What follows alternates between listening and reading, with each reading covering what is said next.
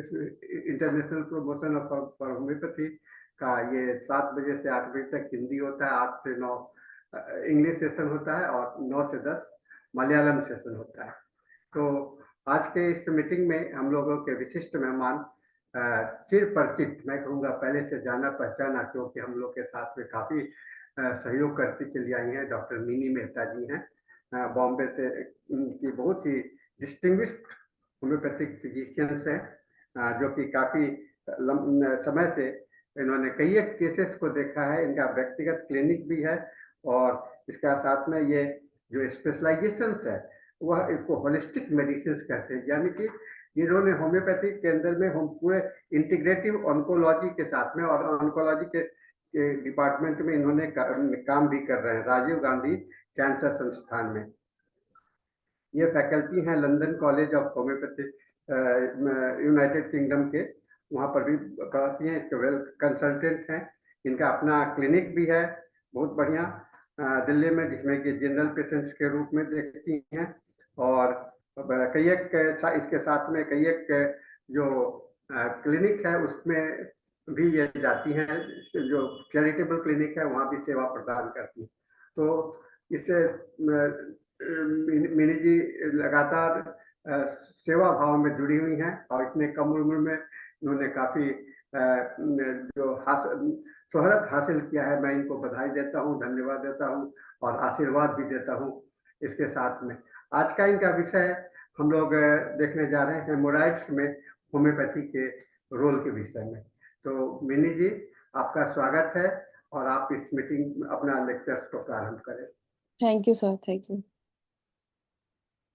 Good evening everyone. ये बहुत ही, मेरी आवाज आ रही है आपको? आवाज आ रही है। तो हो चुका है। मैं पहले तो माफी मांगना चाहूंगी, लास्ट टाइम मेरा टॉपिक था पर हम टेक्नोलॉजी की वजह से कभी कभार जो है थोड़ा धोखा खा जाते हैं, तो मैं उसको कर नहीं पाई थी। तो इस बार वही टॉपिक हम कर रहे हैं, हीमोरॉइड्स।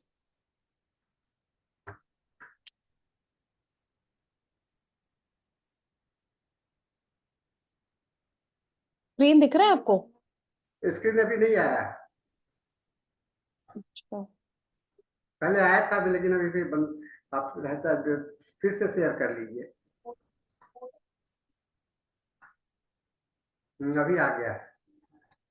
ओके।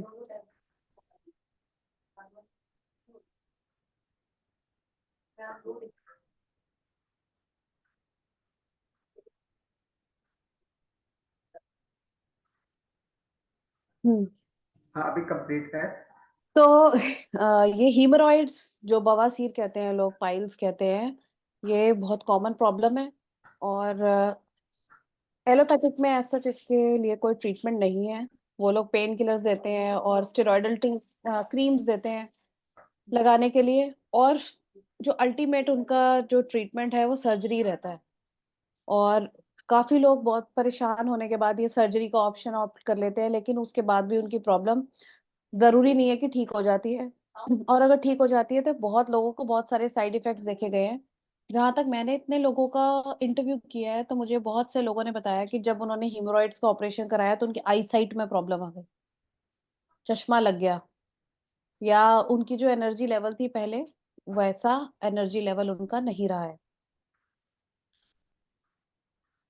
तो अब हम पढ़ेंगे शुरू से कि हीमोरॉइड्स है क्या। हीमोरॉइड जो है एक पैथोलॉजिकल ज्यादा एक बीमारी है। क्योंकि बीमारी क्यों है? क्योंकि इसमें फंक्शनल डिजीज नहीं है। ये होता ही तब है जब स्ट्रक्चरल चेंज आ जाते हैं हमारे रेक्टम में, जहाँ से मोशन पास होता है एनस में, रेक्टम में।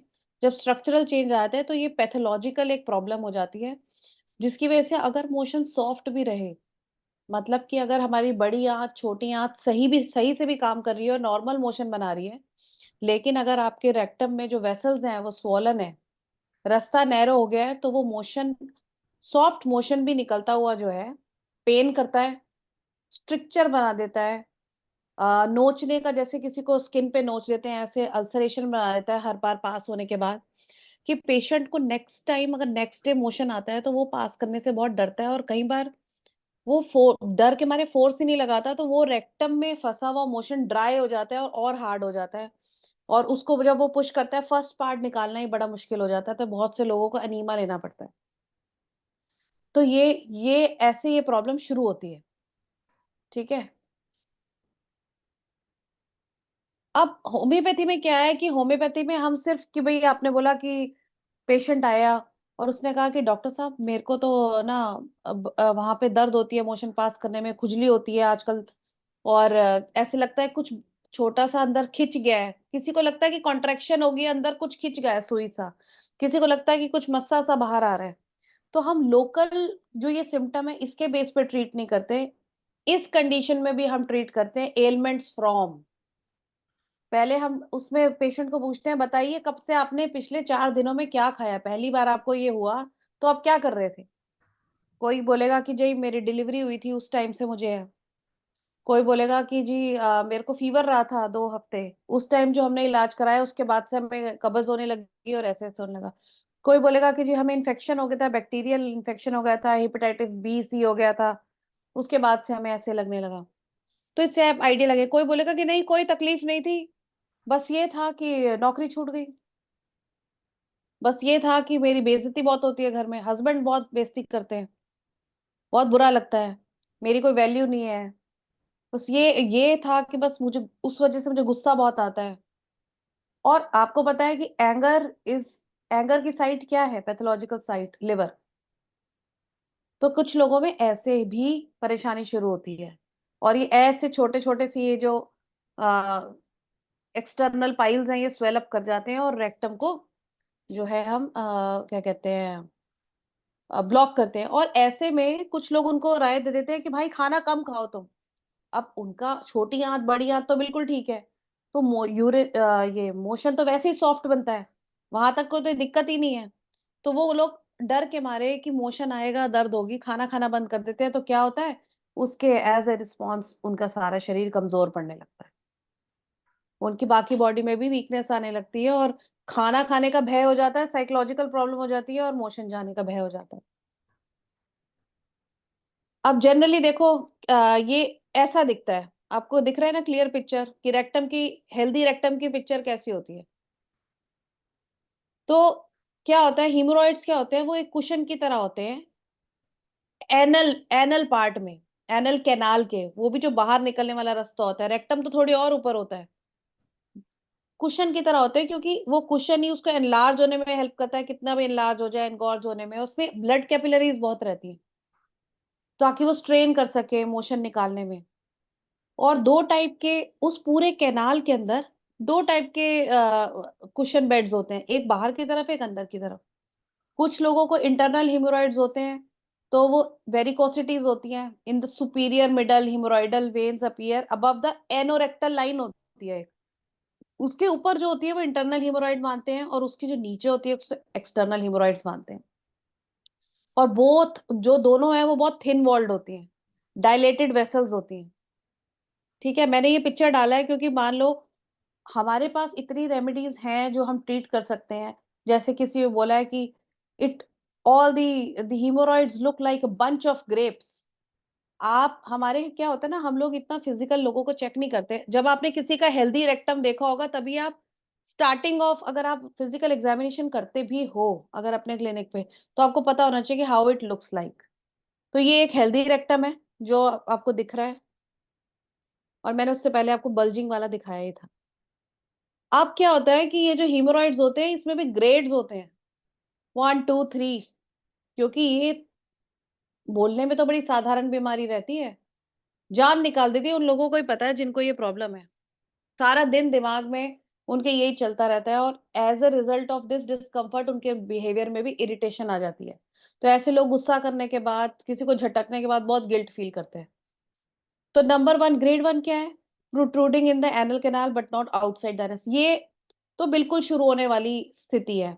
ऐसी स्टेट में आपको पेशेंट बताएगा कि जब मैं मोशन पास करता हूँ तो मुझे लगता है एक साइड पे कुछ है, छोटा सा दाना है। वो क्या है कि वो एक बार हम अगर किसी चीज को ऐसे छील देते हैं तो बाकी वो गोल गोल सा होता है ना, अगर आप स्किन पे भी छील दो तो वो छील के एक जगह इकट्ठा हो जाता है जहां से हीलिंग शुरू होती है। तो कुछ लोगों को ऐसा बना रहता है, ये शुरू शुरू की बात होती है। ये हो गया कि वो हैवी पार्टी खा ली उसके बाद हो गया, आपको इंसुलिन रेजिस्टेंस थी उस दिन के बाद हो गया। या आपको कोई इमोशनल कुछ चल रहा है, आपकी शादी होने वाली थी, लड़के ने आपको रिजेक्ट कर दिया। मेरे पास बहुत ऐसी पेशेंट्स आई हैं कि जिनकी जैसे 40 इयर्स की हो गई नाउ, पहले उन्होंने शादी करी नहीं, अब वो शादी करना चाह रही थी, पूरी बात होते होते इतनी बड़ी डिसअपॉइंटमेंट हो गई। तो उनको जो फीलिंग हो रही थी वो इग्नेशिया के सिम्टम्स थे, और जो स्ट्रक्चर फॉर्मेशन हो रही थी वो ऐसी होती grade 1। Grade 2 sticking out through the anus, ये डिलीवरी के बाद ये छोटे छोटे समस्या ये बहुत सारी लेडीज को हो जाते हैं। और क्या कहते हैं, आजकल तो आपको पता ही है कि सिजेरियन सी सेक्शन बड़ा कॉमन है, तो इतनी दवाइयां चढ़ाते हैं, इतना कुछ चढ़ाते हैं। तो बहुत लेडीज को चाहे नॉर्मल डिलीवरी हो, चाहे क्या कहते हैं सिजेरियन हो, उसके बाद से ऐसे सेकंड ग्रेड तो बहुत लोगों को रहते हैं। और सेकंड ग्रेड में क्या है, इनकी ज्यादा कॉमन कंप्लेंट रहती है इचिंग इचिंग हो रही है, और कभी कभार पेन होता है। ग्रेड 3 वालों को बहुत है, उनको समझ नहीं आता कि रेक्टम बाहर आ गया है क्या है, उनको हाथ से मोशन निकालने पड़ते हैं, नहीं तो उनको ब्लीडिंग हो जाती है। Pushing through the anus when you strain and need manual रिपोजिशनिंग। और ग्रेड 4 वाले तो ऐसे होता है कि कई बार उनको लगता है कि मोशन के लिए हल्का सा जोर भी लगाते हैं, गैस के लिए, तो ब्लड भी निकल आता है। ये सिचुएशन है। ग्रेड 4 आप देखिए, मैंने इस ग्रेड 4 के बाहर भी मतलब इतनी जितना दिख रहा है इसका 3 टाइम्स ट्यूब बाहर आ गई थी। और पेशेंट मुझे पिक्चर भेजी, he was a cancer patient. और मैंने कभी इतने प्रोट्रूडर, मुझे तो समझ नहीं आ रहा था कि क्या इतना, it was actually rectal varices, क्या इतना बाहर आ गया, मैं तो ट्रीट नहीं कर पाऊंगी, आप हॉस्पिटल जाओ, मेरे पास कहाँ आ रहे हो। तो वो हॉस्पिटल गए, उन्होंने कहा हम भी कुछ नहीं कर सकते इसमें, कोई मेडिसिन नहीं दे सकते। मैंने उनको आयुर्वेदिक सेंटर भेजा, नेचुरोपैथी सेंटर, वो भी, उन्होंने भी बोला भाई ये तो समझ नहीं आ रहा क्या है। फिर जब वो एंड में मेरे पास आए, मैंने दोबारा से सारा केस लिया कि अब मुझे ही करना है। तो ओवरऑल सब कुछ देखे, एपिस मेडिसिन निकली, और वो बिल्कुल ठीक हो गया। वहां मेरा होम्योपैथी में बिलीव और बढ़ा, और मुझे लगा कि ये तो मुझे और कॉन्फिडेंस की जरूरत है अपनी रेमेडीज पे, मतलब और रीड करने की जरूरत है, तो एपीएस को मुझे और 10 किताबों से पढ़ना चाहिए। और डॉक्टर्स की, क्योंकि हर डॉक्टर ने उसमें अपने एक्सपीरियंस लिखे हुए हैं। अब क्लिनिकल फीचर क्या होता है, मेजॉरिटी सिम्टम्स क्या होते हैं, रेक्टल एग्जामिनेशन पे एक तो सारा पता चलता है आपको कि कैसा टिश्यू है, हाथ लगाने से, देखने से, कलर देखने से, कितने अंदर तक है। हमारे होम्योपैथ्स तो हम लोग करते नहीं है, क्योंकि हम ना क्लिनिक में इस तरह की चीजें पॉसिबल नहीं हो पाती। लेकिन अगर पेशेंट को बहुत प्रॉब्लम है तो एक बारी सर्जन पे भेज के उसकी मार्किंग करानी बहुत जरूरी होती है, क्योंकि पेशेंट समझ नहीं पाता कि उसको कितना टाइम, इतना टाइम क्यों लग रहा है आपके पास। ठीक है, क्योंकि उसको नाम से तो ये सिंपल बीमारी लगती है। कॉमन कॉजेज ऑफ पाइल्स क्या है, नॉर्मली कॉन्स्टिपेशन, कॉन्स्टिपेशन रहेगी अगर आप खाना सही से नहीं खाओगे। कब्ज की तकलीफ, मैंने लेकिन आपको बताया कि भाई कब्ज, लोगों के मोशन तो नॉर्मल फॉर्म होते हैं, बहुत रेयर ही, जैसे कैलकेरिया का आप चाइल्ड हो गया जिसका हार्ड स्टूल रहा, तो उसको छिलने लगा और धीरे धीरे धीरे बन गया, वो अलग चीज है। लेकिन बहुत सारे लोगों को कॉन्स्टिपेशन नहीं होती। इरेगुलर फूड हैबिट्स, स्पाइसी खाने से तो ये एग्रोवेट होता है। स्पाइसी खाने से, मॉडर्न एलोपैथिक ड्रग कॉम्प्लिकेशन से, वही मैंने आपको बताया, फीवर वगैरह के बाद से शुरू हो गया, या सिजेरियन के बाद हो गया, या बहुत ब्लीडिंग हो गई किसी को उसके बाद हो गया, या और किसी बीमारी के सेकेंडरी कैरेक्टरिस्टिक्स में हो गया। अब इन्वेस्टिगेशन, डायग्नोसिस, ये सब चीजें पेरियनल, वही है, मैनुअल करना इंपॉर्टेंट है। ठीक है। और ये जो बीमारी है, इसका प्रोग्नोसिस कोई इतना बुरा नहीं है, अगर इसको अच्छे से आप शुरू से ट्रीट करना शुरू करो तो बहुत सारे पेशेंट हमारे को होम्योपैथी में ही बताते हैं। जो मेरे पास इतने पेशेंट आए हैं बड़ी उम्र के, जिन्होंने मतलब कि आज से, तब तो मैं भी नहीं प्रैक्टिस करती थी, वो बोलते कि मुझे इतनी कब्ज थी, इतनी बवासीर थी, डॉक्टर साहब मुझे एक डॉक्टर मिले थे, उन्होंने मुझे दवाई दी, एक हफ्ता, उसने कहा तुझे जिंदगी में नहीं होगी। अब वो, उनका कॉन्फिडेंस है, उन्होंने सल्फर दी थी उनको, और उसके बाद उनको जिंदगी में कभी वो प्रॉब्लम नहीं आई। ऑफ कोर्स अब वो काफी कॉन्शियस भी है, डाइट कॉन्शियस है, लेकिन उनको वैसी प्रॉब्लम नहीं आई। उन्होंने कहा कि बस, उन्होंने मुझे कहा था जोर नहीं तूने लगाना, क्योंकि जैसे ये चीज ठीक, जितना जोर लगाओगे उतनी जो है वेन इन्फ्लेम करके बाहर आ जाएगी। तो ज्यादा लोग क्या करते हैं, एस्क्यूलस की ऑइंटमेंट दे देते हैं। हमारी एस्क्यूलस की जो ऑइंटमेंट है ना, वो एलोपैथी की ऑइंटमेंट से मच मच बेटर है।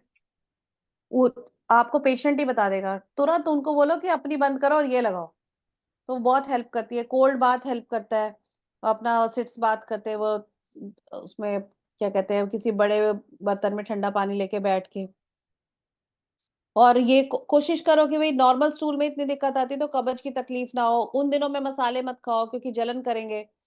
ठीक है। और वही दम नहीं लगाना, ये कॉमन जो हमको हिदायत, जो हमने एडवाइस करना है पेशेंट को।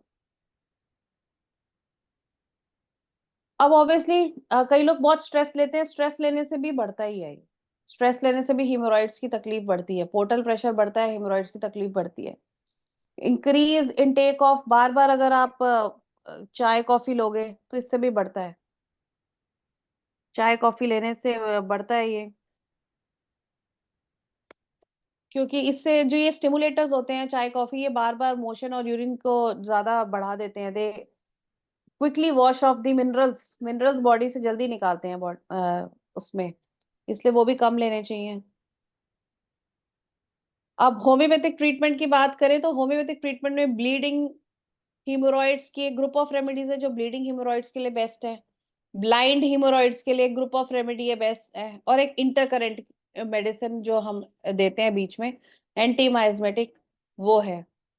जैसे कि हमारी कौन सी है, एलोज है, अमोनियम कार्ब है, आर्सेनिक एल्ब है, कैप्सिकम है, कॉलिनसोनिया है, फाइकस है। जहाँ ब्लीडिंग बहुत ज्यादा है, डार्क ब्लीडिंग है, ficus religiosa, hamamelis, lachesis, millefolium, muriatic acid, nitric acid, phosphorus, sabina, paeonia. Blind haemorrhoids के लिए aesculus, calcarea carb, calcarea fluor, graphites, hydrastis. Hydrastis तो रेक्टल कैंसर के में इतना अच्छा काम करता है, लाइकोपोडियम रेक्टल कैंसर में इतना अच्छा काम करता है। नक्स तो ग्रेटेस्ट है, सबसे ज्यादा यूज होने वाली है। सीपिया, सल्फर तो मैंने आपको बताया है। देखो किसी ने किसी उनका माइज्म होगा, सोरिक माइज्म होगा, और सल्फर सही पोटेंसी में लगाई होगी उन्होंने, और इतने कॉन्फिडेंस में बोला कि आपको ये दोबारा कभी लाइफ में नहीं होगा, और उनको नहीं हुआ।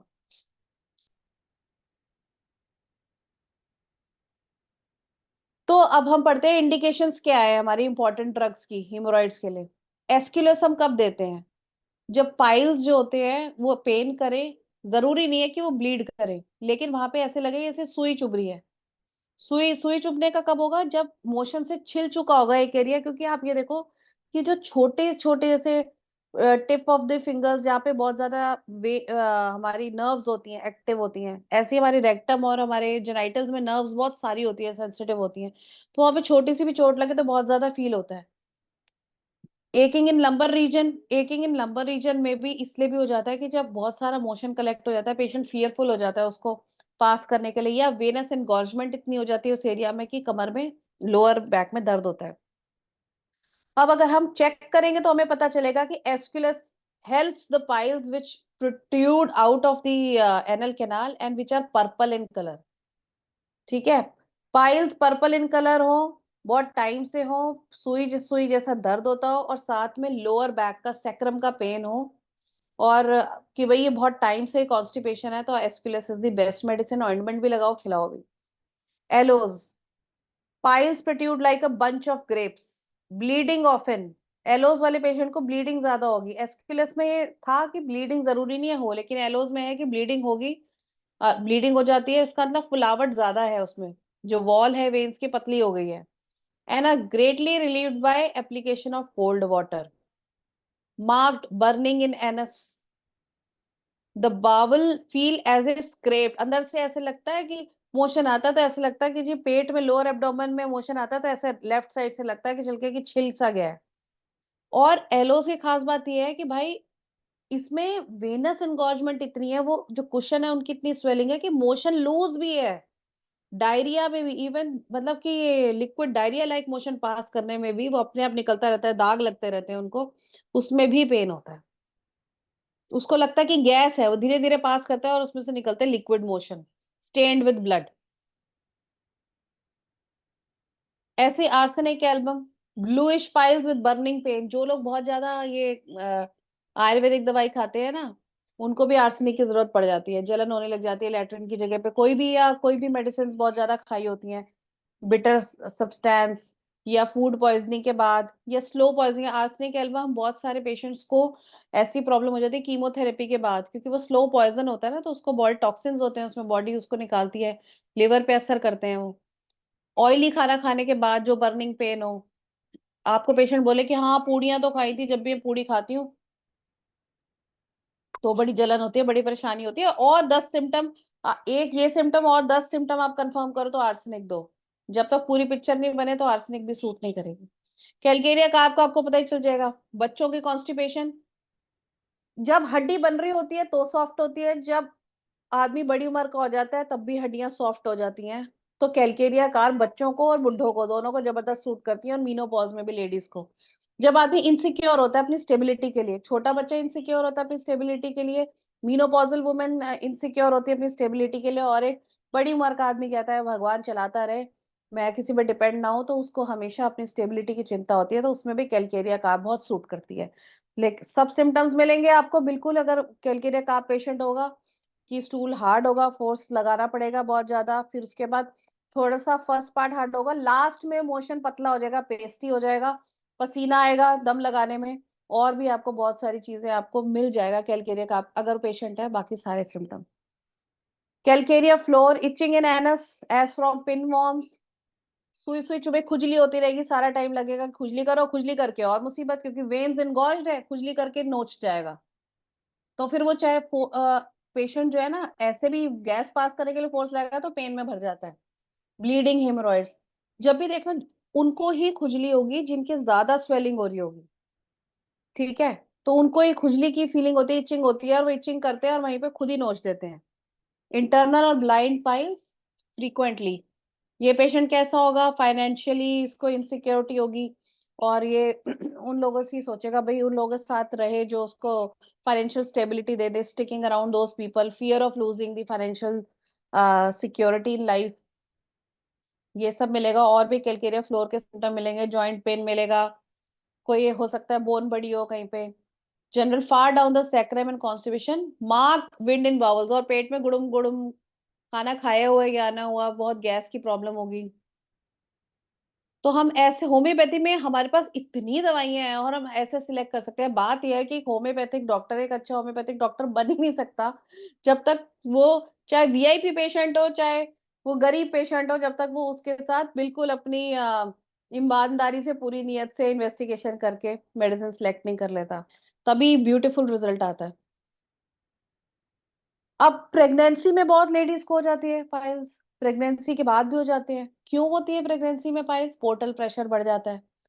Obstinate cases of hemorrhoids which bleed almost इंसिस्टेंटली, वो औरतें जो जिनको पाइल्स हो जाता है प्रेगनेंसी के बाद, प्रेगनेंसी में कॉन्स्टिपेशन हो जाती है और फिर बहुत मुश्किल से उनको मोशन पास होता है, उनको आप कॉलिनसोनिया दे सकते हो। और लेटर ऑन भी प्रेगनेंसी से शुरू हुए पाइल्स साथ में उनको क्या करते हैं, उनको कॉन्स्टिपेशन भी रहती है और हार्ट की तकलीफ भी रहती है, बहुत वीकनेस रहती है। कॉलिनसोनिया देने से उनकी सारी चीजें बहुत अच्छे से रिजॉल्व हो जाती है। मेरे पास एक लेडी आती थी, उसको ऐसे ही मतलब कि 10 साल पहले लास्ट प्रेगनेंसी हुई होगी, तब से उसको कॉन्स्टिपेशन थी, हीमोरॉइड्स थी, और साथ में फाइब्रॉइड्स भी थे उसको, फाइब्रॉइड्स भी थे, हीमोरॉइड्स भी थे। मोशन पास करना मतलब इतना कार्डियक, जैसे कि कार्डियो एफर्ट हो जाता था कि वो फिर जरा सा चल के लेट ही जाती थी। तो कॉलिनसोनिया मेडिसिन ने उसको बहुत हेल्प किया, और उसने मुझे वो स्टिक लाइक सेंसेशन भी बताई। उसके बेस पे मैंने और एक्सप्लोर किया और अच्छे सिम्टम पूछे, जब तक मैं एक फाइन लाइन पे, एक फाइन ड्रग पिक्चर पे पहुंच नहीं गई, बेस्ट पे। ऑब्वियसली और भी चीजें साथ में इंटरकरेंट रेमेडीज लगती रहती हैं। Graphites haemorrhoids which burn and sting and a sore worse sitting, वो आप बोलोगे कि वो कहेगी इतना दर्द है डॉक्टर साहब ये मेरे को यहाँ पे, तो आपने हमेशा हर दर्द की मोडालिटी तो पूछनी है और नोट करनी है। तो आप बोलोगे कि कब आपको ज्यादा दर्द करता है, इसमें आप इतनी अच्छी दवाइयां निकाल पाएंगे। कोई बोलेगा मुझे चलते हुए ज्यादा दर्द करते हैं, कोई बोलेगा बैठे हुए ज्यादा दर्द करते हैं। अब जैसे ये ग्रेफाइट्स ने बोला कि hemorrhoids which burn sting and a sore worse sitting, मेरे दिमाग में ग्रेफाइटिस और थूजा दोनों रेमेडी आ रही। तो मैं देखूंगी और सिम्टम्स पूछ करके कि ये थूजा की तरफ है कि ग्रेफाइट्स की तरफ है, और फिर जो मोस्ट सुटेबल मेडिसिन होगी I will give that person that medicine. और जैसे इग्नेशिया होती है तो उसमें क्या होता है, वो होता है ना कि भाई अजीब ही बात करेगी वो, आयरनी वाले सिम्टम्स होते हैं कि वो ये बोलेगी कि भाई मेरे को पाइल्स की तो बहुत प्रॉब्लम है, लेकिन मैं जब तेज तेज चलती हूँ ना तो वो बेटर हो जाते हैं।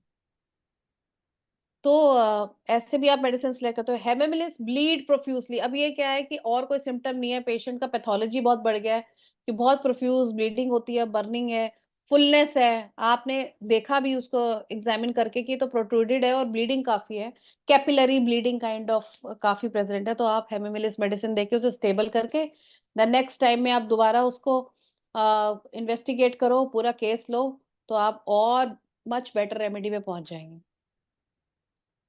Muriatic acid, great sensitiveness of anus, वो कहते हैं भाई साफ भी नहीं कर सकते, हम हाथ नहीं लगा सकते वहां पे, इतना दर्द है, इतनी सेंसिटिविटी है, क्योंकि यहाँ पे म्यूरेटिक एसिड है। एसिड्स का इन्वॉल्वमेंट कहाँ होता है? जहाँ पे नर्वस सिस्टम बहुत ज्यादा इन्वॉल्व होता है। तो ग्रेट सेंसिटिवनेस ऑफ एनस, हाथ भी नहीं लगा सकते, टॉयलेट पेपर भी नहीं लगा सकते, इतना सेंसिटिव है, और स्लाइटेस्ट टच अनबियरेबल, मतलब कि अंडरवेयर भी लगेगा, पैंट भी लगेगी तो उसको उसमें पेन हो सकता है, बहुत केयरफुली चलेगा या लेटा ही रहेगा आदमी, क्योंकि पेन ही बहुत है उसको। मैंने ये वाली मेडिसिन म्यूरेटिक एसिड बहुत पेशेंट्स में यूज करी है जिनको ब्लड कैंसर ल्यूकीमिया होता है, और ऐसे बस उनको इतने वीक हो जाते हैं वो पेशेंट कि उनको वेट ही एक जगह पे लगता है। और मैं एस्क्यूलस एलोस पे लगी हुई थी, लेकिन फिर मैंने दोबारा दोबारा केस टेकिंग करी तो मैंने जब जनरलाइज देखा कि बाबा जी wants to just lie down in the bed, वो लेटे रहना चाहते हैं और बहुत कमजोरी है उनको, सब कुछ है, और इतनी सेंसिटिवनेस है कि वो जो मेड क्लीन करने आती थी वो कहती कि भाई हाथ ही नहीं लगाने देते। म्यूरेटिक एसिड डिड वंडर्स, ने बहुत मदद करी। तो ये जो हमारे सिम्टम्स हमारी किताबों में लिखे हुए हैं, बहुत बहुत बहुत अच्छे से मतलब कंफर्म करके लिखे हुए हैं।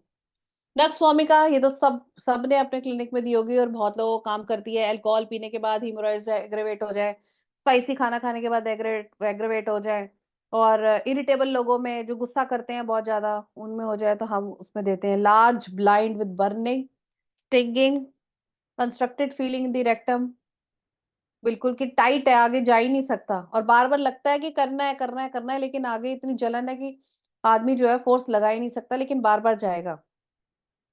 और क्योंकि आजकल इतनी छोटा सा जरा सा बुखार होता है, 9900 फीवर होता है, वहीं से ही इतनी दवाइयां शुरू हो जाती हैं। तो उस इलाज के दौरान अगर किसी को बहुत गंदी कॉन्स्टिपेशन हो जाए तो, और हीमोरॉइड्स बन जाए फर्स्ट डिग्री के, तो हम अपनी इस मेडिसिन से बहुत अच्छे से उसको हेल्प कर सकते हैं।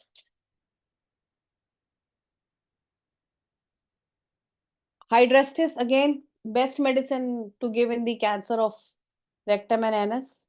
एनस फिजर्ड है, इतना दम लगा लगा के क्रैक्स हैं, ब्लीडिंग है, कॉन्स्टिपेशन है, और पेट में अजीब सी फीलिंग होती है, और सारा टाइम पूरी पूरी जो आपकी बॉडी की इकोनॉमी है वो इस मोशन की वजह से परेशान है।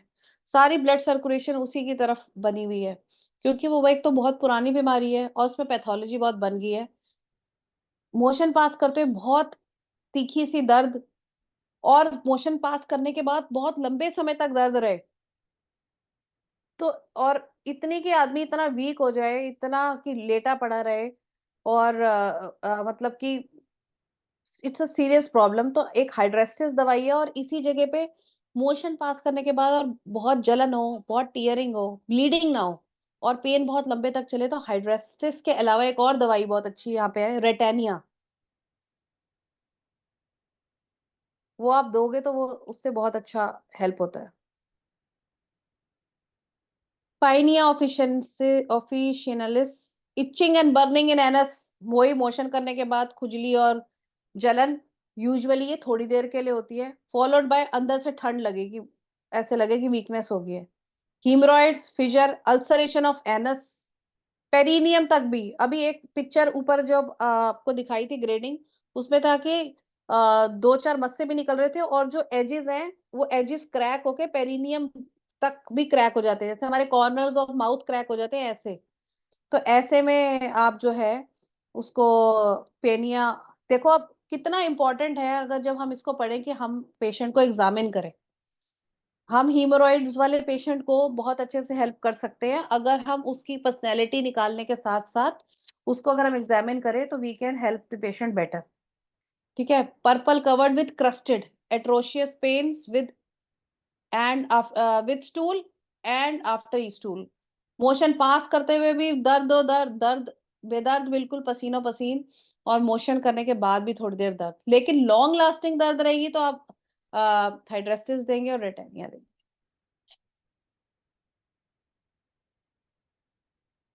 फॉस्फोरस, बिल्कुल रेड, बल्जिंग रेक्टम, वहां से जो आपकी हिमोरॉइड्स हैं, रेड, बिल्कुल फुल ऑफ ब्लड जैसे दिखते हैं। और पर्सनैलिटी आप देखोगे साथ में। और ठंडे पानी से आराम आना, ठंडे पानी की प्यास लगना, great weakness after stool, discharge of blood from rectum during stool, bleeding haemorrhoids. तो फॉस्फोरस विल चेक इट। और ये तो छोटे बच्चों में सल्फर फास्फोरस तो एकदम सही कर देता है। और अब बहुत सारे बच्चों में देखोगे आप, स्पेशली उन बच्चों में जिनको पैदा होते ही जॉन्डिस हुआ था, या वैक्सीनेशन के बाद फीवर या कॉन्स्टिपेशन रहा है, जिन्होंने कोई ट्रीटमेंट लिया है, फॉस्फोरस बहुत अच्छे से हेल्प करता है।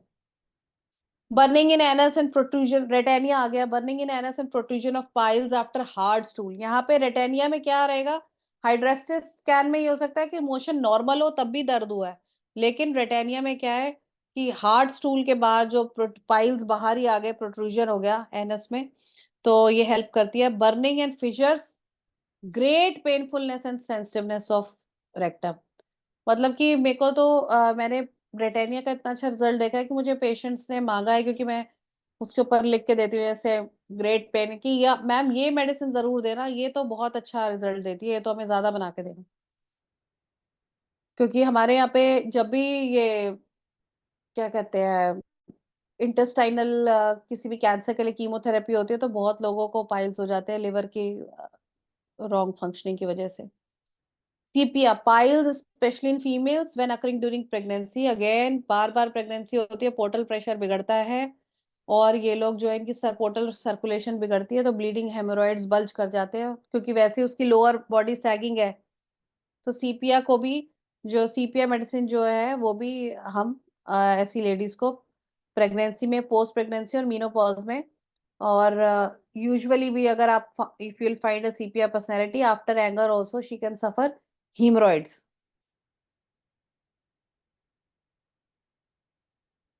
Sulfur, person of nervous temperament, quick motion, quick temperament, predisposed शुरू से venous congestion, especially portal system, hemorrhoids that have been treated with ointments, मतलब बहुत पुराना केस हो और पाइल्स बहुत पुराने हो, तो भी जो, तो फिर ये माइजमेटिक ही हो गया इतने लंबे समय से, वो सप्रेस भी नहीं हुए और चलते चले आ रहे हैं, और आपको उसका पूरी पर्सनैलिटी दिख रही है। Nervous temperament, quick motion, piles associated with constipation and itching about the anus, worse at night।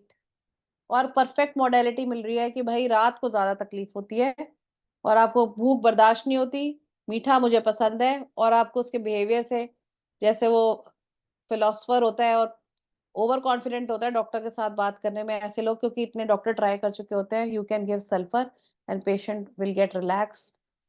और सल्फर, कुछ लोग सल्फर 6 की फ्यू डोज देते हैं, मैंने जहाँ तक सुना है, मैं भी बहुत सेमिनार्स अटेंड करती हूँ।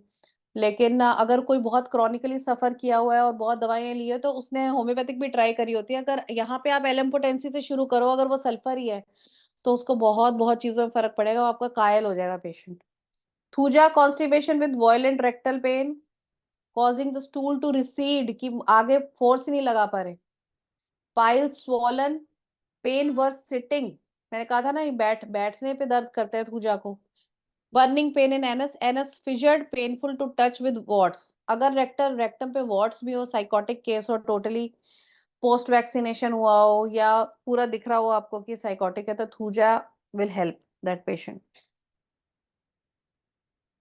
अब हमने इतनी जगह ये बात करी कि कैसे हीमोरॉइड्स सिर्फ उसी एरिया की बीमारी कैसे है। जब भी कोई, किसी को तो ऑयली खाना खाने से हीमोरॉइड्स बढ़ जाते हैं, किसी को प्रेगनेंसी की वजह से हीमोरॉइड्स बढ़ जाते हैं जो हम लोग करते हैं, किसी को स्पाइसी खाने से होता है, किसी को एलोपैथिक मेडिसिन खाने से बढ़ जाता है, किसी को इमोशनल रिजेक्शन की वजह से, नफरत की भावना की वजह से हो जाता है। पोर्टल तो बढ़ता क्या है, पोर्टल प्रेशर बढ़ता है।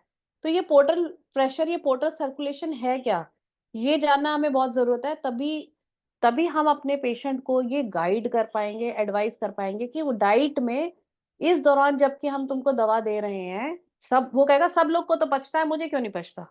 बोलो इस दौरान जब हम आपको दवा दे रहे हैं, इस दौरान आप ऐसी कोई चीज मत खाइए जो इसको स्टिमुलेट करे, कि अभी हमने दवा दी तो आपकी वेव सेटल हो रही है और आपने फिर कुछ खा लिया वो स्टिमुलेट हो जाए।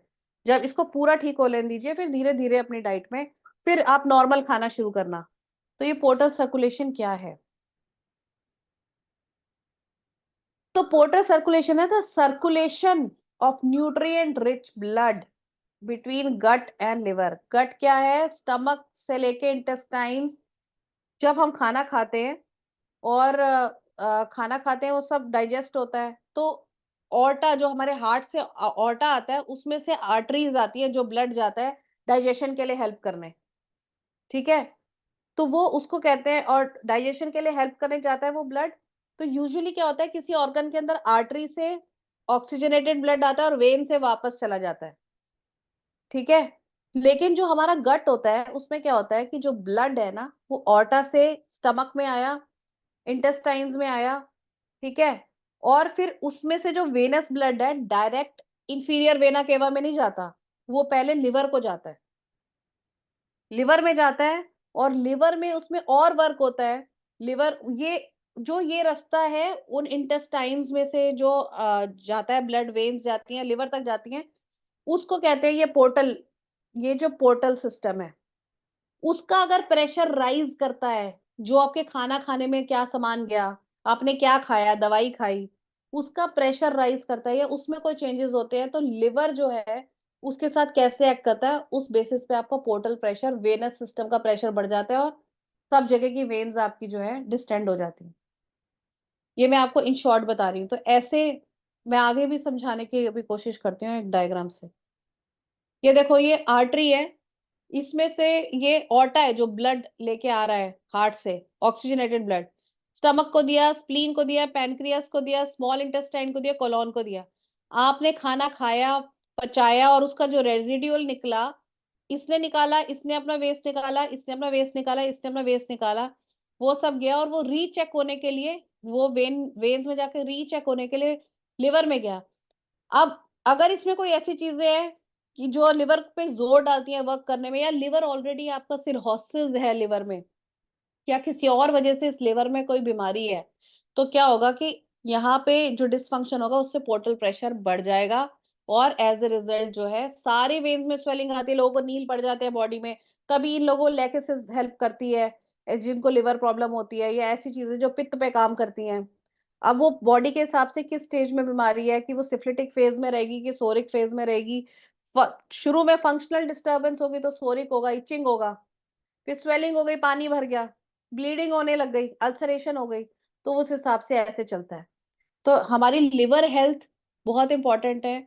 बहुत सारे पेशेंट्स को आप, अगर बहुत ज्यादा पैथोलॉजी है, ध्यान से इसको समझ के, कार्डुअस, अगर स्टमक में प्रॉब्लम है एब्जॉर्प्शन की और वहां से प्रॉब्लम आती है, तो आप कार्डुअस से हेल्प कर सकते हो। लिवर की प्रॉब्लम है, साथ में चेलिडोनियम चलाओगे, तो चेलिडोनियम चेलिडोनियम की देने की वजह से, 6 की रेमेडी देने की वजह से भी उसके जो है पाइल सेट हो जाएंगे।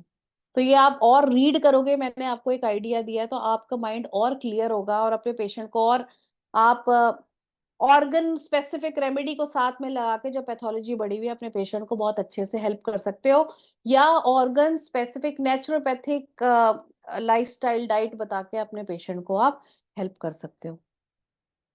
तो जब जैसे ही वो फूली हुई वेन्स कम हो जाएंगी, तो ऐसे लगेगा जैसे कभी कुछ था ही नहीं, एक हफ्ते में। तो हम हमारा फिजिशियन कितनी मेहनत करता है, कितनी हेल्प वो करता है, उससे पेशेंट का फेट काफी डिपेंड करता है उसमें। और दोबारा बताऊंगी, अगर चेकअप करोगे, हीमोरॉइड्स और रेक्टल वेराइसिस में बहुत फर्क है।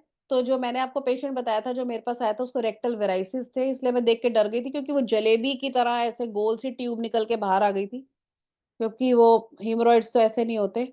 तो कई बार क्या होता है कि जैसे बहुत सीवियर एलोपैथिक ट्रीटमेंट चलता है, या पेट में इतनी गर्मी है, बहुत पैथोलॉजी है, तो इतना इतना बड़ी ट्यूब जैसा भी बाहर आ जाता है वहां से। लेकिन स्टिल मैं आपको कह रही हूँ, हमारी मेडिसिन इतनी हेल्प करती हैं कि मैंने एपिस मेडिसिन उसको दी, और उसके बाद पेशेंट जो है इतना बेटर हो गया, मैं खुद हैरान हो गई। मैंने तो I did not keep the photograph, क्योंकि वो मैं फोटो भी नहीं देख सकती थी कि उस एरिया से कैसे वो निकला हुआ था, तो मैंने डिलीट कर दी था, I could not see that. लेकिन वो उसके बाद जब ठीक हुई हुई की फोटो थी, तो वो पहले रेड ब्राइट ट्यूब थी, जैसे बिल्कुल शाइनी, जैसे गुब्बारे नहीं होते ऐसे पतले से लंबे के होते हैं, और जब वो सेटल्ड था तो वो लूज सा डार्क ब्राउन पर्पल सा मास बन गया था। और हीमोरॉइड्स में और रेक्टम एरिया की प्रोट्रूजन में बहुत अच्छी दवाई हमारी पोडोफाइलम है। जिनको बहुत जॉन्डिस रहता है, हेपेटाइटिस बी है, ऐसे बहुत सारे लोगों को अगर आप पोडोफाइलम दोगे, तो उनकी भी जो वहाँ की जो क्या कहते हैं, स्वेलिंग है कम होती है, और दे हैव टोल्ड मी कि अब मोशन करते हुए रेक्टम प्रोलैप्स नहीं होता.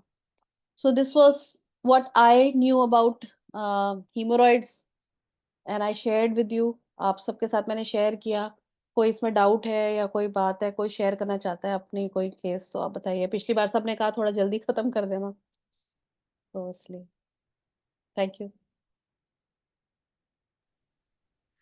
हाँ, थैंक यू डॉक्टर मिनी जी. हाँ जी. आपने बहुत बढ़िया से इसको एक्सप्लेन किया है. बहुत डिटेल्स में थेराप्यूटिक अप्रोच को आपने बताया है.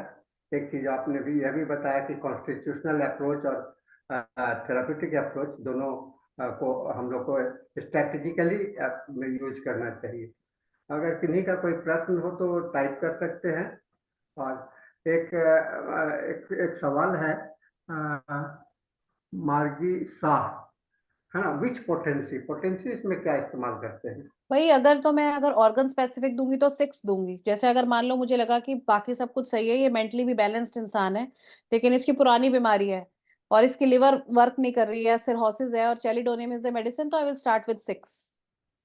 बहुत ज्यादा वो मेरे को उसके माइंड पे नहीं दिख रहा और सिर्फ लोकल सिम्टम पे ज्यादा इतना दिख रहा है कि सारे लोकल सिम्टम पे ही जा रहा है, तो मैं 6 पोटेंसी से शुरू करूंगी. लेकिन अगर मेरे को लग रहा है कि ये तो इसका मेंटल्स पे ज्यादा है, ये एक आप रूब्रिक देखना, कैंट में आपको मिल जाएगा. ऑफुल एंजाइटी कॉन्स्टिपेशन विद, एक ही दवाई है, टेरेंटुला. आपको जो पेशेंट में वही दिख रही है, वही दिख रही है, वही दिख रही है, और वो मेंटल सिम्टम है, तो आप 200 में देके देखोगे फायदा है. फिर 200 से शुरू करो ना, 1M में जाना ही क्या है. तो नेक्स्ट टाइम जब आप 2 हफ्ते बाद 1M दोगे तो सब कुछ बढ़िया हो जाएगा. तो ऐसे हमने शुरू करना है. और आपको पता है मैंने सल्फर का बताया कि क्रॉनिक है, आपको पता है कि भाई ये आदमी ही यही है, इसको कितनी सल्फर देनी है, तो आप 0/1 से शुरू करो और बढ़िया आ जाएगा, बहुत बढ़िया आएगा. हाँ, डॉक्टर शेषाधरन सर, आप अनम्यूट कीजिए. यस, सुन सकता है? हाँ हाँ, हाँ जी, आवाज आ हाँ रही है. जी. हाँ डॉक्टर मिनी जी, आप अपना मेहता, पीपीटी आपका हटा दीजिए. मिनी हाँ, जी, आप अपना पीपीटी हटा दीजिए. अच्छा अच्छा. आपका ये पोर्शन बहुत बढ़िया हो गया, तो बहुत अच्छा था. पर स्पीड थोड़ा सा जास्ती है, थोड़ा सा दिमाग कर ये, तो हमारा तरफ से लोग हिंदी बराबर नहीं आता, हमको फॉलो करने का थोड़ा सा दिक्कत होता है, तो इसलिए आप थोड़ा सा स्लो स्पीड बोलो. कम करना नेक्स्ट टाइम से. ओके, ठीक है, ठीक आपका है. सब कुछ क्लास बहुत बढ़िया था. फिर आ जाइए, हमारा इंग्लिश सेक्शन में भी आ जाइए. Most welcome.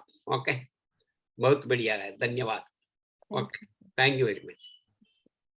Doctor Ram Pravesh. Thank you doctor Mini Mehta ji. बहुत अच्छे ढंग से हेमोराइड के बारे में बताए, और जो है बहुत अच्छा एक लगा पोर्टल सिस्टम का जो आपने डील किया, बताए, बहुत बढ़िया लगा. मैथमेटिक भी बताए और मेडिसिन, मैक्सिमम मेडिसिन को आपने अच्छा किया. बहुत बहुत धन्यवाद. आगे भी सेशन में आते रहिए, यह मेरा जो है शुभकामना. आप ऊंचाई पर पहुंचे, यही मेरा शुभकामना. थैंक यू धन्यवाद. Sir, thank you. हाँ, थैंक यू राम प्रवेश जी. बहुत अच्छा प्रेजेंटेशन था. कुछ थेराप्यूटिक्स जो है सो rare group, rare use of the common medicine, है ना, ये भी मैंने देखा और कभी कभी बहुत अच्छा काम करता है. जैसे कि ब्लड आ रहा है तो जब बहुत प्रोफ्यूज ऑफ प्योर ब्लड आपको दिखाई पड़ता है तो बहुत सारी दवाइयां हैं, लेकिन म्यूकस ब्लडी म्यूकस है ना. तो इसमें एक हम लोग का दवा है कैप्सिकम, और रिपर्टरी में भी आपको मिलेगा कि जो अकेला दवा है, खास करके सिंथेसिस रिपर्टरी में आप जाइएगा तो अकेला दवा है जहाँ की कैप्सिकम का जिक्र किया गया है. ये बड़ा एक मैं इंफॉर्मेशन ऐड कर रहा हूँ. दूसरा है कि अनजीनेस, है ना, एक बराबर दिन भर लगता है कि कुछ बेचैनी बनी हुई है, तो मेलेंड्रिनम का भी एक अच्छा अप्रोच आता है. और मेल पेशेंट्स में प्रोस्टेट इनलार्ज्ड केसेस में जो जहाँ प्रोस्टेट साथ में बढ़ा हुआ, और प्रोस्टेट वाले जो सफर करते हैं उनमें बहुत सारे समय में आप देखिएगा कि उनका हेमोराइड्स के कंडीशंस आ जाते हैं, क्योंकि प्रेशर बनता है और उससे हो जाना नेचुरल है। तो वहाँ पर भी आपको अकेला दवा के रूप में जो है सो स्टेफिस्टिकेरिया को देखा गया है। ये बहुत अच्छा इंफॉर्मेशन हो सकता है। और जैसा कि आपने अभी मिनी जी आपने बताया कि पोर्टल वेन्स के कॉन्जेशंस के कारण हो जाएगा, तो उससे भी होता है। लेकिन जब कॉन्जेशन के उल्टा अगर इफेक्ट को देखिए, अगर कॉन्जेशन कॉन्जेशन नहीं हो करके रिलैक्सेशन हो गया है ना, रिलैक्सेशन हो गया, तो वहां पर आपको एक दवाई हम लोग का कैलकेरिया का, ठीक है, कैलकेरिया कार में क्या होता है कि वो टिश्यू जो है सो रिलैक्स होने लगते हैं। जैसे ओबेसिटी की बात करते हैं तो ये बढ़ता है, लेकिन कैलकेरिया का रिकेटी और बहुत श्रिंकिंग ओल्ड एज इसमें जो आता है, तो उसमें कैलकेरिया कार का अच्छा रोल होता है। ये बड़ा ये है सर ये पोर्टल सर्कुलेशन की प्रॉब्लम है, सिर्फ लिवर और गट के बीच में नहीं होती, ये एक और जगह होती है हमारी किडनी में।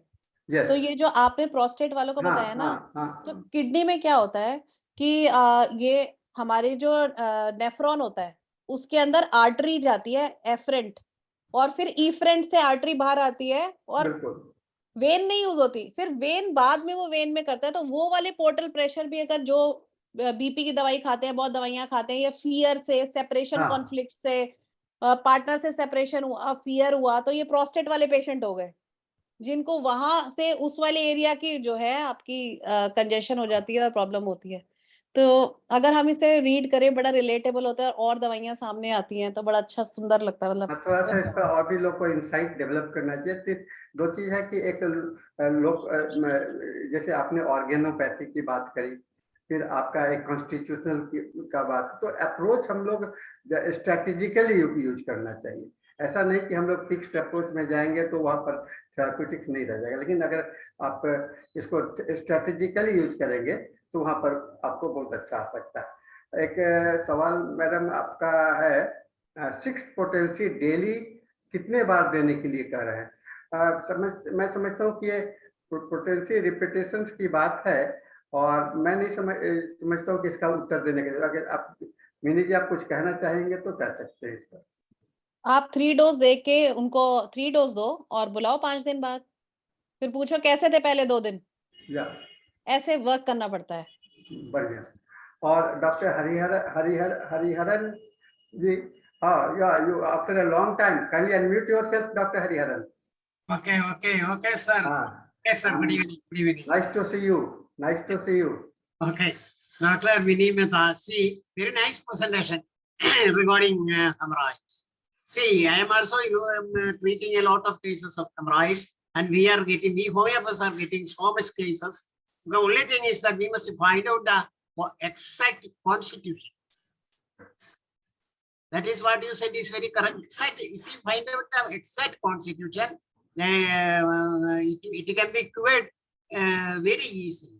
That is my experience. Usual constitutions comes Lycopodium, Merksol, Naxomica, Sepia, Lacasis, Calicar, etc. are coming. Another, see, sometimes we may use the organ remedies also. Yes, sir. Mute हो गए आप। डॉक्टर साहब, mute हो गए। Unmute yourself. You are muted now. Unmute. Yeah. You can start now. Okay. See, I Calicarb, Lacasis, like Calicarb. See, Calicarb, that is the constitutional. Then along with the constitutional remedy, we can use the organ remedy also. In my experience, the lowest potency we can use, because we want to give this very sudden relief. We must give to the patients. That is very important. Sir, I have discussed the basic, जो हमारा basic है कि क्या होता है haemorrhoids. Otherwise endometriosis के cases में बहुत कॉन्स्टिपेशन होता है, बहुत हीमोरॉइड्स होता है, क्योंकि वो अलग क्रॉनिक हो जाता है जब एंडोमेट्रियोसिस, तो वहां पे भी जो है ब्लड सर्कुलेशन, इतनी दवाई खाई होती है और ऑर्गन रेमेडी की जरूरत कैसे है? कोई आर्थराइटिस का पेशेंट है, HCQ खा रहा है, अपनी स्प्लीन खराब कर रहा है, उधर से उसको डाइजेशन की प्रॉब्लम है, तो वो उसके लिए एसिडिटी की मेडिसिन भी खा रहा है। तो एक उसकी ओरिजिनल डिजीज है जिसने उसको परेशान किया, उसके बाद जो उसने ट्रीटमेंट लिया, सेपरेशन लिया, उससे उसने बहुत टॉक्सिन बनाए। तो मेरे को अगर उसको कॉन्फिडेंस लेना है या उसे पकड़ना है, तो मेरे को शुरू में साथ में उसको ऑर्गन रेमेडी के साथ जब मैं सपोर्ट देती हूँ, जो मैंने रिसेंटली सीखा है और देखा है, Okay. तो मैंने देखा कि पेशेंट को हम फिर वन मेडिसिन पे ले आते हैं, उसकी Okay. छुड़वाते धीरे धीरे। तो आप भी Really? ट्राई करना, मैंने भी ट्राई किया है। पूरा Okay, ठीक doctor. कॉन्स्टिट्यूशनल मेडिसिन ही करती है, ये तो सच है, इससे ऊपर कोई बात नहीं है। Okay, doctor. See, I am not understanding. Please, ये बहुत very agree sorry. करते हैं। Please come to the I- English session. English session, then we can talk a lot. Okay, doctor. एक Thank you. एक Your class चीज is है very- doctor Mini Mehta जी, हमारे पास भी हेमराइड का केस आते हैं और उसमें इंडिस्पोजिशन का ज्यादा केस रहता है, मेंटेनेंस कॉज ऑफ डिजीज। और उसमें हम दो चीज खान पान में बताते हैं, स्पेशल दो चीज मेरा अपनाती है। तीसी का चूर्ण, अलसी जिसको कहते हैं, बहुत अच्छा काम करता है कंस्टिपेशन में।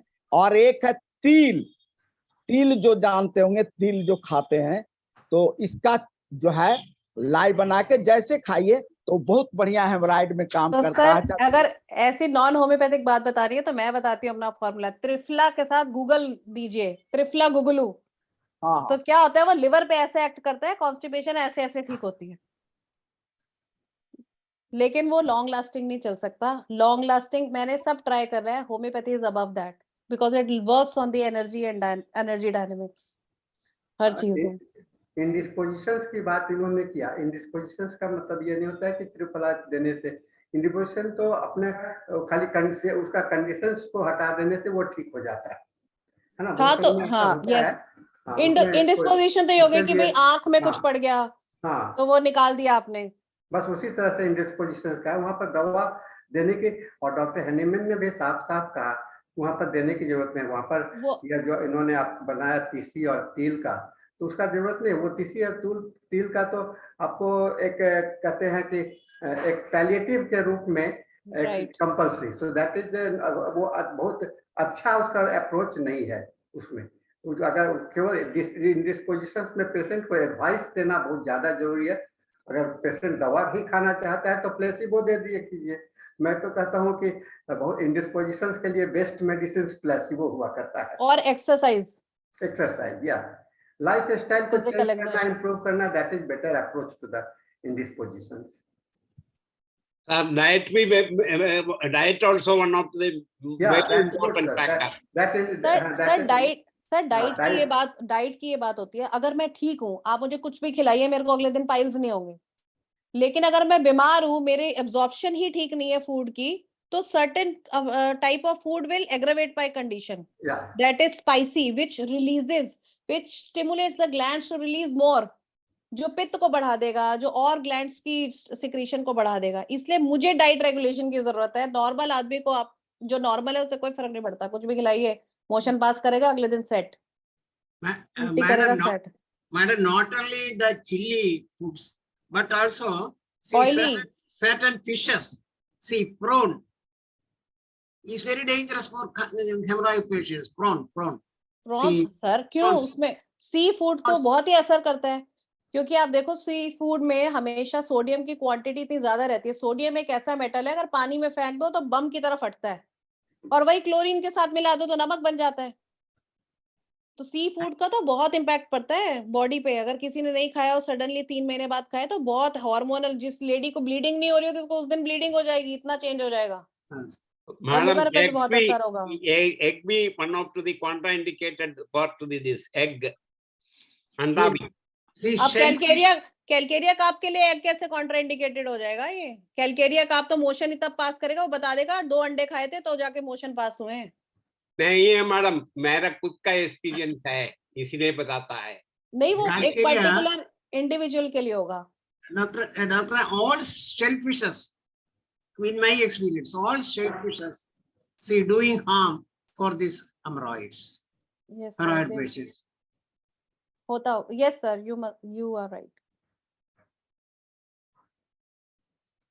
The next time while we are taking the case, the thermal reaction is very important regarding the hemorrhoid patients, Yes. in my experience.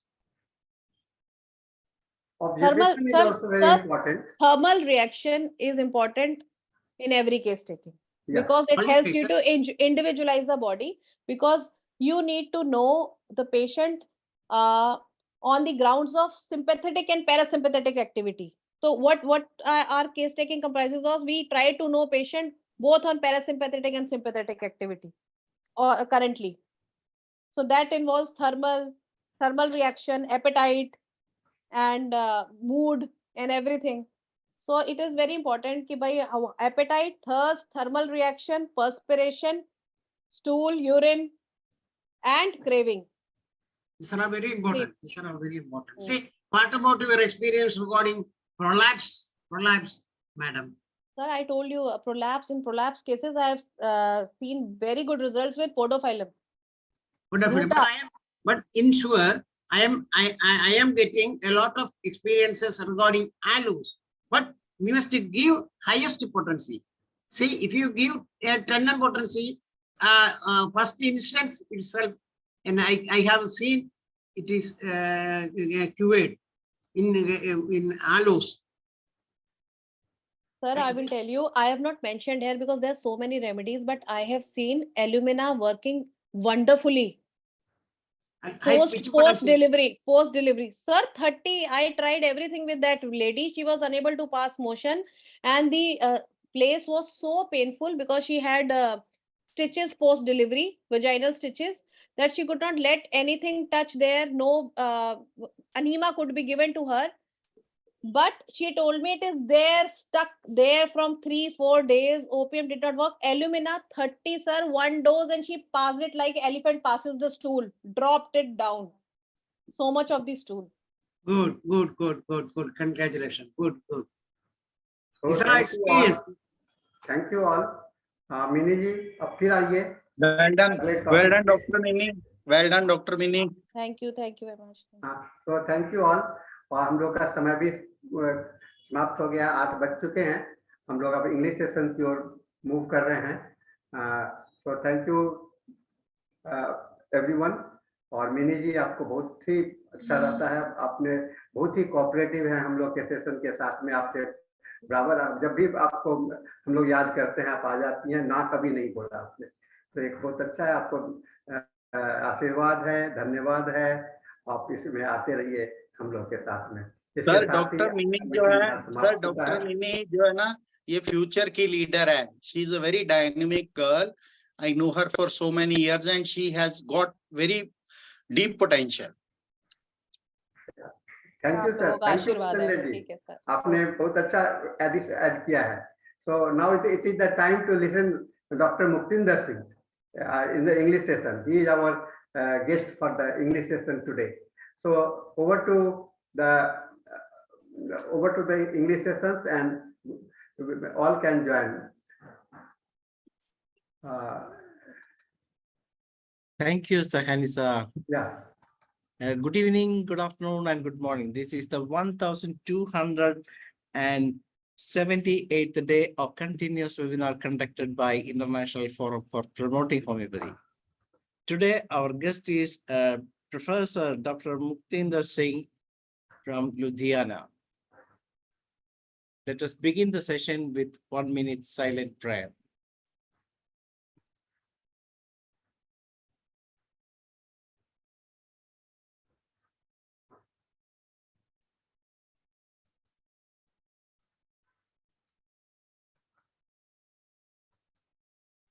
Thank you all. As you all know, the International Forum for Promoting Homeopathy is regularly conducting webinars, and we have 3 sessions, 7 to 8, our Hindi session. That was an excellent session today. We have a beautiful presentation from Dr. Mini Mehta, and now it's from 8 to 9, we have the international session in English, and and from 9 to 10, we have our local language session in Malayalam. We are lucky to have a big guest, today. That's a wonderful guest, and the guest of the day is Professor Dr. MUKTINDER SINGH. Sir has completed his MD and then doing excellent job in teaching as well as and private practice. And sir has an experience of 27 years in the clinical side as well as 25 years of teaching experience. That is something great, and he's working as the professor and HOD at the head at Guru Nanak Homoeopathic Medical College, Ludhiana. And sir is the HOD as well as the professor there and working. That is something great. And sir has presented so many presentations internationally, nationally, as well as in different parts of the world. And more of his presentations were there in Punjab. Sir is one of the resource person nationally as well as internationally, as well as our National Homoeopathic Council. And sir has won a lot of awards nationally as well as internationally, and is a narrator as well as a writer, doing writing and presentations in radio, Doordarshan, as well as televisions and everywhere, sir. He said all the details were given in our poster yesterday, and all of you can read all those things because sir is waiting here to deliver one of the best presentation. Last time sir has presented a paper, and today we will be having the second session of the same, and the subject of the day is entirely different, and that is also one of the big subject. As you all know that sir is a follower of predictive homeopathy, attending all the sessions conducted by predictive group, and is also giving lectures on that also. And today the subject is decoding a rubric, anxiety salvation, its homeopathic application, Materia Medica with the cases. That means a lot of cases are being shared by sir, and we can expect some interesting as well as unbelievable cases from sir. We are very happy to welcome this evening Professor MUKTINDER SINGH, sir. You are all welcome. Thank you, Dr. Danesh. I would like you to enable me to share my Yes, sir. screen. Yes, sir, you can do it, sir. You are a co-host now. Not yet enabled. Yeah, no, sir. Now you are co-host, sir. So, very good evening, good morning, and good day to all who are with us in this forum today. First of all, I would like to extend my congratulations and best wishes to the International Forum of Promoting Homeopathy. Dr. Sahni met me in Delhi in one of the events, and I met him for the first time, although the senior Dr. Sahni, I have been following and reading his literature. So it's my pleasure to present here the topic of this anxiety salvation. So in the last session, I have talked about that what is anxiety salvation. I have shared some cases and some Materia Medica also. So today I'll be taking forward the same where I left. But before that, for those who are attending this session for the first time today, I would like to have a quick recap. So salvation is when we ask someone to save us from harm, risk, loss, and destruction. And what is the superpower? That is the God. God can save us from all kind of unforeseen and seen harms. So when we ask the higher supreme power to save us, and we have no other source. So salvation means preservation or deliverance from harm, ruin, or loss. When someone believes that there is a lot of threat in this world and he is going to be harmed very heavily, then when he have that anxiety and for his existence, for his freedom of soul from all these vices of Kam, Krodh, Lobh, Moh, Ahankar, and in other word, what we call is the kind of moksha. So salvation concept present in almost all religions. So all religion I have discussed in detail, so I'm not going into the detail. But concept of moksha is achieved by means one's soul needs liberation. We call it mukti or moksha. So in Hindu, where there are karma marg, gyan marg, bhakti marg, and different margs, and in Muslims, they believe that this is the only life they have got. And on the day of doom, जब प्रलय आएगी या जब वो सब खत्म हो जाएगा तो उनके जो prophets हैं वो उनको बचा लेंगे. So I talked about, so in homeopathy literature, we have these words of this doom, being doomed. कि एक दिन सब खत्म हो जाएगा. One day, everything will vanish away. And then our soul needs some support. Salvation means again, protection or perseverance from harm. Solicitude and contemplation are the other word. So if we go into the Phatic repertory, we have 17 remedies. Boric repertory give 15 remedy.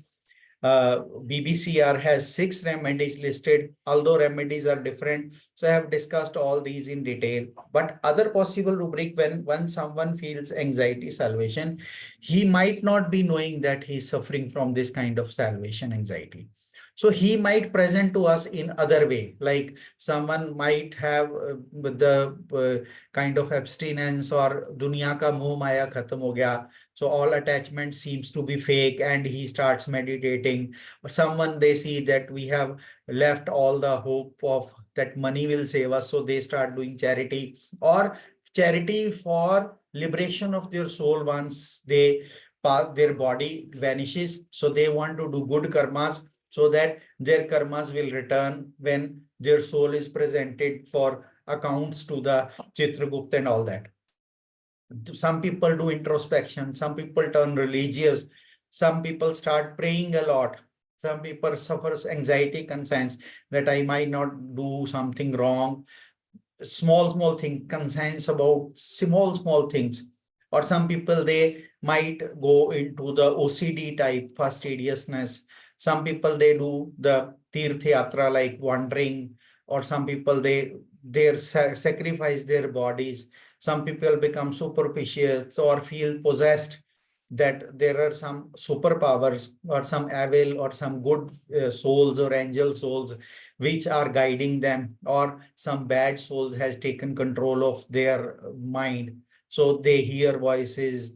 Some people, they start using drugs, self-harm, suicidal. So all these kind of symptoms, they start suppressing their sexual anger. So, but the base behind them, all these kind of presentation might be the anxiety of salvation. So we have to deep dig. Usually we stop at these rubrics.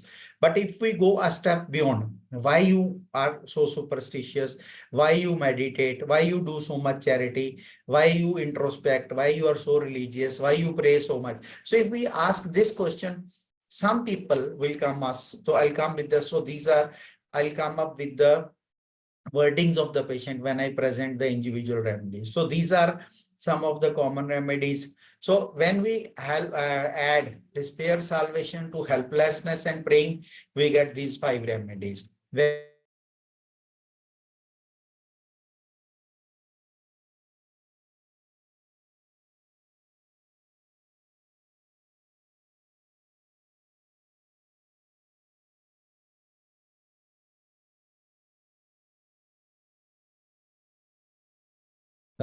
slide has gone. Yes.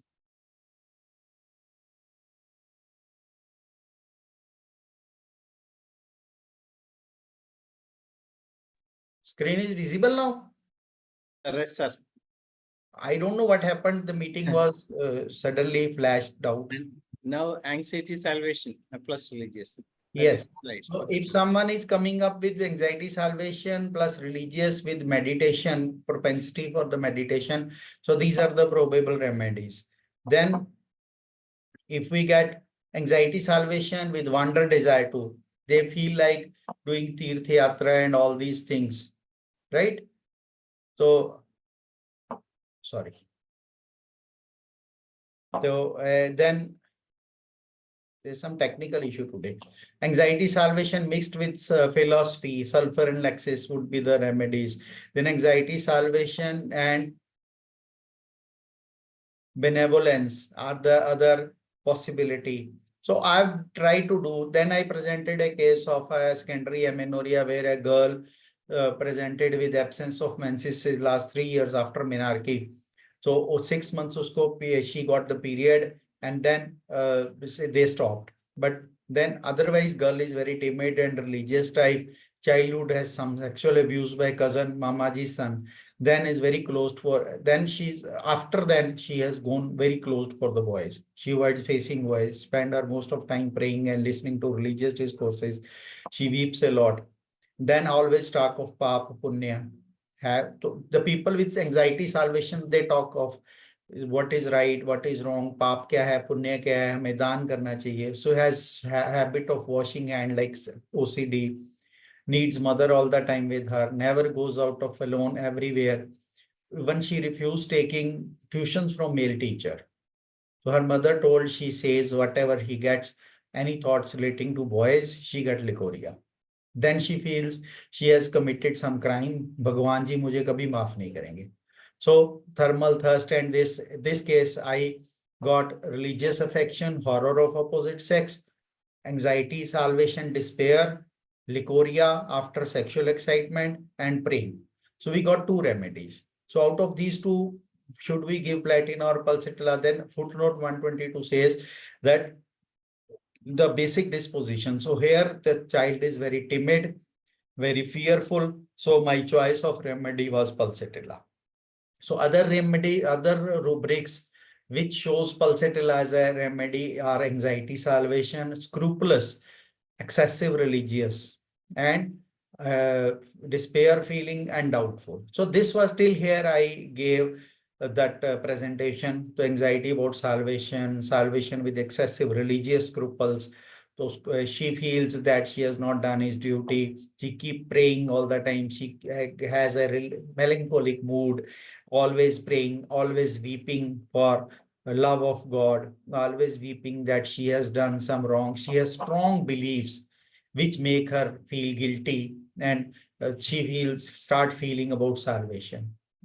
Continuously prays salvation of herself and of others. So she will, supposing a pulsatilla patient salvation anxiety would be supposing there is a mishap, there is something wrong happening around her.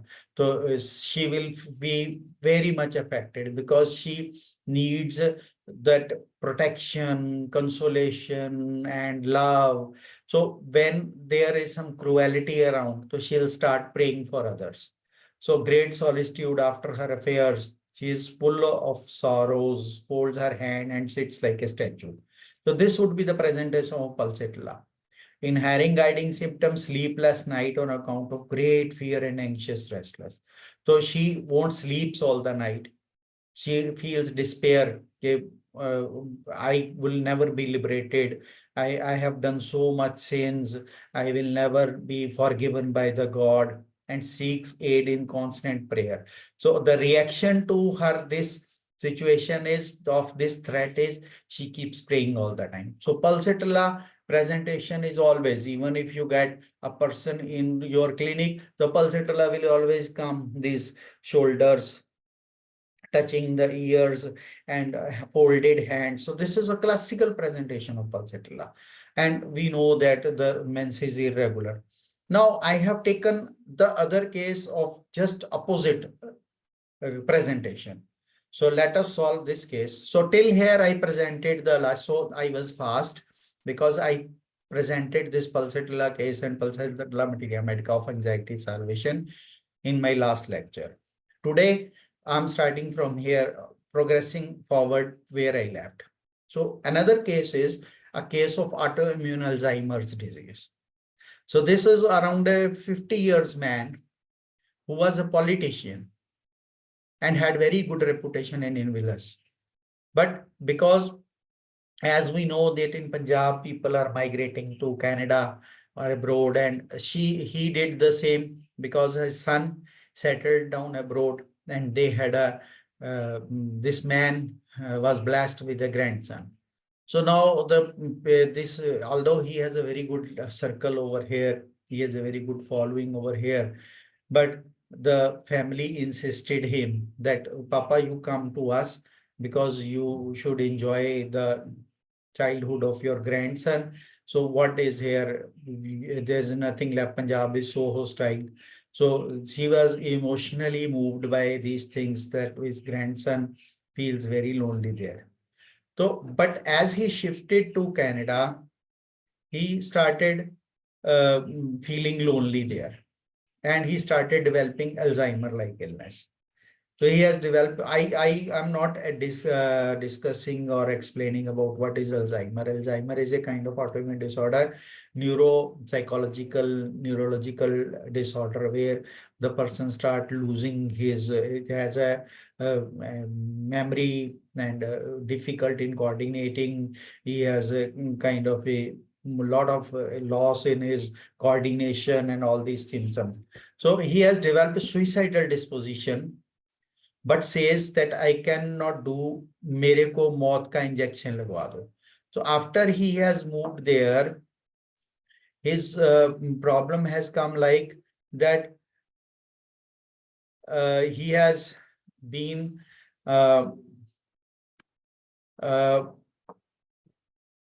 because he went there from here, leaving all that lucrative and very important, and there he was just an ordinary citizen who just keeps himself, finds himself in a closed room, cannot go out because of snow.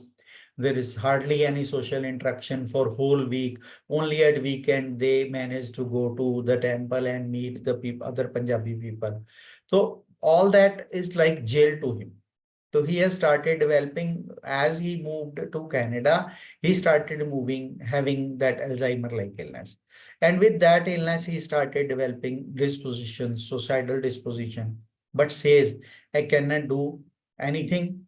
So please get me some euthanasia, means give me some poison injection. Has turned more religious, and after that, here he was a politician and was not very much religious, but as he has moved to Canada and his disease started, he started turning more religious and always says, God, why you did so to me? So that was his constant, and I have lost all my goodwill, meri itni manta thi, and now I'm living here in Canada as dependent. So there I was king. I had a lot of recognition. Big politicians used to come to me in the morning, 5 a.m. A lot of people used to stand outside. I had a pilot car and the gunmen and all that. But what is here I'm doing, living like as if I'm jailed. So I'm dependent here. There I was king. Now here I'm dependent. When I was in India, I was president of local Gurdwara and so many things. Up now, मेरा पूजा पाठ भी छूट गया. He said that there I used to get, people used to say me that I'm very religious.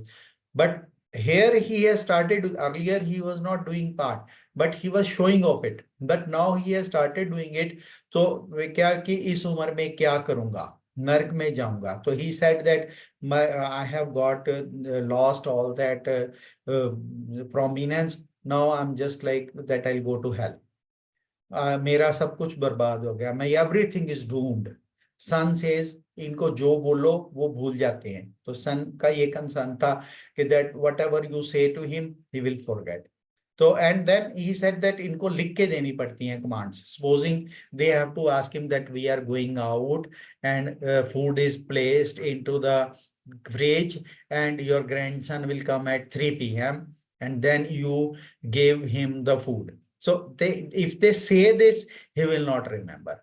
But if they write it on a paper and give to him, then he will follow it. This was a very peculiar symptom which has developed.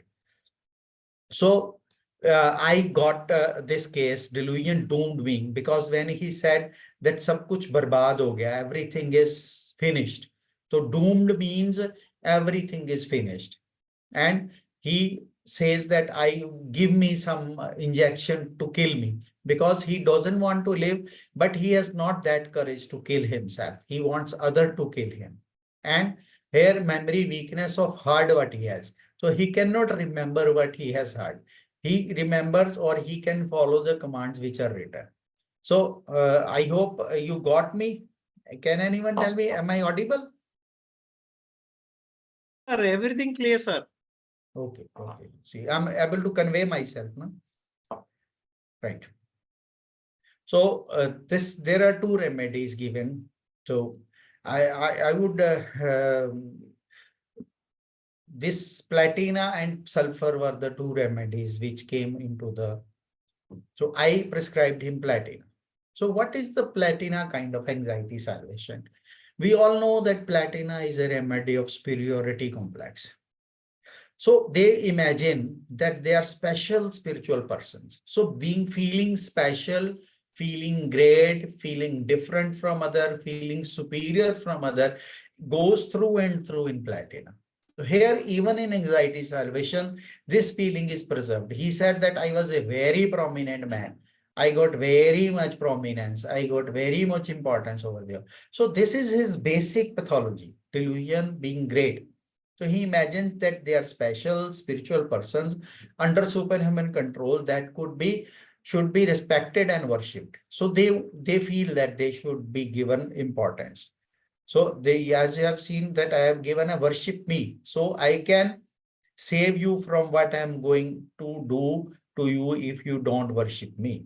So what does this means? That platina can be a remedy for so-called religious godmans, because they claim that you come to my, you come to me, I'll give you liberation, I'll give you mukti, I'll give you this, I'll give you. So these godmen, when they get this kind of, so when they start presenting like that, people start following them. So platina can be remedy of politicians, platina can be the remedy of these kind of godmen, prominent actors, or even the normal people in the village who always say that they are superior to others. So platina has two sides, like we usually take anacardium for this kind of thing. But I would like to draw your attention to the platina contrast, because platina, we know that is hard to inferior and kind to superior. So platina always, lycopodium, platina, veratrum, lachesis, all they come with the two pictures. So here platina, anacardium is different from platina. I'll differentiate that. But platina have that good and bad. So they see the world in terms of good and evil. They are good, and others who don't see that are the evil. So those who agree to them, they are good. Those who don't agree to them are not good. So if other persons do not treat them as special, they think they are devilish or evil person that should be damned to hell. So they see two faces of world. They don't say that whole world is wrong. They don't say whole world is good. This kind of feeling we get in nitric acid also. Nitric acid is friends of friend of friends and enemy of enemies. So, but that is more of towards that if the people who to whom he likes, he can give anything to them. But the people to whom he has been offended or dislikes, he can kill them. Same way, platina is different from that. The people who give the importance to a platina person are good people. The people who don't give importance to platina people are evil people. So this is the definition of platina. That the people who recognize me as a special person, who give me importance, who accept my supremacy, they are good people. So here it is not the platina good or bad, is not that if you do good karma, you are good, and if you do bad karma, you are bad. No. Platina is if you accept my viewpoint, if you give weightage to my talk, you are good man. And if you don't give, there is no man worse like you. Got it? Please write yes or no if you have understood it. Yes, sir. If their ambitions are thwarted, they may feel that some evil force or devil is trying to destroy them. So the people who won't agree them, they name them as devils. They name them as that all others who are not following my viewpoint, my religious belief, they are all going to hell. So go to hell if you don't agree to me. This is their follows. This makes them fear for their salvation and worry about possession. So that makes them very possessive. That my thought process, my followers, the people who I am possessed to them, they should be binded to me, and those people who are not with me, then they. So this makes them kind of, there's an inner superiority feeling, but whenever they feel that there is threat to their superiority or their position or their image, they feel that, okay, everything is lost, everything is doomed. So they readily take up battle with evil and may believe that they are like Christ or Mary, or that they were a great saint in their past lives. So then they start relating it that I was a great saint. This is my special birth. I have been sent to this earth to give liberation to all people, to show path to the suffering humanity. And then they don't feel that they are now superior. They feel even in previous birth, they were very superior. This they think must be the reason for the temptations, trials, and persecutions. So they just explain it to everyone in their sermons, in their talks, and then for these talks, people start getting impressed to them and start giving importance to it. So that's, as in this case, we have seen that he's saying to the God, why you have done that to me? I was so important. I was getting so much of prominence. I was getting all that pompous and all that. But Father, why you have done so? Forsaken me. Oh God, why you have forsaken me? So they are feeling like, Father, why have you forsaken me? Means till they are getting importance, they feel connected with the God, and they feel that God's blessings are showering on them. So God is giving them that kind of recognition and that kind of power. But once they feel that this superiority is having a threat, then they start complaining to God, why you did this to me? Why I'm not getting, I know I'm the superior most person on this universe. Why I'm not getting, why people are not accepting me as their leader? So that then they start feeling forsaken. It is not for the love. This forsaken feeling extend from God to lovers, family and friend, and make them feel very estranged from everything and everyone. So when they feel forsaken, supposing their kids, I remember one of the military man, he was just on the day of his retirement, his son argued with him for the function they were organizing. And from there, he started getting Parkinson symptoms because he said that ab ye kal ka bachcha mere aage bolega. So they feel with that kind of their lover, if their lover don't follows them, God, family people, they don't follow them, friends, they don't give the importance. So they start withdrawing themselves. So Platina has a symptom casting off people against their wish. So the people who don't accept their superiority, they start withdrawing from them. So they start getting estranged from everything and everyone. So they start closing. I just have a child who is just not interacting with anybody. He says, I'm busy with study. These relatives, these people, they just waste my time. This is called contempt. So everyone is below my standard. I'm superior. So they start getting estranged. Estranged means you are into the group, but you are not mixing up with anybody. You are into the family, you are not mixing up. So many ladies, girls, or new daughter-in-laws, when they come, especially when they are from a rich family or from a bigger city, when they move to the smaller village or the family which is comparatively not that literate and don't have not that standard, so they start feeling that my in-laws are good for nothing. They are very cheap people. So this is called contempt. They start contempting others. So this is Platina picture. So in a moment of desperation, this remedy contemplates suicide. So when they are, as in this case, we have seen that they start feeling that it's better to die and would rather have someone else kill them. So they will not do suicide themselves like Aurum. They will contemplate on the ways of killing their body, the way of ending their body. But Naxomica, China, Platina, these are the remedies who have strong suicidal thoughts, but they'll always ask others to kill them because they don't have courage. So, or assist them in suicide. I remember one of my friend calls me, you are my childhood friend, I need a favor. Okay. So, what favor you done? My children and my wife, they don't respect me anymore.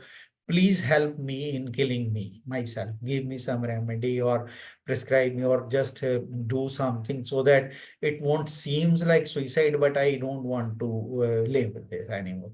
So, but an Aurum will not share these thoughts with anybody. And if they share, they have loathing of life. But here, this man was doing this act or want me to kill him because his wife is not giving importance to him. Am I clear? Hello? Hello? Hello? Yes, sir. Everything fine. We Okay. can understand. We understood, sir. Right.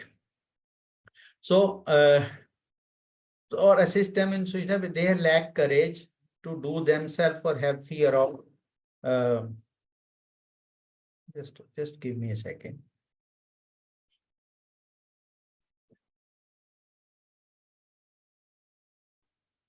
All right. So they have no courage to do this act. So they will not initiate it from their side. Shankaran Materia Medica says everything about her is rare. So Platina is a remedy of that exclusive, too exclusive. We have very few remedies where there is this exclusivity. So Platina is one of the remedy which is very exclusive. They will like exclusive dresses, exclusive places to live, exclusive way of traveling. They will never like to travel in the economical class. They will postpone their plans, but I will travel in business class only. So everything about her is rare, valuable, spiritual, intellectual. Now she feels big inside, at the same time being so special and rare. She feels left out in a world of ordinary people. So she said, I remember a girl saying that in our city, there is no one of my standard. I cannot have friends because people's thinking is so cheap. How can I make someone my friend? So this is a Platina version. So all world seems cheap to them. So she cannot mix or mingle with them. She cannot form relationship with other people, just as the noble metal platinum cannot easily form a compound. So we know that Platina hardly form compounds with other metals.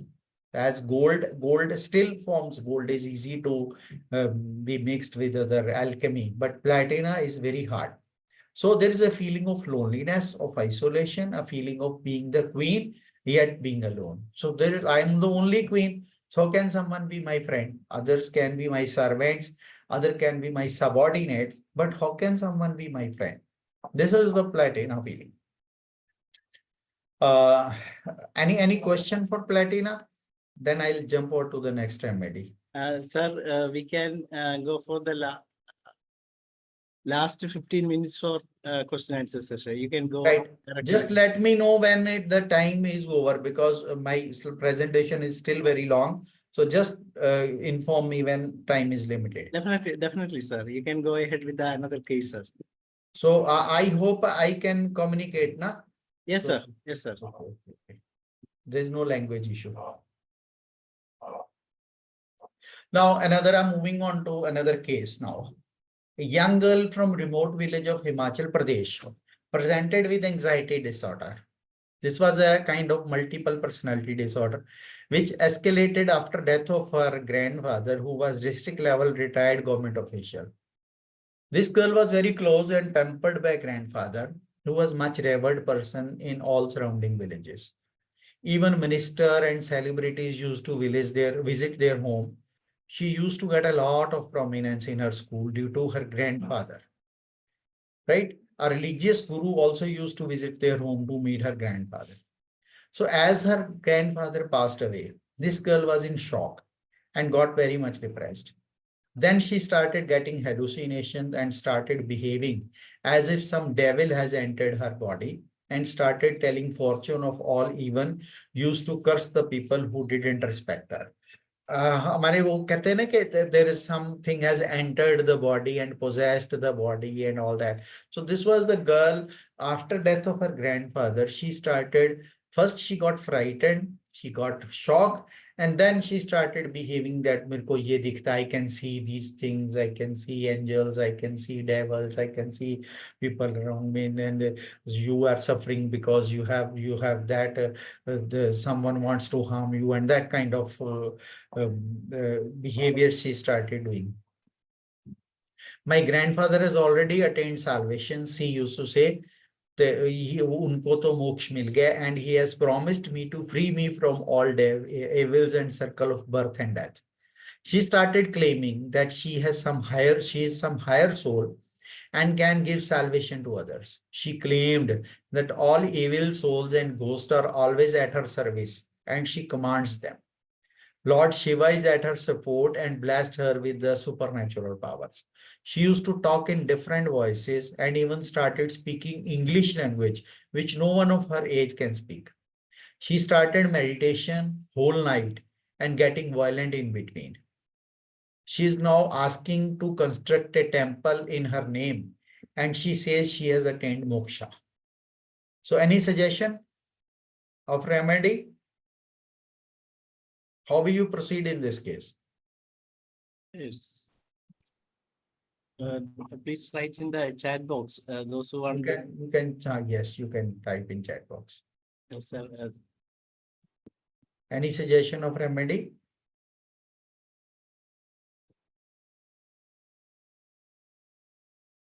Anacard, somebody write anacardium. Okay. Then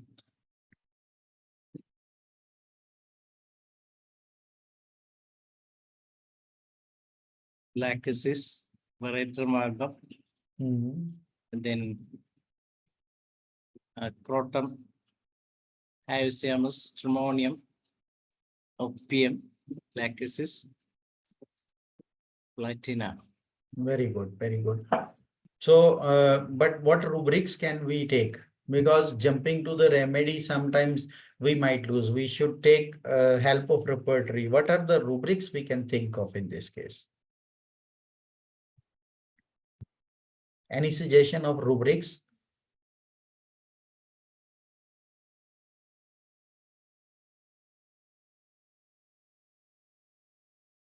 Yes, very good.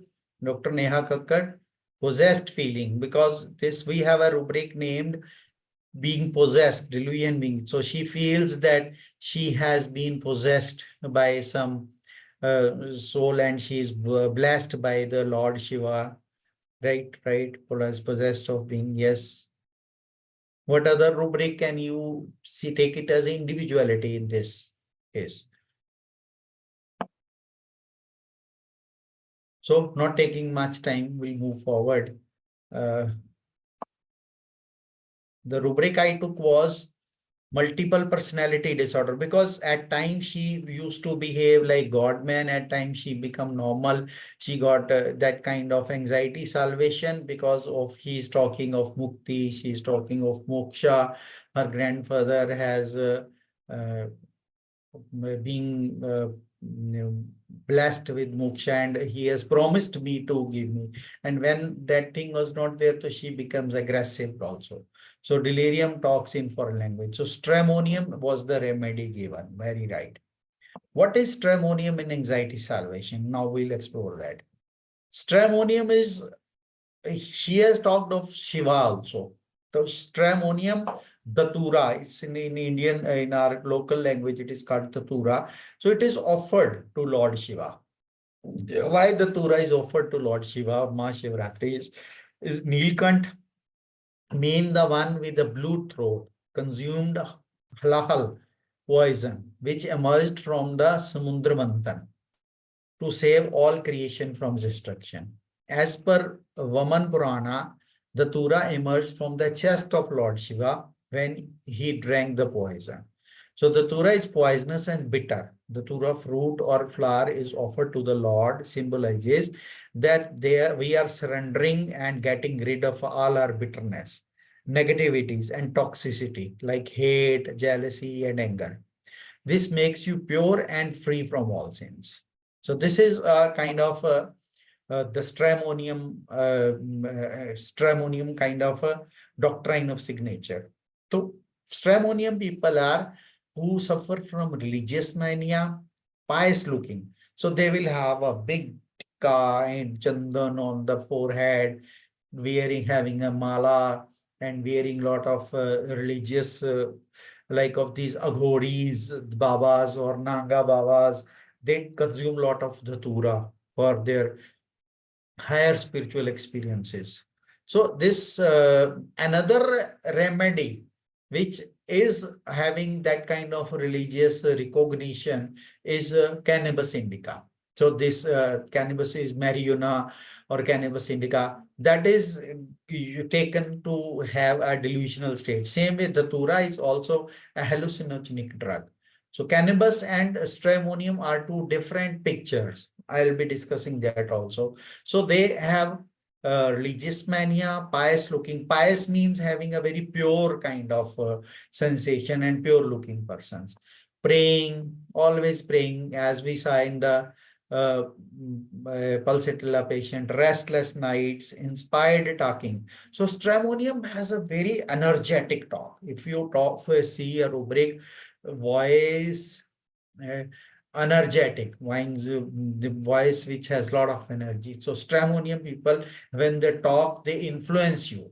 So they inspire you, singing, despairs of her salvation.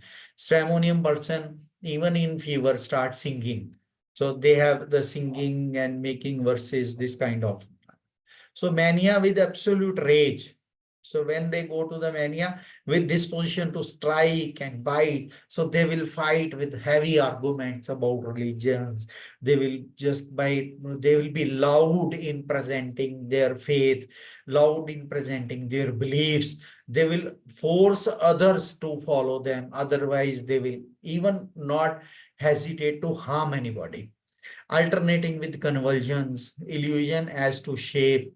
Now, stramonium in autism also, I find when a child, you see a child who is trying to put a bigger thing into a smaller hole, means their sense of size. Stramonium sense of size is always altered. If you see one who won't have the right idea of shape and size, stramonium will be the remedy for the person. So very large, they feel their body is very large. So when they move, they feel that it should be empty, or they feel very low, small in size. So the part of him is very large or double, one of the body is cut off. So they that kind of sense of shape, disfigurement of the body, or wrong perception of the size. So that will be their specialty. Converses with the spirits, preaches, prays fervently, talks incessantly and absurdly, laughs, claps her hands, great sexual excitement. So all these are the stramonium symptoms, which will be presented to the eyes of a physician. The wise physician would be able to see through the stramonium pathology, because all remedies, they are energies. A carrot has its own spiritual energy.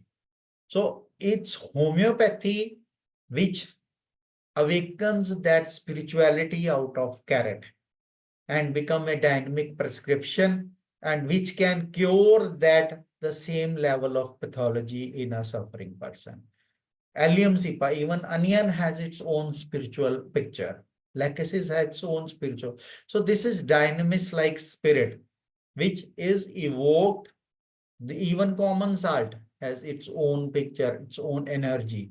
So our wise physician can see through that energy and prescribe the similar energy in form of potency to form a stronger artificial disease into the person, to throw out, to push away the natural disease of a person. So this is what we read in Organon of Medicine. So stramonium, we go through the stramonium picture. Anxiety salvation, religious, anxiety conscience, delusion being doomed, introspection, despair, religious, prayer, helplessness, feeling, travel, desire to, delusions, possessed being, fancies, exaltation, fancies, vivid. So these are the people who leave home for finding the salvation. These are the people who wander through the mountains, hills, rivers to find the salvation. These are the people who sit with long meditations and who won't wear much clothes, or who have kind of very erratic and very so-called eccentric behavior, very philosophical persons. So you can visualize a stramonium through this picture. Now, next remedy. Do we have time? Yes, sir. Just 15 minutes, sir. Whether Including question answer or without question answer? including, sir, only 12 minutes, sir. So do people want me to take some questions, or Yes, should sir. I continue? Yes, sir. Definitely, people want. We can have some more presentation in the future if you are available, sir. It is better to go for question answer session.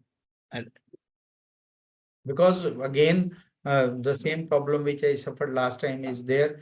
Because of this, I have a lot more to share. So yes, sir. Calcarea Cub is an insecure man. Once crisis comes to his body, he starts going into the shell, feels being observed. So they just hide themselves. The Calcarea Cub, if we go into our literature, I'll try to go fast because I want people to get a fair picture of what I'm talking. The patient has great anxiety about salvation and falls into religious fundamentalism. So their insecurity, because many people, why you love God or why you pray God? One is that you are frightened of something. So Calcarea Cub is one of that insecurity, that sense of security, which family gives them, which either they get it from family, from money, from relationship, or if you don't get it from anywhere, you go to this God's solace. So you try to find it into the God's lotus feet. So that is the thought process. A young child may be overly impressed by what they have heard in Sunday school. Means they went into the church, they went into the temple, they heard something on the TV about that what will happen to this world. One day this whole world will perish, and when you get tsunami like or some earthquakes, lot of people dying, so people losing their homes, homeless people, and all these things, they disturb them a lot. So their parents have so impressed thought of sin and salvation upon them that they become obsessed with religion before they are able to understand it. So they just, these kind of stories, they don't understand what is religion. They just see that world is so hostile, nothing is permanent, there's no one who is themselves. So all these thoughts, they become so much imbibed into their mind, Calcarea, and Calcarea feeling so fragile, feeling so soft inside, so lonely inside, that they feel that, okay, agar aisa ho gaya, if this happens to me, where I will go? So they start following that rituals. So Kant noted in his lecture on Materia Medica, it is a strange thing to see a bright little girl of 8 or 9 years old taking on sadness, melancholy, and commencing to talk about the future world. So I remember many kids who come to me, uncle, what will happen to the world? In 2025, everything will finish. That there would an asteroid hitting the earth and we lose homes, and there will be, where there is earth, it would be land, it would be water, and where there is ocean, it will turn into the mountains. So when this will come, whole will die, we all will die, then what will happen, how will do? So these kind of serious questions they talk. and the angels. So when I'm alone, my mama has told that when you are alone and when you have no one, so you pray and that the angels will come and they will help you solving their sums. They will help you to fight of that evil powers and everything and all that. So that things they make them insecure, and they try to find their answers in these things. And the angels, and he wants to die and go there, and she's sad and wants to read the Bible all day. So this is what Dr. Kent has written. So another calcarea salt which is listed into anxiety salvation is calcarea ars. So this mixes two type of insecurities, calcarea insecurity and arsenic insecurity. Arsenic insecurity is of possessions, calcarea insecurity is of love, care, security.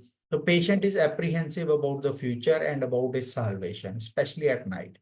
So despair of recovery of salvation in this state, they are often indifferent to pleasure. So calcarea ars people, there is nothing which pleases them. There is nothing which gives them kind of happiness. So this kind of drug pictures you can find in get. So I'm very focused about the topic. I'm taking only the relevant rubrics into the considerations. So then this lilium tick is another remedy which has lot of science. So they are just in a fight of morality and sexuality, religion and sexuality, morality and religion. So this always go. Patient have tendency to alternate between religious fervor, strong sexual desire, and feeling of sacrilege and feeling bad about themselves. This leaves the patient with great anxiety about their salvation and much religious despair. They feel that they have committed some sin. If sexual thoughts come to their mind, if any kind of sexual excitement is there, if they'll get, they're very classical. So I remember an old lady. So she got OCD thrice in her life. Once at Minarki. This no doubt what I'm saying in 1 minute is not the 1 minute case. To dig out that case, it might take 2-3 hours or even 2-3 sittings of the case taking. So what I influenced from her from her case was that she has suffered this kind of OCD, washing hand and religious thoughts, sexual thoughts. Once in the puberty, it was very mild. Then when she got an abortion and her hormonal disorder, and now at the time of her menopause. So now all the 3 times she has got severe OCD. This time the OCD is, so she says that doctors are, I'm feeling ashamed and embarrassed to talk to you about this, that while I'm sitting watching TV, I get so much of sexual excitement. I got, so even my grandson is married now. You feel that this lady is around 60 plus. And she said, my grandson is married. So my daughter-in-law and my granddaughter-in-law are sitting in front of me inside, and I'm watching TV and I'm getting sexually excited. So how embarrassing and how sinful it is. And then what I do is I always keep myself busy. So Lilium Tig has this rubric that they keep themselves busy to restrain from that sexual or the excitement thoughts. So this leaves the patient with great anxiety about their salvation and much religious. So this is my age of praying to God. This is my age of doing meditation and I'm getting sexual thoughts. So hearing again doubts her salvation, thinks she is doomed to expiate her sins and those of her family, tears her hair, walks floor night and day, seeks to escape consolation, aggravation. Tormented about her salvation with ovarian or uterine complaints, religious affection with strong sexual fantasies, doubts salvation. So there is often much repression of libido due to religious ideas that sex is sinful, but eros still appears in the form of lewd dreams and nakedness. So this can make them feel even more shameful. So this is what is given. I think time. Hello, organizers, please let me know about the time. I can go on for another 2 hours. Yes, sir. We can conclude here and we can go for discussion, sir. Because as you all know that homeopathy is a big just like a big sea, and you have to dig the best fish from out of it. And the sir has shown 3 cases in its full beauty, and more important to Pulsatilla, Platina, and the Stramonium cases. All the cases were entirely different, but there are something common. But we are able to get a note out of some of other remedies also. Those who want to participate in this discussion or having a chat with sir can raise your hand, and so that we can have a chat for some 5 to 7 minutes. Please raise your hand. Sir, shall we stop the screen sharing? Yes, you can.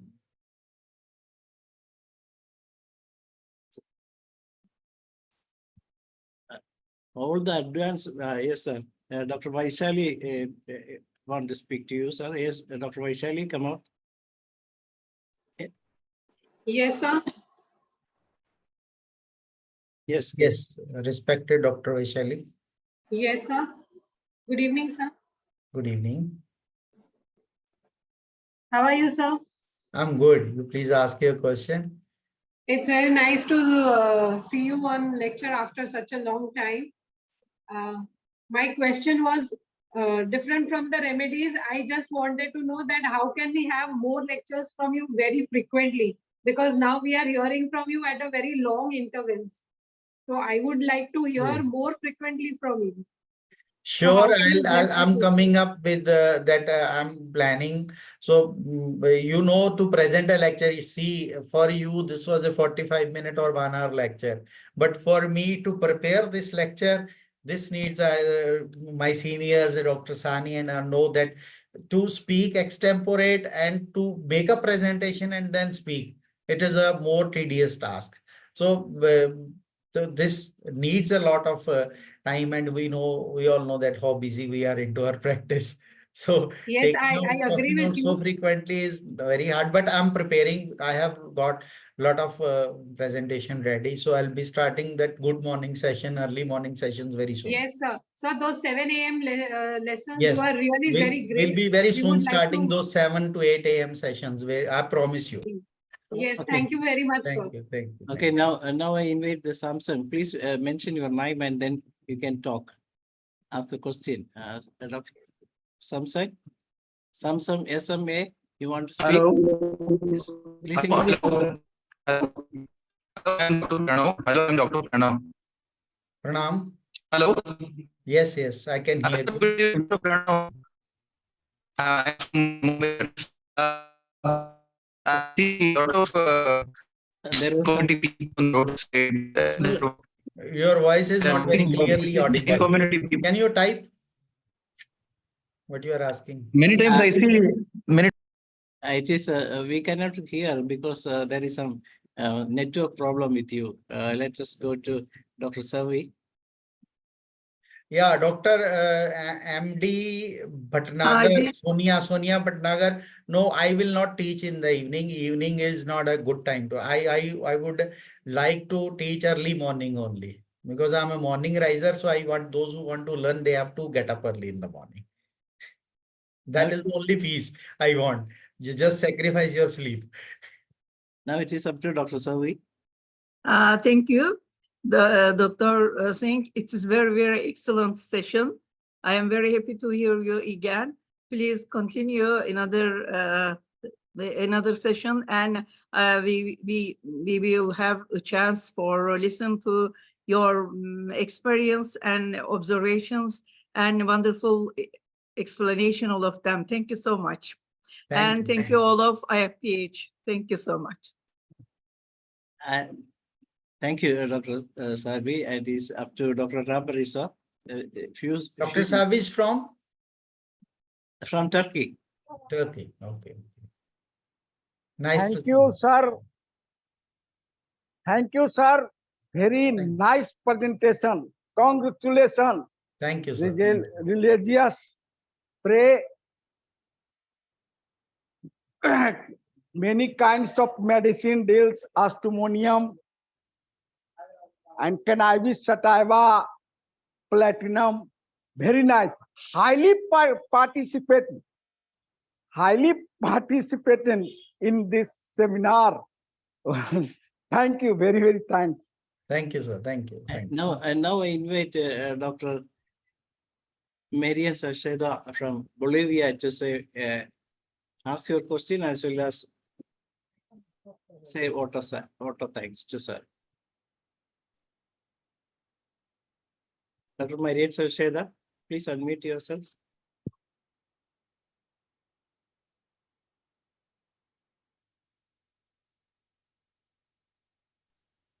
Yeah, Dr. Hamamadul Bushra, I have almost mentioned all the books, repertories, and there's a question that they said that can't mention I have quoted Herring and other authors can't, from where I have already mentioned the sources along with. Okay. Now it is up to Dr. Maria Sacheda from Bolivia. Greetings from La Paz, Bolivia. Thank you very much, Dr. Danesh. Good evening to all of you. Thank you, sir, Dr. Singh. It was an amazing session. Please come again. It's very important, all the keynotes that you gave us, just to differentiate between a lot of remedies. So it was a very nice session. Thank you very much for sharing your knowledge, your experience with humbleness. And thanks to all IFPH team for make possible these kind of sessions. So come soon. We will be waiting for you. God bless you. Thank you, doctor. Thank you. Thank you very much. Tomorrow we will have a session from Dr. Jnaneshwar Yaligowda, and sir will be talking about importance of anatomy in homeopathic education and practice, second part. And sir, you want to say anything more? Okay. No, thank you, IFPS. Thank you, Dr. Sani and the whole team. So I'm delighted to see many of my friends to whom I'm seeing on screens after so long, because in COVID, I started my good morning sessions and these were loved by all. So I promise you that I'll be coming up with the regular sessions very soon to share my clinical knowledge and experiences. Thank you. Thank you so much. Thank you very much, sir. We hope that we will have some more sessions from you in the coming edition of March itself, sir. With that, we come to the end of the day 1278, and thank you all for joining the session. Thank you all. Good night. Thank you. Thank you. Good night. And it is up to Dr. Mariamma John to moderate the Malayalam session now. നന്ദി ധനേഷ് ഡോക്ടറെ. എല്ലാവർക്കും നമസ്കാരം. IFPHന്റെ 1278ാമത് പ്രതിദിന zoom വെബിനാറിലേക്ക് എല്ലാവരെയും സ്വാഗതം ചെയ്തുകൊള്ളുന്നു. നമുക്ക് class ആരംഭിക്കുന്നതിന് മുമ്പ് ഒരു നിമിഷം ഈശ്വര പ്രാർത്ഥന.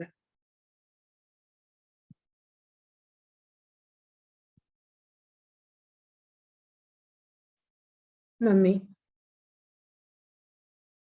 ഇന്ന് നമ്മുടെ ഒപ്പം എത്തിയിരിക്കുന്ന അതിഥി ഡോക്ടർ NK മനോഹരൻ ആണ്. കോട്ടയം പാമ്പാടി മിൻഹാൻസിന്റെ മെഡിക്കൽ ഓഫീസർ. ഡോക്ടർ 35 വർഷത്തെ ചികിത്സാനുഭവങ്ങളാണുള്ളത്. നമുക്ക് ഇന്നലെ ഒരു പുതിയ വിഷയത്തെക്കുറിച്ച് ഡോക്ടർ ക്ലാസ് എടുത്തു തുടങ്ങി. അതായത് ആ ഒരു വിഷയം തന്നെ ഇന്ന് രണ്ടാം ഭാഗമായിട്ട് നമ്മളോട് വ്യക്തമാക്കുന്നതാണ്. ആർട്ടിഫിഷ്യൽ ഇന്റലിജൻസ് ഹോമിയോപ്പതിയിൽ എന്നുള്ള വിഷയത്തിലെ രണ്ടാം ഭാഗം ഇന്ന് ഡോക്ടർ ഇവിടെ അവതരിപ്പിക്കും. ഈ ഒരു സൂം വെബിനാറിലേക്ക് NK മനോഹരൻ ഡോക്ടറെ സന്തോഷപൂർവ്വം സ്വാഗതം ചെയ്തുകൊള്ളുന്നു.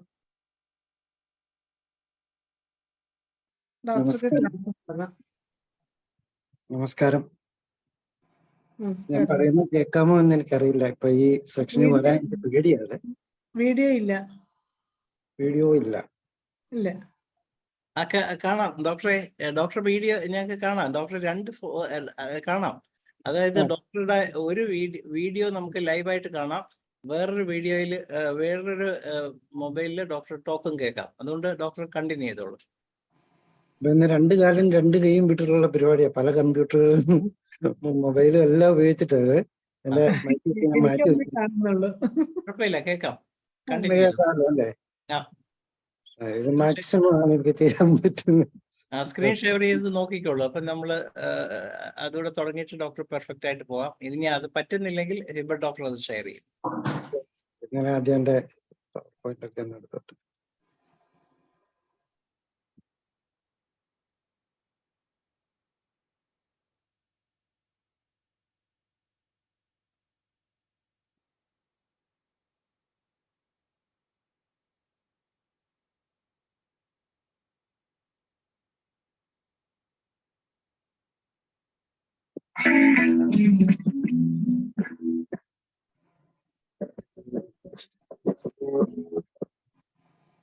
ഹലോ, പെർഫെക്റ്റ് ആണ് ഡോക്ടർ, തുടങ്ങിക്കോളൂ ഡോക്ടറെ. പെർഫെക്റ്റ് ആയിട്ടുണ്ട്. എല്ലാം കാണാമല്ലോ അല്ലേ? കാണുകയും എന്നെ കേൾക്കുകയും ചെയ്യാൻ കഴിയുന്നുണ്ടല്ലോ. ചെയ്യും. തുടങ്ങിക്കോളൂ. അപ്പം വീണ്ടും ഒരു ഇൻട്രൊഡക്ഷൻ ഒന്നും പറയുന്നില്ല. എല്ലാവരും കണ്ടതിൽ എനിക്ക് വളരെ സന്തോഷമുണ്ട്.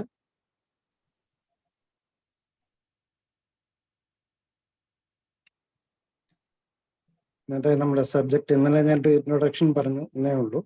ആർട്ടിഫിഷ്യൽ ഇന്റലിജൻസ് ഇൻ ഹോമിയോപ്പതി ആണ് മെയിൻ സബ്ജക്ട്. നമ്മൾ ഈ സെക്ഷനിലേക്ക് കിടക്കുന്നതിന് മുമ്പ് നമ്മൾ ഒരു കാര്യം ശ്രദ്ധിച്ചാൽ, ഇന്ന് നമ്മൾ ഇന്റർനെറ്റിൽ നോക്കിയാൽ നിരവധി ചാറ്റ് ബോട്ടുകളുണ്ട്. പണ്ടൊക്കെ നമ്മൾ ഗൂഗിൾ സെർച്ച് ആയിരുന്നു കണ്ടുകൊണ്ടിരുന്നത്, അല്ലെങ്കിൽ യൂട്യൂബ് ആയിരുന്നു കണ്ടുകൊണ്ടിരുന്നത്. ഇന്ന് ചാറ്റ് ബോട്ടുകളുടെ ഒരു കാലമാണ്, എൻ്റെ ഒരു ട്രെൻഡാണ്. കാരണം നമ്മൾ ചോദിക്കുന്നത് എന്തിനും തത്സമയം ഉത്തരം തരാൻ കഴിയുന്ന ഒരു സംഭവമാണ് ഈ ചാറ്റ് ബോട്ട് എന്ന് പറയുന്നത്. ഉത്തരം തരുന്നത് വോയിസ് ആയിട്ട് വേണേൽ തരും, അതിൽ പിക്ചറായിട്ട് വേണേൽ തരും, ടെക്സ്റ്റ് ആയിട്ട് വേണേൽ തരും, ഇവൻ വീഡിയോ ആയിട്ട് പോലും തരാൻ കഴിവുള്ള ഒരു സോഫ്റ്റ്വെയർ ആണ്, അല്ലെങ്കിൽ സോഫ്റ്റ്വെയറുകളാണ് ഈ ചാറ്റ് ബോട്ട് എന്ന് പറയുന്നത്. ഈ കാര്യങ്ങളൊക്കെ ഓരോ ദിവസവും, ഇന്നിപ്പോ ഓരോ മണിക്കൂറിൽ ഇത് ഡെവലപ്പ് ചെയ്തുകൊണ്ടാണ് വരുന്നത്. ഇത്തരം ഈ സാങ്കേതികമായിട്ടുള്ള മുന്നേറ്റങ്ങൾ ശാക്തീകരിക്കുകയും അല്ലെങ്കിൽ രൂപപ്പെടുകയും വിവിധ മേഖലകളിൽ ഇത് വിപ്ലവം സൃഷ്ടിക്കുന്നുമുണ്ട്. തീർച്ചയായിട്ടും നമ്മുടെ ആരോഗ്യ മേഖലയിലും ഇതിന്റെ വലിയ മുന്നേറ്റം തന്നെയാണ് നടന്നുകൊണ്ടിരിക്കുന്നത്. അതിൻ്റെ അകത്ത് ഒരു കാര്യം കൂടെ ആദ്യം പറയുകയാണ്. നമ്മൾ ഇന്നലെ ചർച്ചയിൽ വന്നപ്പം പറഞ്ഞൊരു കാര്യമുണ്ട്. റഡാറിൽ മുൻകാലങ്ങളിലെ ഈ ആർട്ടിഫിഷ്യൽ ഇന്റലിജൻസ് ഉണ്ടായിരുന്നു എന്നാണ് ആ ചർച്ചയിൽ എനിക്ക് മനസ്സിലായത്. പക്ഷെ അത് നമ്മൾ റഡാറിൽ ഉപയോഗിക്കുന്ന റൂബ്രിക്സുകളാണ്. റൂബ്രിക്സും കീവേഡും തമ്മിൽ കുറെ വ്യത്യാസമുണ്ട്. അത് ഞാൻ ഇതിന്റെ അവസാന സമയം ഉണ്ടെങ്കിൽ പറയാം. ആദ്യം തുടങ്ങി വെച്ചെന്നേ ഉള്ളൂ. ആർട്ടിഫിഷ്യൽ ഇന്റലിജൻസിന്റെ ശക്തി കൂടുതൽ ഫലപ്രദമായി ഉപയോഗിക്കേണ്ടുന്ന ഒരു മേഖല ഹോമിയോപ്പതിയാണെന്ന് നാം ഇനിയും മനസ്സിലാക്കിയിട്ടില്ല എന്ന് എനിക്ക് തോന്നുന്നു. ശരിക്കും മനസ്സിലാക്കി കഴിഞ്ഞാൽ ഇതിന്റെ ആവശ്യം എന്താണെന്നും അതിന്റെ ഉപയോഗം എന്താണെന്നും ഒക്കെ നമുക്ക് സ്വമേധയാ, ഇപ്പൊ നമ്മൾ ഹോമിയോപ്പതി പഠിച്ച പോലെ തന്നെ ഇതും പഠിക്കാം. നമ്മുടെ ഈ വൈദ്യശാസ്ത്രത്തിന്റെ ആധികാരികതയെ തന്നെ ചോദ്യം ചെയ്തുകൊണ്ടിരിക്കുന്ന ഒരു കാലഘട്ടമുണ്ട്. അതായത് നമ്മളെ ശത്രുക്കളെന്ന് പറയാൻ പറ്റത്തില്ല, മറ്റൊരു ശാസ്ത്ര ആ ഒരു വൈദ്യശാസ്ത്ര രംഗത്തുള്ളവരാണ് അതിനെ കൂടുതൽ ആഘോഷിക്കപ്പെടുന്നത്, അവരാണ് ആഘോഷിക്കുന്നത്. നമ്മൾ അതിനെല്ലാം സോഷ്യൽ മീഡിയയിൽ കൂടെയും കോർട്ട് വഴിയും അല്ലാതെ സമരവും ഒക്കെ സംഘടിപ്പിച്ച് MLA-മാരെയും മന്ത്രിമാരെയും ഒക്കെ കാണാൻ പോകുന്നുണ്ട്. പക്ഷെ അതിലൊന്നും ഒരു കാര്യമില്ല. നമ്മൾ അങ്ങനെ ചെയ്തിട്ടെന്താ കാര്യം? നമ്മൾ ഇപ്പൊ പണ്ടൊരു ഇതുണ്ടായിരുന്നു, രാജാവ് നഗ്നനാണെന്ന് പറയാൻ എല്ലാവർക്കും ഭയമായിരുന്നു. എന്ന് പറഞ്ഞാൽ അവരത് വിളിച്ചു പറയുന്നു എന്നേ ഉള്ളൂ. അവരത് പറയുമ്പോൾ നമ്മൾ അവരെ പുച്ഛിച്ച് തള്ളുകയല്ല വേണ്ടത്. ശരിക്കും നമ്മുടെ വൈദ്യശാസ്ത്രത്തില് അതിന്റെ അടിസ്ഥാനം അല്ലെങ്കിൽ അതിന്റെ ആധികാരികത എന്താണെന്ന് തെളിയിച്ചു കൊടുക്കുകയാണ് ചെയ്യേണ്ടത്. അല്ലാതെ നമ്മൾ അവരെ കളിയാക്കിയത് കൊണ്ടോ അവർക്കെതിരെ ഈ സോഷ്യൽ മീഡിയയിൽ കുറെ എഴുതി നടത്തിയത് കൊണ്ടൊന്നും ഒരു കാര്യമുണ്ടെന്ന് എനിക്ക് തോന്നുന്നില്ല. അങ്ങനെ ഈ നമ്മുടെ ഈ ആധികാരികതയെ കുറിച്ച് ഇവരിങ്ങനെ നമ്മളെ കളിയാക്കുമ്പോൾ അതിനെയൊക്കെ ഒന്ന് പൊളിച്ചടുക്കണമെങ്കിൽ ഏറ്റവും അത്യാധുനികമായ ഒരു സാങ്കേതിക വിദ്യ തന്നെ നമ്മുടെ കയ്യിലുണ്ടായിരുന്നു. അത് തീർച്ചയായിട്ടും നമ്മുടെ ഈ പ്രസ്ഥാനത്തിനെ വളർത്താൻ ഉപയോഗിക്കാൻ പറ്റുന്നതുമായ ഒരു സോഫ്റ്റ്വെയറോ അല്ലെങ്കിൽ ഒരു വെബ്സൈറ്റോ ഒക്കെ ആയിരിക്കണം. ഇവിടെ തീർച്ചയായിട്ടും നമുക്ക് ഇന്ന് കിട്ടിയിരിക്കുന്നത് ഈ ആർട്ടിഫിഷ്യൽ ഇന്റലിജൻസ് എന്ന് പറയുമ്പോൾ അത് ഏത് മീഡിയത്തിലും നമുക്ക് ഉപയോഗിക്കാൻ പറ്റും. കമ്പ്യൂട്ടറിൽ വേണമെങ്കിൽ ഉപയോഗിക്കാം, റോബോട്ടിൽ വേണമെങ്കിൽ ഉപയോഗിക്കാം, ഈവൻ ഒരു റേഡിയോ പ്രക്ഷേപണത്തിൽ പോലും ഇന്നത് ഉപയോഗിക്കുന്നുണ്ട്. എല്ലാ രംഗങ്ങളിലും, സ്പേസ് മുതൽ നമ്മുടെ മുട്ടുസൂചി നിർമ്മിക്കുന്ന കമ്പനി വരെ അത്തരം കാര്യങ്ങളൊക്കെ ഉപയോഗിച്ചുകൊണ്ടിരിക്കുക. അപ്പം നമ്മൾ ഹോമിയോപ്പതിയിൽ മാത്രം അതിന് നമ്മുടെ അടിസ്ഥാന തത്വങ്ങളുണ്ട്, അതിനൊന്നും ഒരു മാറ്റവും വരുത്താതെ തന്നെയാണ് ഈ ആർട്ടിഫിഷ്യൽ ഇന്റലിജൻസ് ഇതിലേക്ക് ഇംപ്ലിമെന്റ് ചെയ്യണം എന്നാവശ്യപ്പെടുന്നത്, അല്ലെങ്കിൽ ഇപ്പൊ ചെയ്തുകൊണ്ടിരിക്കുന്നത്. നമ്മൾ പലരും വിചാരിക്കുന്ന പോലെ ഹനുമാന്റെ അടിസ്ഥാന തത്വങ്ങളൊന്നും ഇതിൽ മാറ്റുകയോ ചോദ്യം ചെയ്യപ്പെടുകയോ ചെയ്യുന്നില്ല. മറിച്ച് നമ്മുടെ ഈ വിശ്വാസ്യത, സമൂഹത്തിന് നമ്മളുള്ള ഒരു വിശ്വാസ്യതയുണ്ട്. അപ്പൊ ഇത്തരം ആരോപണങ്ങൾ നമുക്കെതിരെ വരുമ്പം നമ്മളത് തെളിയിച്ചു കൊടുക്കാൻ ബാധ്യസ്ഥരാണ്. അതിന് നമുക്ക് ആരെ പിടിച്ചാൽ ഊരെ കിട്ടും എന്ന് പറഞ്ഞതുപോലെ ഇപ്പൊ ഏറ്റവും നല്ല ശക്തമായ ഒരു ആയുധം നമ്മുടെ കയ്യിൽ കിട്ടിയിട്ടുണ്ട്. ആ ആയുധം നമ്മൾ വേണ്ട വിധത്തിൽ, വേണ്ട സമയത്ത്, വേണ്ട സ്ഥലത്ത് പ്രയോഗിക്കുക എന്നുള്ളത് മാത്രമാണ് നമ്മുടെ മുന്നിലുള്ള ഒരു വഴി.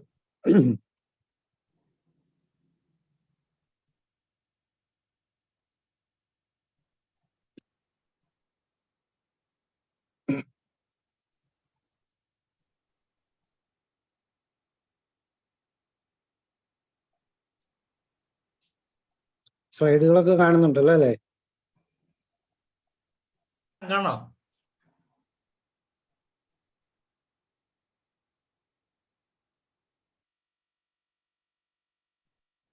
നമ്മളെ ഈ ഹോമിയോപ്പതിയുടെ ആധികാരികത തെളിയിക്കാനുള്ള ഗവേഷണങ്ങളും പഠനങ്ങളും ഒക്കെ ഒരു പരിധി വരെയൊക്കെ നടക്കുന്നുണ്ടെങ്കിലും അത് കൂടുതലും നമ്മളെ ഇപ്പം നടക്കുന്ന ഈ റിസർച്ചുകളും പഠനങ്ങളും ഒക്കെ തന്നെ നമുക്ക് പുതിയ പുതിയ മരുന്നുകൾ കണ്ടെത്താനായിട്ടാണ് കൂടുതലായിട്ടും നടന്നുകൊണ്ടിരിക്കുന്നത്.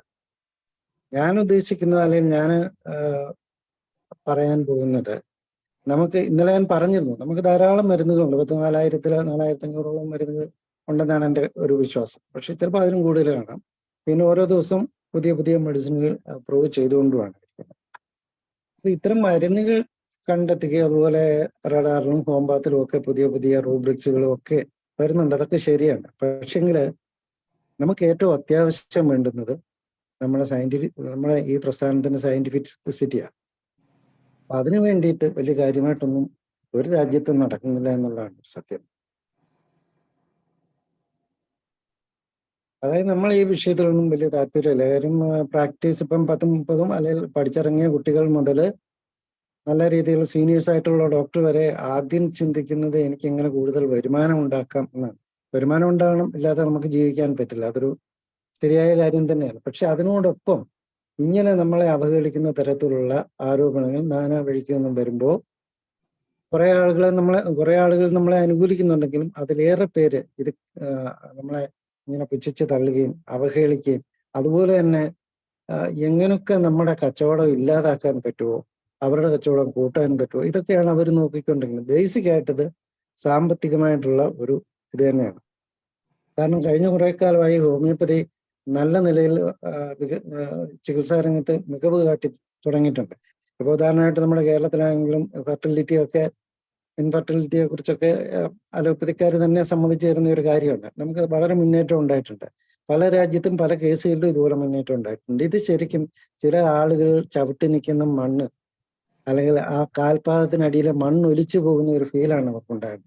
അതവരെ സംബന്ധിച്ച് വെപ്രാളം ഉണ്ടാക്കും. അവര് ഇപ്പം ഒരു മാസം ചിലപ്പോൾ ലക്ഷങ്ങൾ ഉണ്ടാക്കുന്നവരായിരിക്കും, അല്ലെ മറ്റെന്തെങ്കിലുമൊക്കെ ഈ കമ്പനികളുടെ ഔദാര്യമൊക്കെ പറ്റി പോകുന്നവരൊക്കെ ആയിരിക്കാം. ഇതിനൊക്കെ ഒരു തട വീഴുകയാണ് ഇത്തരം. അതായത് കഴിഞ്ഞ കുറച്ചു കാലത്തിന് മുമ്പ് നമ്മളെ ഗ്രേറ്റ് ബ്രിട്ടനിലെ മാർക്ക് എന്ന് പറയുന്ന കമ്പനി, അവരുടെ വിറ്റുവരവ് ഏതാണ്ട് 250 കോടിയൊക്കെ ആയിരുന്നു. ഇതിപ്പോ കുറെ വർഷമായി, ഇയർ ഞാൻ ഓർക്കുന്നില്ല. ഒരു വർഷം ഇതുപോലെ അവിടെ ഹോമിയോപ്പതിക് മെഡിസിൻ ഏതാണ്ട് 3000 ചില്വാനം പൗണ്ടിന് മേൽ വിറ്റുവരവ് ഉണ്ടായി. അത് അലോപ്പതി മെഡിസിനൊക്കെ കടത്തി വിട്ടിക്കൊണ്ടാണ് ആ വിറ്റുവരവ് ഉണ്ടായത്. അപ്പൊ ആ സമയത്താണ് അവര് ലാൻസെറ്റ് എന്ന് പറയുന്ന ആ വെബ്സൈറ്റിൽ ഇവരൊരു ആർട്ടിക്കിൾ ഇട്ടായിരുന്നു. അതിന് നമ്മളെ ചങ്ങനാശ്ശേരിയുള്ള ST ബിജു ഒക്കെ അതിന് മറുപടിയും കൊടുത്തായിരുന്നു. ആ ആർട്ടിക്കിൾ മറ്റൊന്നുമല്ല, ഇത് പ്ലാസിബോ എഫക്റ്റ് ആണ്, കപട ശാസ്ത്രമാണ് എന്നൊക്കെ പറഞ്ഞുകൊണ്ട് അവരാണ് ഇതിന് തുടക്കം കുറിക്കുന്നത്. അന്നു മുതൽ ഇങ്ങോട്ട് അത് നമ്മളെ IMA പോലുള്ള സംഘടനകൾ ഏറ്റെടുത്ത് നമുക്കെതിരെ ഓരോ നിലയിലും എല്ലാ സ്ഥലങ്ങളിലും അവര് നമുക്കെതിരെ പയറ്റിക്കൊണ്ടിരിക്കുകയാണ്. അപ്പൊ കൊറോണ വന്നപ്പോഴും എല്ലാം നമ്മൾ കണ്ടിട്ടുള്ളതാണ്. അപ്പൊ ഇതിനൊക്കെ കാരണം എന്ന് പറയുന്നത് നമുക്ക് തിരിച്ചടിക്കാൻ ശേഷിയില്ല എന്ന് കാണുമ്പോൾ ആരാണേലും നമ്മളെ തോളെ കയറി നിറങ്ങുന്ന ഒരു സംഭവമാണ് ഇപ്പൊ നടന്നുകൊണ്ടിരിക്കുന്നത്. അപ്പൊ നമ്മൾ ചെയ്യാറുള്ളത് ഇത്തരം ഈ ആളുകളുടെ ഈ അവഹേളനങ്ങളും പുച്ഛങ്ങളും കളിയാക്കലുകളും എല്ലാം നമ്മളൊരു ചലഞ്ചായിട്ട് അത് ഏറ്റെടുക്കും. ഓരോ ഹോമിയോപ്പതിക്കാരനും ഓരോ ഹോമിയോപ്പതിക്കാരിയും ആ ചലഞ്ച് ഏറ്റെടുത്തുകൊണ്ട് നമുക്ക് എന്താണ് ചെയ്യാൻ കഴിയുന്നത്, ആ രീതിയിൽ ഹോമിയോപ്പതിക്ക് വേണ്ടി നല്ല കാര്യങ്ങൾ, അതായത് ഇത്തരം റിസർച്ചുകളും പഠനങ്ങളും ഒക്കെയാണ് ഞാൻ ഉദ്ദേശിക്കുന്നത്. അങ്ങനെയുള്ള കാര്യങ്ങൾ ചെയ്ത് നമുക്കിതിനെ എന്തായാലും നമുക്ക് ശേഷം പ്രളയം എന്ന് വിചാരിക്കരുത്. വരുന്ന തലമുറയ്ക്ക് കൂടി അല്ലെങ്കിൽ അതിൻ്റെ അടുത്ത തലമുറയ്ക്കൊക്കെ ഈ ലോകം എന്നുവരെ ഉണ്ടോ, മനുഷ്യർ എന്നുവരെ ഉണ്ടോ, ആ കാലം വരെ ഈ വൈദ്യശാസ്ത്രവും നിലനിൽക്കണമെന്നുള്ളത് നമ്മുടെ ഒരു സ്വപ്നമാണ്, അല്ലെങ്കിൽ നടക്കേണ്ടുന്ന ഒരു കാര്യം തന്നെയാണ്. അപ്പം ഹോമിയോപ്പതിയുടെ ആധികാരികത ഈ ചോദ്യം ചെയ്യുമ്പോൾ അത് നമ്മൾ അവരോട് ശക്തമായ തെളിവുകൾ വെച്ചിട്ടാണ് നമ്മൾ ചലഞ്ച് ചെയ്യേണ്ടത്. ചുമ്മാതെ നമുക്ക് എന്ത് വേണേലും പറയാം, ആ പറയുന്നതൊന്നും ഒരു കാര്യമില്ല. ഇപ്പം നമ്മൾ അതാ ചെയ്തുകൊണ്ടിരിക്കുന്നത്.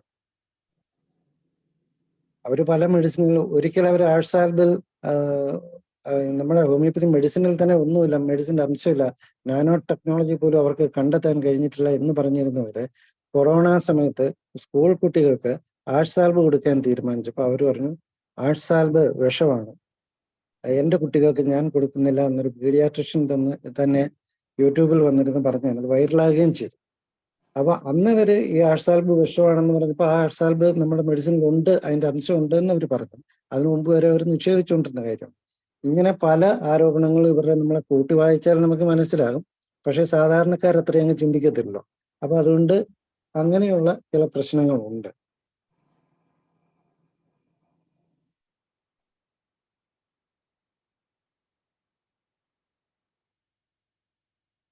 ഇതില്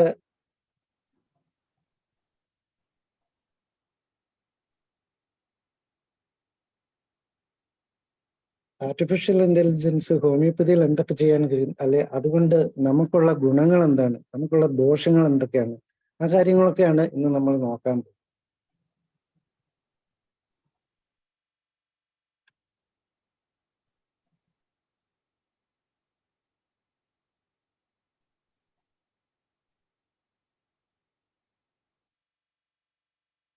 ഇത് 2 കമ്പ്യൂട്ടർ വെച്ചുകൊണ്ട് ചെയ്യുന്ന കാരണം എനിക്കൊരു കൺഫ്യൂഷൻ ഉണ്ടാകുന്നുണ്ടോ, ഓരോന്നിനും മാറി പോകുന്നുണ്ട് കീബോർഡ് കേട്ടോ.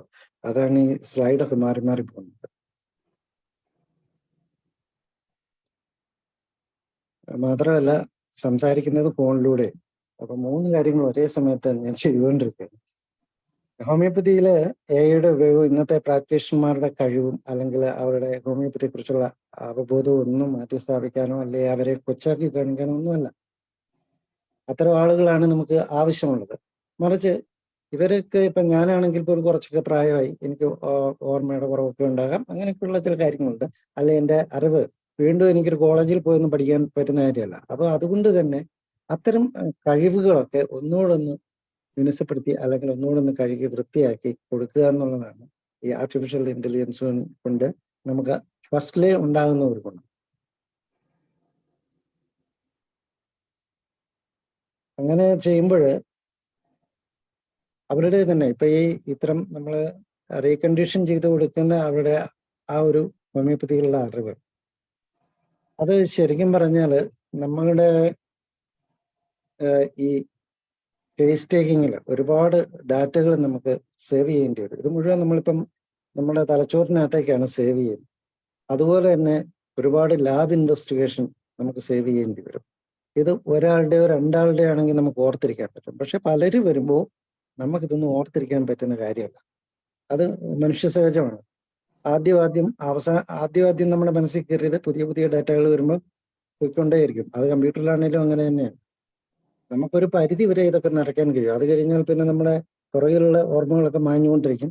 മുമ്പിലുള്ളത് മാത്രം നമ്മൾ കണ്ടുകൊണ്ടും അല്ലെ മനസ്സിലാക്കിക്കൊണ്ടുവരിക്കും. ഇത്തരം സമഗ്രമായ ഒരു ഡാറ്റ വിശകലനത്തെ അടിസ്ഥാനമാക്കി കൃത്യമായ തീരുമാനങ്ങൾ എടുക്കാൻ നമ്മളെ സഹായിക്കുന്ന ഒന്നാണ് ആർട്ടിഫിഷ്യൽ ഇന്റലിജൻസ്. ഇത് ഇങ്ങനെ നമുക്ക് ചെയ്യാൻ കഴിയുന്നതുകൊണ്ട് തന്നെ നമ്മുടെ ചികിത്സയുടെ ആ നിലവാരവും മെച്ചപ്പെടും. പേഷ്യന്റിന് ഗുണം ചെയ്യും, നമുക്ക് സാമ്പത്തികമായിട്ടും അല്ലാതെയും മാനസികമായിട്ടും ഒക്കെ ഒരു സാറ്റിസ്ഫാക്ഷൻ കിട്ടുന്ന കാര്യമാണ്. ഇവര് പറയുന്ന കാര്യങ്ങൾ നമ്മൾ എഴുതിയെടുത്തിട്ട് അത് കമ്പ്യൂട്ടറിലേക്ക് ഫീഡ് ചെയ്ത് കൊടുക്കുകയല്ല ആർട്ടിഫിഷ്യൽ ഇന്റലിജൻസിൽ ചെയ്യേണ്ടത്. ഈ രോഗി പറയുമ്പോൾ തന്നെ അത് കമ്പ്യൂട്ടറിലേക്ക് ഫീഡാവും. അതെങ്ങനെയാണെന്ന് വെച്ച് കഴിഞ്ഞാൽ ഇപ്പം നമ്മൾ കീബോർഡ് ഉപയോഗിച്ച് ടൈപ്പ് ചെയ്ത് കൊടുക്കുന്ന സാധനമോ അല്ലെങ്കിൽ കട്ട് ആൻഡ് പേസ്റ്റോ അതല്ലെങ്കിൽ ഏതെങ്കിലും ഒരു സോഫ്റ്റ്വെയർ ക്ലിക്ക് ചെയ്ത് ഒരു റൂബ്രിക്സ് ക്ലിക്ക് ചെയ്തിട്ട് നമ്മൾ ഇന്റൻസിറ്റി ഒക്കെ കൊടുത്ത് നമ്മൾ സോഫ്റ്റ്വെയറിലേക്ക് കൊടുക്കുകയാണ്. പക്ഷെ ഇതല്ല, ഇന്നലെ ഞാൻ പറഞ്ഞിരുന്നു NLP എന്ന് പറയുന്ന ഒരു സംവിധാനം. അതായത് ശരിക്കും പറഞ്ഞാൽ കമ്പ്യൂട്ടറിനോട് നമുക്ക് നേരിട്ട് ചോദിക്കാം. കമ്പ്യൂട്ടർ നമ്മൾക്ക് മനസ്സിലാകുന്ന ഭാഷയിൽ തന്നെ നേരിട്ട് മറുപടി പറയും.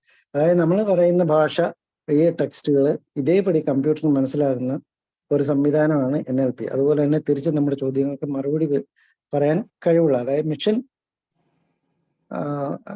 ലാംഗ്വേജ് നമ്മുടെ സാധാ ടെക്സ്റ്റിലേക്ക് കൺവേർട്ട് ചെയ്ത് അത് വോയിസ് ആയിട്ടും ടെക്സ്റ്റ് ആയിട്ടും തരാൻ കഴിവുള്ള ഒരു സംവിധാനമാണ് NLP. അതുകൊണ്ട് തന്നെ ഇത്തരം ഒരു സംവിധാനം കൂടി ഇതിന്റെ കൂട്ടത്തിൽ ഉപയോഗിക്കുമ്പോൾ ഈ പേഷ്യൻസ് വന്ന് നമ്മളോട് പറയുന്ന കാര്യം, ഒരു പേഷ്യന്റ് വന്ന് അവരുടെ സിംറ്റം ഒക്കെ നമ്മളോട് പറയുമ്പോൾ നമ്മൾ ശരിക്കും നമ്മളോട് ഇരുന്ന് കൊടുത്താൽ മതി. ഈ കാർഡ് കയറുമ്പോൾ മാത്രം നമ്മളൊന്ന് ചോദിക്കുക. നമ്മുടെ കേസ് സ്റ്റേറ്റ്മെന്റ് അതേ മതി. ബാക്കിയെല്ലാം അവരിങ്ങനെ പറഞ്ഞോളും. മൈക്കിൽ നോക്കി അങ്ങ് പറഞ്ഞാൽ മതി, ക്യാമറയിൽ കാണാം.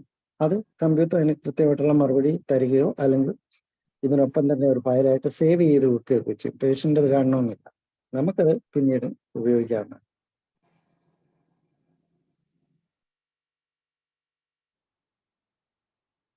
ഇത് നമ്മുടെ ഈ വൈദ്യശാസ്ത്രത്തില് പുതിയൊരു ടെക്നോളജി കൊണ്ടുവരുന്നതിനെ കുറിച്ച് പറയുമ്പോൾ മറ്റുള്ള വൈദ്യശാസ്ത്രങ്ങളിലൊക്കെ, അതായത് പ്രത്യേകിച്ച് അലോപ്പതി മോഡേൺ മെഡിസിന്റെ ആ വൈദ്യശാസ്ത്രത്തിലൊക്കെ ഇത് പല ഘടകങ്ങളും ഓൾറെഡി ഉപയോഗിച്ച് വരുന്നുണ്ട്. അവര് കഴിഞ്ഞ ദിവസം ഞാൻ പറഞ്ഞ പോലെ തന്നെ വലിയ മേജർ സർജറികളൊക്കെ ഇപ്പൊ മനുഷ്യരൊന്നും അല്ല ചെയ്യുന്നത്, എല്ലാം ഈ റോബോട്ടുകളാണ് ചെയ്യുന്നത്. അതിൽ പ്രോഗ്രാം ചെയ്ത് വെച്ചിരിക്കുന്ന കാര്യങ്ങളായിരിക്കും. പക്ഷെ ഇപ്പോൾ പണ്ട് നമ്മളിപ്പോ ഒരു സ്കാനിങ് മെഷീൻ ആണെങ്കിൽ തന്നെ നമ്മുടെ വിചാരം എന്തുവാ, നമ്മളെ കൊണ്ട് നമ്മുടെ ഒരു പാർട്ട് സ്കാൻ ചെയ്ത് കഴിഞ്ഞാൽ ആ സെയിം സാധനമാണ് നമുക്ക് ഇങ്ങോട്ട് കിട്ടുന്നതെന്നാണ്. നമ്മൾ ഫോട്ടോ എടുക്കുമ്പോൾ നമ്മുടെ കോപ്പി ഇങ്ങനെ കിട്ടത്തില്ലേ എന്ന് പറഞ്ഞാൽ കിട്ടുന്നതാണ് പലരും ധരിച്ചു വെച്ചിരിക്കുന്നത്. അങ്ങനെയല്ല, ഒരു സ്കാനിങ് മെഷീന്റെ വില തന്നെ വ്യത്യാസപ്പെടുന്നതിന്റെ കാരണം അതിൽ കൊടുത്തിരിക്കുന്ന ഡാറ്റയാണ്. ഇപ്പൊ ലിവറിന്റെ ഒരു കംപ്ലൈന്റ്, ലിവറിന്റെ ലക്ഷക്കണക്കിന് കംപ്ലൈന്റ് ഉള്ള ഫിലിമുകൾ അല്ലെങ്കിൽ വീഡിയോകളും അതുപോലെ തന്നെ അതിന്റെ റിപ്പോർട്ടുകളും എല്ലാം ഇതിൽ സേവ് ചെയ്തിട്ടുണ്ട്. അപ്പൊ അതിപ്പം 10 ലക്ഷം ഉണ്ടെങ്കിൽ അതിനൊരു റേറ്റ്, 1 കോടി ഉണ്ടെങ്കിൽ അതിന് വേറെ റേറ്റ്, അങ്ങനെ ഈ സാധനത്തിന്റെ വില മാറിപ്പോകും. അപ്പൊ അങ്ങനെ ചെയ്ത് അതിൽ നമ്മളെ സ്കാൻ ചെയ്യുമ്പോൾ ഇതിൽ ഏറ്റവും കൂടുതൽ താരതമ്യം തോന്നുന്ന ഒരു ഫിലിമും അതിന്റെ റിപ്പോർട്ടും ആയിരിക്കും ഈ സ്കാനിങ് മെഷീൻ തരുന്നത്. അപ്പൊ അത്തരം സംവിധാനങ്ങൾ ആയിരുന്നു നേരത്തെ ഉണ്ടായിരുന്നത്. പക്ഷെ ഇപ്പൊ അങ്ങനെയല്ല. ഇപ്പൊ ഈ ആർട്ടിഫിഷ്യൽ ഇന്റലിജൻസ് വന്നത്, ഞാൻ പറയുന്നത് മനസ്സിലാകുന്നുണ്ടോ? മനസ്സിലാകുന്നുണ്ട്. ഈ ആർട്ടിഫിഷ്യൽ ഇന്റലിജൻസ് വന്നതോടുകൂടി മുമ്പ് നമ്മൾ ശേഖരിച്ചു വെച്ചിരുന്ന ഡാറ്റയുടെ ആവശ്യം തന്നെ ഇല്ല. കാര്യം അത് തത്സമയമാണ്. അപ്പൊ തന്നെ ഇപ്പൊ ഒരു ക്യാമറ കടത്തി വിട്ടു കഴിഞ്ഞാൽ ആ ക്യാമറ എന്ത് കാണുന്നോ അതിനനുസരിച്ച് പ്രതികരിക്കാൻ ആർട്ടിഫിഷ്യൽ ഇന്റലിജൻസിന് കഴിയും. അതുപോലെ തന്നെ നമ്മുടെ അടുത്തൊരു പേഷ്യന്റ് അവരുടെ പ്രശ്നങ്ങൾ പറയുമ്പോൾ നമ്മൾ റൂബ്രിക്സ് ഒക്കെ എടുക്കുമല്ലോ. ഇപ്പൊ റഡാറിലൊക്കെ ആണെങ്കിൽ റൂബ്രിക്സ് എടുക്കും. അത് അതിനൊരു ഇന്റൻസിറ്റി ഒക്കെ കൊടുത്തു കഴിയുമ്പോൾ നമുക്കൊരു മെഡിസിൻ കിട്ടും. പക്ഷെ ഇവിടെ ആർട്ടിഫിഷ്യൽ ഇന്റലിജൻസും നമ്മുടെ ഹോമിയോപ്പതിയിലെ ഈ റൂബ്രിക്സ് എടുക്കുന്നത്, അതായത് കീവേഡ്, ഇത് നമ്മൾ ചെറിയൊരു വ്യത്യാസമുണ്ട്. ആ വ്യത്യാസം എന്താന്ന് വെച്ച് കഴിഞ്ഞാല്, ഒരു റൂബ്രിക്സ് എന്ന് പറഞ്ഞു കഴിഞ്ഞാല് ഒരു പാർട്ടിന്റെ അല്ലെങ്കിൽ ഏതെങ്കിലും ഒരു അവയവത്തിന്റെ കുറെ കാര്യങ്ങൾ അതിൽ ഉൾക്കൊള്ളിച്ചിട്ടുണ്ടാവും. ഒരു സംഗ്രഹമാണ്. ഇപ്പൊ ഉദാഹരണത്തിന് മുട്ടിലൊരു വേദന എന്ന് പറഞ്ഞാൽ ആദ്യം നമ്മൾ നീ ജോയിന്റ് എക്സ്ട്രിമിറ്റീസ് എടുക്കും, നീ ജോയിന്റ് എടുക്കും. ഇനി പെയിൻ ആണെങ്കിൽ പെയിൻ എന്നുള്ളത് എടുക്കും. പിന്നെ സൈഡ്, ലെഫ്റ്റ് ഓർ റൈറ്റ്, അത് കൊടുക്കും. പിന്നെ അഗ്രവേഷൻ എപ്പോൾ കൂടുന്നു, അമിലേഷൻ എപ്പോൾ കുറയുന്നു, പിന്നെ പുറത്ത് മെൻറൽസ് ഉണ്ട്. ഇങ്ങനെ കുറെ സംഭവങ്ങൾ ഉൾക്കൊള്ളിച്ചിട്ടാണ് ഒരു റൂബ്രിക് ഉണ്ടാകുന്നത്. ഇത് ഹോമിയോപ്പതിയിൽ ഈ റഡാർ മേടിച്ചു വെച്ചിട്ട് വർഷങ്ങളോളം ഇത് ഉപയോഗിക്കാതിരുന്ന ആളുകളെ എനിക്കറിയാം. കാരണം എന്താന്ന് ചോദിച്ചു കഴിഞ്ഞാൽ, പേഷ്യന്റ് പറയുന്ന ഭാഷ ഈ റഡാറിന്റെയും ഹോമിയോപ്പത്തിന്റെയും ഒന്നും ഈ ഡാറ്റാബേസിൽ കിടപ്പില്ല. കാര്യം പേഷ്യന്റ് പറയുന്നത് തനി നാടൻ ഭാഷയിലാണ്. അത് കമ്പ്യൂട്ടറിന് മനസ്സിലാകത്തില്ല, ഈ പുതിയതായിട്ട് പഠിച്ചിറങ്ങിയ ഡോക്ടർക്ക് മനസ്സിലാകും. പുതിയതെന്നല്ല, പഴയ ഡോക്ടർമാരിലും ചിലരും അങ്ങനെ തന്നെയാണ്, അവർക്ക് മനസ്സിലാകത്തില്ല. ഈ റൂബ്രിക് എങ്ങനെയാണ് എടുക്കുന്നതെന്ന് പലർക്കും അറിയാൻ വയ്യാത്തതുകൊണ്ട് തന്നെ ഈ സാധനം, ഈ റഡാർ അവിടെ വെച്ചിട്ടുണ്ട്, ഒരു കമ്പ്യൂട്ടർ മേടിച്ച് വെച്ചിട്ടുണ്ട്. ഇത് എന്നിട്ട് അവസാനം ഞാൻ കഴിഞ്ഞ ദിവസം പറഞ്ഞല്ലോ, എൻ്റെ ഒരു സുഹൃത്ത് ഡോക്ടർ തന്നെ, അതായത് അദ്ദേഹത്തിന് വിൻഡോസിന്റെ 95 വേർഷൻ ഇട്ട, അതായത് എനിക്കൊന്ന് ഈ റഡാറിന്റെ 6th വേർഷനോ 7th വേർഷനോ കൊണ്ട് ഇൻസ്റ്റാൾ ചെയ്തിട്ട് ആദ്യകാലത്തെ കേരളത്തിലെ അതിപ്രശസ്തനായ ഒരു ഡോക്ടറാണ്, നല്ല രീതിയിൽ ക്ലാസ് എടുക്കുന്ന ഒരു ഫാക്കൽറ്റിയും കൂടാണ്. എനിക്ക് അദ്ദേഹത്തോട് വളരെ ബഹുമാനമുണ്ട്. ഞാൻ ഒരിക്കൽ അദ്ദേഹത്തിന്റെ ക്ലിനിക്കിൽ ചെന്നപ്പം അവിടെ വരാന്തയിൽ കുറെ പേപ്പർ അടുക്കി വെച്ചിരിക്കുന്നു. അപ്പൊ ആ കാലഘട്ടങ്ങളിലൊക്കെ ഈ റഡാറിൽ വരുന്ന എററുകളൊക്കെ ശരിയാക്കാനും അതുപോലെ പുതിയതായിട്ട് ഇൻസ്റ്റാൾ ചെയ്ത് കൊടുക്കാനും ഒക്കെ എന്നെ അയക്കുമായിരുന്നു. അങ്ങനെ കേരളത്തിലെ മിക്ക ഭാഗങ്ങളിൽ ഞാൻ പോയിട്ടുണ്ട്.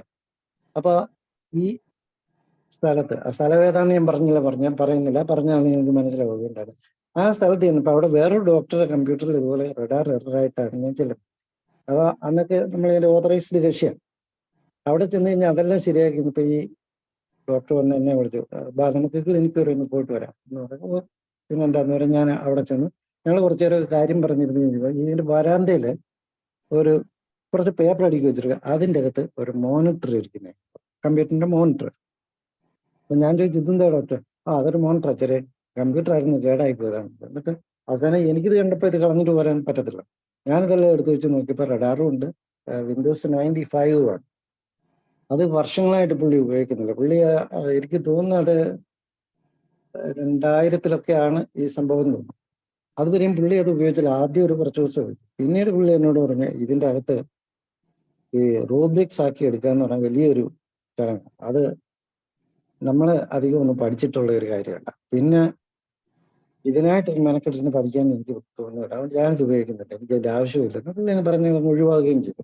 ഇങ്ങനെ പല ഡോക്ടർമാരുണ്ട്, വേറെയും ഡോക്ടർമാരുണ്ട് എനിക്കറിയാം. ഇവരെല്ലാം ചെയ്യുന്നതെന്ന് പറയുക, ഈ റൂബ്രിക്സ് ഉണ്ടാക്കാനായിട്ട് വളരെ ബുദ്ധിമുട്ടുന്നുണ്ട്. പക്ഷേ ഈ കീവേഡ് എന്ന് പറയുന്നത് അങ്ങനെയല്ല. ഞാനിപ്പോൾ ഇത്രയും പറഞ്ഞതിൽ ഒരു 10,000 കീവേഡെങ്കിലും വന്നിട്ടുണ്ടാവും. ഈ കീവേഡുകൾ അപ്പോഴപ്പോഴപ്പോഴ് ഈ ഡാറ്റാബേസിലേക്ക് അല്ലെങ്കിൽ ഡാറ്റാ ബാങ്കിലേക്ക് കോപ്പി ചെയ്തിട്ടിട്ട് പിന്നെ നമ്മൾ ഇനിയും ഈ റൂബ്രിക്കിന്റെ കാര്യം തന്നെയാണ്, ഇപ്പൊ നീ ജോയിന്റ് അങ്ങനെ എടുത്തു കഴിയുമ്പോഴത്തേക്ക് അതിൽ സിമ്പിളായിട്ട് ഈ കമ്പ്യൂട്ടർ തന്നെ അത്തരം ഒരു റൂബ്രിക്കിലേക്ക് നമ്മൾ എത്തിക്കും. അതാണ് ആർട്ടിഫിഷ്യൽ ഇന്റലിജൻസിന്റെ ഒരു ഗുണം. ഈ ആർട്ടിഫിഷ്യൽ ഇന്റലിജൻസും ഈ റൂബ്രിക് കീവേഡും റൂബ്രിക്കും തമ്മിലുള്ള ഒരു വ്യത്യാസം അതാണ്. കുറച്ചുകൂടെ സിമ്പിളാണ് ഇത്. മറ്റേതെന്ന് പറഞ്ഞാൽ കുറച്ചുകൂടെ ടഫാണ്, എല്ലാവർക്കും ഒന്നും ഉപയോഗിക്കാൻ പറ്റത്തില്ല. അല്ലെങ്കിൽ അതിനായിട്ടിരുന്ന് മെനക്കെട്ട് ദിവസങ്ങളോട് ഇരുന്ന് എന്തായാലും ഈ റൂബ്രിക്കൊക്കെ പഠിക്കണമെങ്കിൽ കുറെ കാലം എടുക്കും. അപ്പൊ അങ്ങനെ ചെയ്യാനുള്ള സമയവും ഇന്നധികം ആർക്കുമില്ല. പിന്നെ അങ്ങനെ ചെയ്യുന്നുണ്ടെങ്കിൽ തന്നെ പുതിയതായിട്ട് പഠിച്ചിറങ്ങിയ കുട്ടികളെ ചിലപ്പം ചെയ്യും, കാര്യം അവർക്ക് വേറെ മാർഗമില്ല. ഈ ആർട്ടിഫിഷ്യൽ ഇന്റലിജൻസിൽ വ്യക്തിഗത പ്രതികരണങ്ങളെയും വികസിച്ചുകൊണ്ടിരിക്കുന്ന മെഡിക്കൽ അറിവിനെയും അടിസ്ഥാനമാക്കി ചികിത്സാ പദ്ധതികൾ നിരന്തരം പരിഷ്കരിക്കുകയും ഓപ്റ്റിമൈസ് ചെയ്യുകയും ചെയ്തുകൊണ്ടിരിക്കും. അത് ഈ ആർട്ടിഫിഷ്യൽ ഇന്റലിജൻസ് വഴി മാത്രമല്ല, അല്ലാതെയും അങ്ങനെ തന്നെ ചെയ്തുകൊണ്ടിരിക്കുന്നുണ്ട്. നമ്മളാണെങ്കിലും ഞാൻ കഴിഞ്ഞ ദിവസം പറഞ്ഞ പോലെ ടിപ്പ് എഴുതിയെടുക്കുന്നുണ്ട്. ആ ടിപ്പ് എഴുതിയെടുക്കുന്ന ഒരു അപ്ഡേഷനാണ്. ചിലപ്പം ചിലത് നോക്കും, ചിലത് ഒക്കുന്നില്ല എന്നേ ഉള്ളൂ. അപ്പം വലിയ അളവിലുള്ള ഡാറ്റ പ്രോസസ് ചെയ്യാനും അതിൽ നിന്ന് പുതിയ പാറ്റേണുകൾ കണ്ടെത്താനും അല്ലെങ്കിൽ പ്രോസസ് ചെയ്യാനും ഒക്കെ ഈ AI ഉള്ള കഴിവ് വളരെ അപാരം തന്നെയാണ്. നമ്മളെ സംബന്ധിച്ച് നമുക്ക് ഇപ്പൊ ഒരു രോഗി പറയുന്ന എല്ലാ കാര്യങ്ങളും നമ്മൾ ഒരു ചെവി കൂടെ കേട്ട് ഒരു ചെവി കൂടെ പോകും, അല്ലെങ്കിൽ എഴുതി വെക്കും. പക്ഷെ ചില പ്രധാനപ്പെട്ട ചില കീ വേർഡുകൾ നമ്മൾ വിട്ടു. അതതിൻ്റെ അകത്ത് ഏറ്റവും പ്രധാനപ്പെട്ട ഒരു സിംറ്റം ആയിരിക്കാം, അല്ലെങ്കിൽ ഒരു സൈൻ ആയിരിക്കാം, എന്തുവാ.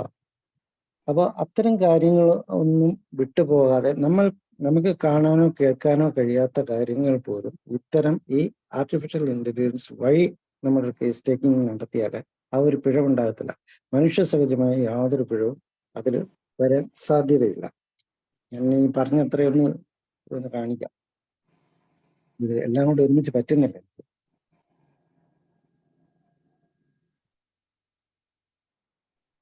ഇതിന്റെ കോപ്പി ഞാൻ ധനേഷ് ഡോക്ടറേൽ കൊടുത്തിട്ടുണ്ട്. അത് ആവശ്യമുള്ളവർക്ക് വേണമെങ്കിൽ അത് മേടിക്കാം. പിന്നെ ഇതിന്റെ നോട്ട്സ് ആയിട്ട് തന്നെ ഞാൻ എൻ്റെ ബ്ലോഗിലും ഇടുന്നുണ്ട്.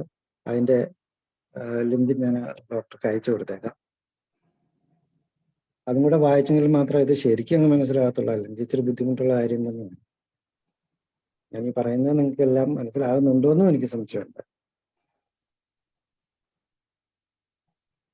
ഹോമിയോപ്പതിയിൽ AI സംയോജനം ഡോക്ടർക്കും രോഗിക്കും ഒരുപോലെ സാധ്യതയുള്ളതാണ്, അല്ലെങ്കിൽ ഒരുപോലെ ഗുണം ചെയ്യുന്ന ഒരു കാര്യമാണ്.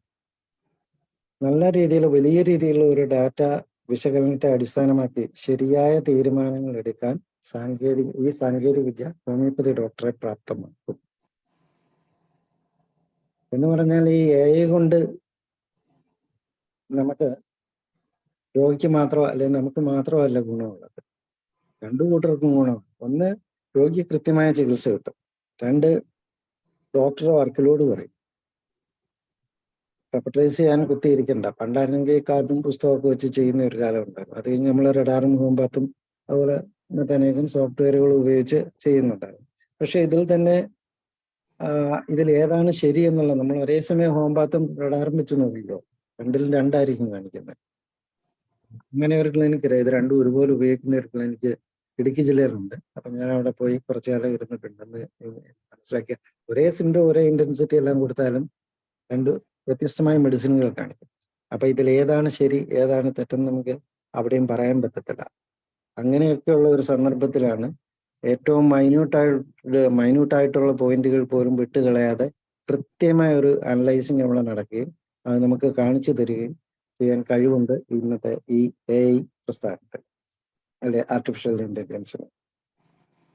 ഇത് ഒരു രോഗിയുടെ രോഗനിർണയത്തിന് മാത്രമല്ല, മരുന്ന് തിരഞ്ഞെടുക്കാനും അതുപോലെ തന്നെ നമ്മൾ എന്തെങ്കിലും പഠനങ്ങളൊക്കെ നടത്തുന്നുണ്ടെങ്കിൽ അതിന്റെ പുരോഗതി അറിയാൻ, രോഗചികിത്സയിലെ മൊത്തത്തിലുള്ള ഒരു ഒരു വ്യത്യാസം അല്ലെങ്കിൽ ഒരു മെച്ചപ്പെടുത്തൽ എന്ന് വേണമെങ്കിൽ പറയാം. അങ്ങനെ എല്ലാം ചെയ്യാൻ നമുക്ക് ഈ ഒരു സോഫ്റ്റ്വെയർ അല്ലെങ്കിൽ ഈ ഒരു ആർട്ടിഫിഷ്യൽ ഇന്റലിജൻസ് കൊണ്ട് സാധിക്കുന്നതാണ്.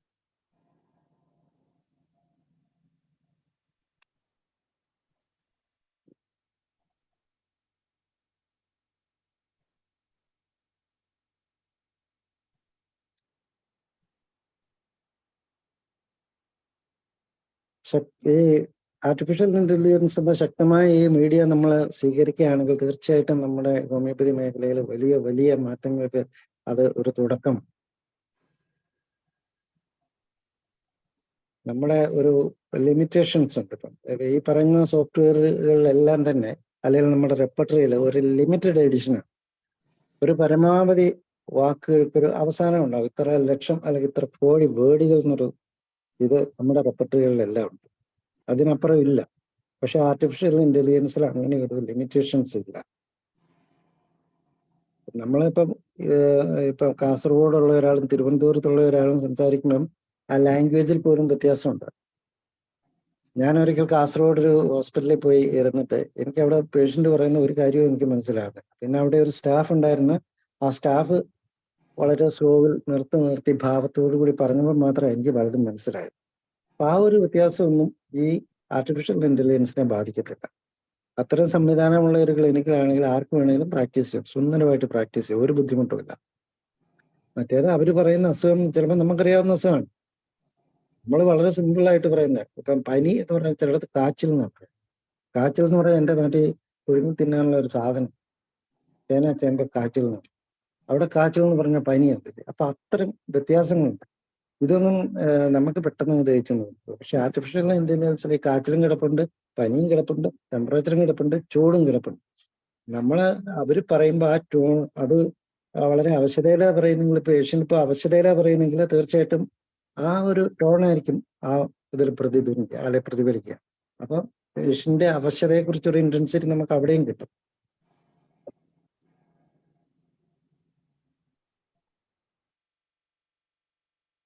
അതുപോലെ തന്നെ ഡയഗ്നോസിസ് അധികം ആർക്കും വലിയ പിടുത്തമൊന്നുമില്ലാത്ത ഒരു മേഖല.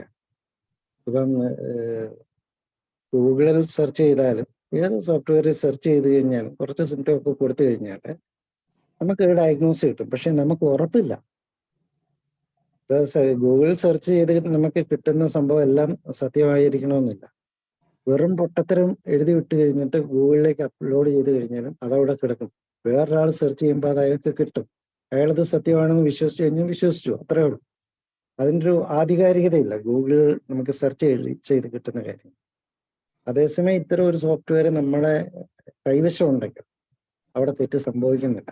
നമ്മൾ വേറൊരു സെർവറിലേക്ക് കൊടുത്തിട്ടല്ല അത് എടുക്കുന്നത്, നമ്മുടെ സിസ്റ്റത്തിൽ തന്നെയാണ് അത് പ്രോസസ്സ് ചെയ്യുന്നത്. അതുകൊണ്ട് തന്നെ അതിൽ നമ്മളായിട്ടുണ്ടാക്കുന്ന തെറ്റുകളൊക്കെ വരത്തുള്ളൂ. അല്ലാതെ പുറത്തുനിന്നൊരു തെറ്റോ അല്ലെങ്കിൽ ഒരു വൈറസിനോ അങ്ങനെ ഹാക്ക് ചെയ്യാനോ ഒന്നും സാധിക്കുന്ന കാര്യമല്ല. ഹാക്കിങ് പോലും ഇത് തടയും.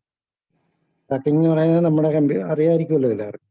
നമ്മുടെ കമ്പ്യൂട്ടറിനെ വേറൊരാൾ നിയന്ത്രിക്കുക, അല്ലെങ്കിൽ നമ്മുടെ മൊബൈലിനെ വേറൊരാൾ നിയന്ത്രിക്കുക, അല്ലെങ്കിൽ നമ്മുടെ കാറിനെ പോലും ഇന്ന് നിയന്ത്രിക്കാൻ പറ്റും. ഏത് വാഹനത്തിനും നമുക്ക് ഇത്തരം വൈറസുകളോ അല്ലെങ്കിൽ അത്തരം ഒരുപാട് സോഫ്റ്റ്വെയറുകളുണ്ട്.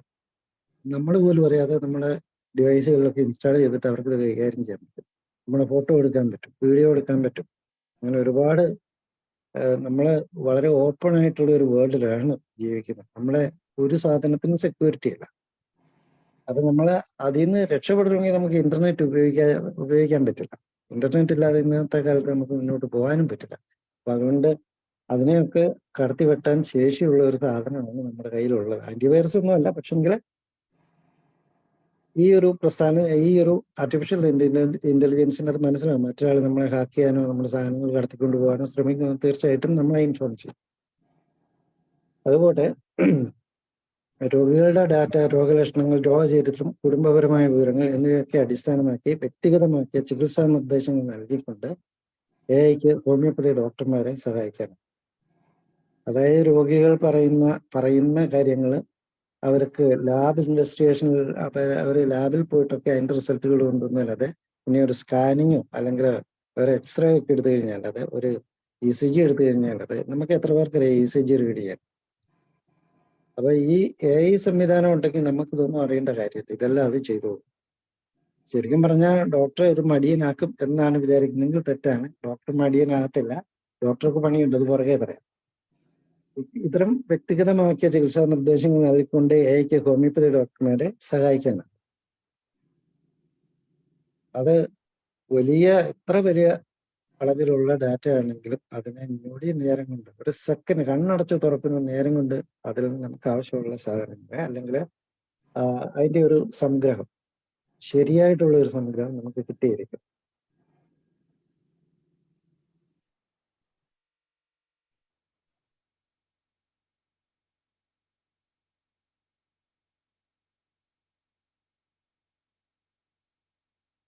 പിന്നെ മറ്റൊരു കാര്യം, നമ്മൾ ഹോമിയോപ്പതിയിൽ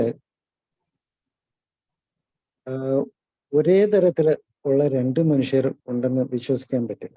നമ്മൾ അങ്ങനെയല്ല പഠിച്ചിട്ടുള്ളത്. എല്ലാ മനുഷ്യരും വ്യത്യസ്തരാണ്, അവർക്കുണ്ടാകുന്ന രോഗങ്ങളും വ്യത്യസ്തമാണ്, അവർക്കുണ്ടാകുന്ന സിംറ്റങ്ങളും വ്യത്യസ്തമാണ്, അവർക്ക് വേണ്ട ട്രീറ്റ്മെന്റും വ്യത്യസ്തമായിരിക്കും. അപ്പൊ രണ്ടുപേരും ഒരേപോലെ ഉണ്ടാകത്തില്ല. ഏതെങ്കിലുമൊക്കെ ഘടകങ്ങളിൽ അല്ലെങ്കിൽ ഘടനയിൽ മാറ്റം ഉണ്ടാകും. അവിടെ ഒരിക്കൽ ഷേപ്പ്, മുഖത്തെ ഷേപ്പ് അല്ല ഞാൻ പറഞ്ഞത്, ശരീരത്തിന്റെ മൊത്തത്തിലുള്ള ഷേപ്പ് അല്ല പറയുന്നത്, അവരുടെ ഉള്ളിലേക്ക്, നമ്മളെ സെല്ലിലേക്കോ ആറ്റത്തിലേക്കോ ഒക്കെ കടന്നു കഴിഞ്ഞാൽ ഒരുപാട് വ്യത്യാസങ്ങളുണ്ട്. പുറമേ കണ്ട ഒരുപോലെ ഇരിക്കുന്നവരാണെങ്കിൽ രണ്ട് വ്യക്തിത്വങ്ങളാണ്. ആ വ്യക്തിത്വങ്ങളെ തിരിച്ചറിഞ്ഞിട്ട് അവർക്ക് മാത്രമായിട്ട് വേണ്ട ഒരു ചികിത്സ കൊടുക്കാൻ ഈ AI വഴി നമുക്ക് സാധിക്കും.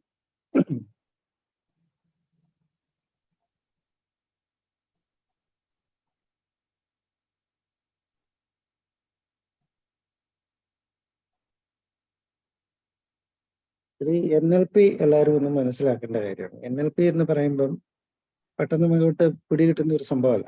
ഇത് നാച്ചുറൽ ലാംഗ്വേജ് എന്ന് പറയുമ്പോൾ ഞാനിപ്പം പറഞ്ഞുകൊണ്ടിരിക്കുന്ന മലയാളത്തിലുള്ള ഒരു നാച്ചുറൽ ലാംഗ്വേജാണ്. ഞാൻ ഈ മലയാളത്തിൽ തന്നെ എൻ്റെ കമ്പ്യൂട്ടറിന് ഒരു മൈക്ക് ഉപയോഗിച്ചുകൊണ്ട് കമ്പ്യൂട്ടറിലോട്ട് ചോദിക്കുകയാണ്. അപ്പം കമ്പ്യൂട്ടർ എനിക്ക് അതിൻ്റെ സ്പീക്കറിൽ കൂടെ ഞാൻ ചോദിച്ച ഭാഷയിൽ തന്നെ മറുപടി പറഞ്ഞു. അത് മലയാളമാകാം, ഹിന്ദി ആകാം, തെലുങ്ക് ആകാം, ഉറുദു ആകാം, സ്പാനിഷ് ആകാം, ഈ ലോകത്തിലെ ഏത് ഭാഷ വേണേലും ആകാം. അങ്ങനെ വേർതിരിച്ചെടുക്കാൻ കഴിയുന്ന ഒരു സംഭവമാണ് NLP. ഈ NLP കൊണ്ട് ആർട്ടിഫിഷ്യൽ ഇന്റലിജൻസിൽ ഉണ്ടാകുന്ന ഒരു ഗുണം, ആർട്ടിഫിഷ്യൽ ഇന്റലിജൻസിന്റെ ഡാറ്റാബേസ് എന്ന് പറയാൻ ഭയങ്കര വലിപ്പമുള്ളതായിരിക്കും. കാര്യം പറയുന്ന ഓരോ വേർഡും അതിൽ കീവേഡായിട്ട് സ്റ്റോർ ചെയ്യുകയാണ്. അപ്പോൾ വലിയ അളവിലുള്ള ഡാറ്റ അതിൽ ഉണ്ടാവും. ഈ ഡാറ്റ മുഴുവൻ നമ്മൾ തപ്പിയെടുക്കാൻ, അല്ലെങ്കിൽ ഈ ആർട്ടിഫിഷ്യൽ ഇന്റലിജൻസിനെ തപ്പിയെടുക്കാനാണെങ്കിൽ ഒരു ശകലം ഡിലേ വരാൻ സാധ്യതയുണ്ട്. വലിയ ഡിലേ ഒന്നും വരത്തില്ല, ചിലപ്പോൾ ഒരു സെക്കൻഡുകളുടെ വ്യത്യാസം വരാം. പക്ഷെ അങ്ങനെയുള്ളപ്പം നമ്മൾ ഇതുപോലുള്ള ഒരു സങ്കേതവും കൂടെ ഇതിലേക്ക് ഇംപ്ലിമെന്റ് ചെയ്ത് കഴിഞ്ഞാൽ കൃത്യമായിട്ട് നമുക്ക് ആ നൊടിയിടയിൽ തന്നെ നമുക്ക് ആൻസർ നമുക്ക് കേൾക്കാവുന്ന വിധത്തിലോ കാണാവുന്ന വിധത്തിലോ, അതായത് ടെക്സ്റ്റ് ആയിട്ടോ വീഡിയോ ആയിട്ടോ ഒക്കെ നമുക്ക് കാണിച്ചു തരും. ഇപ്പൊ ഒരു സ്കാനിങ്ങിന്റെ ആണെങ്കിൽ അതിന്റെ പലതരത്തിലുള്ള വേർഷൻ നമുക്ക് കാണിച്ചു തരും. അതുപോലെ ഇപ്പോൾ ഒരു എന്താ പറയുക, ഒരു ഹോഴ്സ്നെസ് ആണെങ്കിൽ ആ സൗണ്ടിന്റെ വ്യത്യാസങ്ങൾ നമുക്ക് കേൾപ്പിച്ചു തരും. അപ്പൊ അങ്ങനെയുള്ള വളരെ എളുപ്പത്തിൽ ചെയ്യാൻ ഈ ആർട്ടിഫിഷ്യൽ ഇന്റലിജൻസിനെ സഹായിക്കാൻ പറ്റുന്ന ഒരു സംഭവമാണ് ഈ NLP എന്ന് പറയുന്നത്. അതായത് നാച്ചുറൽ ലാംഗ്വേജ് പ്രോസസ്സർ അല്ലെങ്കിൽ പ്രോസസ്സിംഗ് എന്ന് പറയും.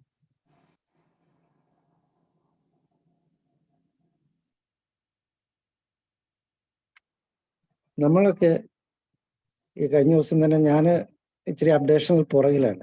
നമുക്ക് ഒരുപാട് ഗവേഷണങ്ങളും പഠനങ്ങളും ഒക്കെ നടന്നിട്ടുണ്ട് എന്ന് ഇന്നലെ ആരൊക്കെ പറഞ്ഞു. അത് ശരിയായിരിക്കാം, അങ്ങനെ നടക്കുന്നുണ്ടായിരിക്കാം. പക്ഷെങ്കിൽ ഞാനത് അറിഞ്ഞിട്ടില്ല. ഞാനത് അറിയാത്തതിന്റെ കാര്യം ഞാനാകപ്പാടെ ഇതിന്റെ ജേർണലുകൾ എന്ന് പറയുന്നത് നമുക്കിപ്പോൾ IHK ന്യൂസാണ് മെയിനായിട്ട് കിട്ടുന്നത്. മറ്റ് കാര്യമായ ജേർണലുകളൊന്നും വലിയ കാര്യം. പിന്നെ ഹെറിറ്റേജ് ഉണ്ട്. ഹെറിറ്റേജിൽ ഇപ്പോൾ ഇതുപോലുള്ള കാര്യങ്ങളൊക്കെ കുറവാണ്. അതിൻ്റെ അകത്ത് ഇതുപോലെ വലിയ വലിയ ആർട്ടിക്കിളുകളാണ് കൂടുതൽ വന്നുകൊണ്ടിരിക്കുന്നത്. അപ്പോൾ ഇതിന് ഇത്തരം കാര്യങ്ങളിലൂടെ സൂചിപ്പിക്കുന്ന തരത്തിലുള്ള ജേർണലുകളോ അല്ലെങ്കിൽ വെബ്സൈറ്റുകളോ അങ്ങനെ ഉണ്ടെങ്കിൽ കുറച്ചൊക്കെ നമുക്ക് അപ്ഡേറ്റ് ആകും. ഞാൻ പൂർണ്ണമായിട്ടും ഇത്തരം മീഡിയകളെ കുറ്റപ്പെടുത്തുന്നില്ല. എൻ്റെ സമയക്കുറവും എൻ്റെ ശ്രദ്ധക്കുറവും ഒക്കെ ഉണ്ടായിരിക്കാം. പക്ഷെ ഇത്തരം ഒരു ആർട്ടിഫിഷ്യൽ ഇന്റലിജൻസ് ഉപയോഗിക്കുകയാണെങ്കിൽ നമുക്ക് ഇത്തരം കാര്യങ്ങളൊക്കെ നമ്മൾ അപ് ടു ഡേറ്റ് ആയിരിക്കും. കാര്യം എന്തായാലും നമ്മൾ ഒരു ദിവസം ഒരു മണിക്കൂറെങ്കിലും ഈ കമ്പ്യൂട്ടറിന് മുമ്പിൽ ഇരിക്കാത്ത ആരും തന്നെ ഇപ്പോൾ ഉണ്ടാകത്തില്ല, കമ്പ്യൂട്ടർ ഉപയോഗിക്കുന്നു. അപ്പോൾ തീർച്ചയായിട്ടും ഇതൊക്കെ നമ്മുടെ മുന്നിലേക്ക് തന്നെ വന്നുള്ളൂ.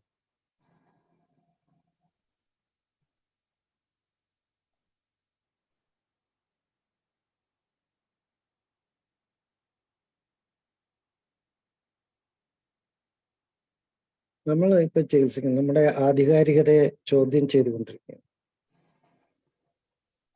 അതായത് ബയോമെഡിക്കൽ ഡാറ്റയുടെ വലിയ അളവുകൾ വിശകലനം ചെയ്യുന്നതിലൂടെ ആ പ്രക്രിയ ത്വരിതപ്പെടുത്താൻ AI-ക്ക് കഴിയും. പരമ്പരാഗത വൈദ്യശാസ്ത്രത്തിന് ഇത് കൂടുതൽ പ്രസക്തമാണെങ്കിലും AI-യിലെ ഈ മുന്നേറ്റം ഹോമിയോപ്പതി മരുന്നുകൾ വികസിപ്പിക്കുന്നതിനും ഹോമിയോപ്പതി ചികിത്സയുടെ സംവിധാനങ്ങൾ കൂടുതൽ മനസ്സിലാക്കുന്നതിന് സഹായിച്ചേക്കാം. ഇത് നമ്മുടെ ആധികാരികതയിലേക്ക് പോകാൻ വേണ്ടിയുള്ള ഒരു വഴി മാത്രമാണ് ഈ AI ഉപയോഗിക്കുന്നത്. നമ്മുടെ ബയോമെഡിക്കൽ ഡാറ്റ എന്ന് പറയുന്നത് നമ്മുടെ ഇതിന്റെ ഘടന വരെ ഉണ്ടാവുകയില്ല, അല്ലെങ്കിൽ നമ്മുടെ ഇൻവെസ്റ്റിഗേഷൻ റിപ്പോർട്ടുകളെല്ലാം ഉണ്ടാകും. അത്തരം കാര്യങ്ങളും അസുഖത്തിനെ സംബന്ധിച്ച കാര്യങ്ങളും പതോളജിക്കലായിട്ടുള്ളതും നമ്മുടേതായിട്ടുള്ള ന്യാസങ്ങളും കോൺസ്റ്റിറ്റ്യൂഷനും എല്ലാം ഉൾപ്പെടുത്തിക്കൊണ്ടുള്ള ഒരു ഡാറ്റ അത് വിശകലനം ചെയ്യും. ഒരു പേഷ്യന്റ് നമ്മളോട് രോഗം പറഞ്ഞുകൊണ്ടിരിക്കുമ്പോൾ ഈ ആർട്ടിഫിഷ്യൽ ഇന്റലിജൻസ് എന്ന് പറയുന്ന ഈ ഒരു മെത്തേഡ് ഈ കാര്യങ്ങളെല്ലാം അവലോകനം ചെയ്യുകയാണ്. അങ്ങനെ നമുക്ക് കൃത്യമായിട്ട് അവിടെയും ഒരു മെഡിസിനിലേക്ക് എത്താൻ നമ്മളെ സഹായിക്കും. അതിന് നമ്മൾ റെപ്പർട്ടറൈസ് ചെയ്യുകയോ അല്ലെങ്കിൽ കൂടുതൽ വാക്കിന് ഇന്റൻസിറ്റി കൊടുത്ത് കൂടിപ്പോയി കുറഞ്ഞുപോയി +2 കൊടുക്കാവോ +3 കൊടുക്കാവോ ഇങ്ങനെയുള്ള കൺഫ്യൂഷനൊന്നും വേണ്ട. നമുക്കല്ലാതെ തന്നെ വളരെ സിമ്പിളായിട്ട് ഒരു സിംഗിൾ റെമഡിയിലേക്ക് എത്താൻ ഇത്തരം കാര്യങ്ങൾ സഹായിക്കും.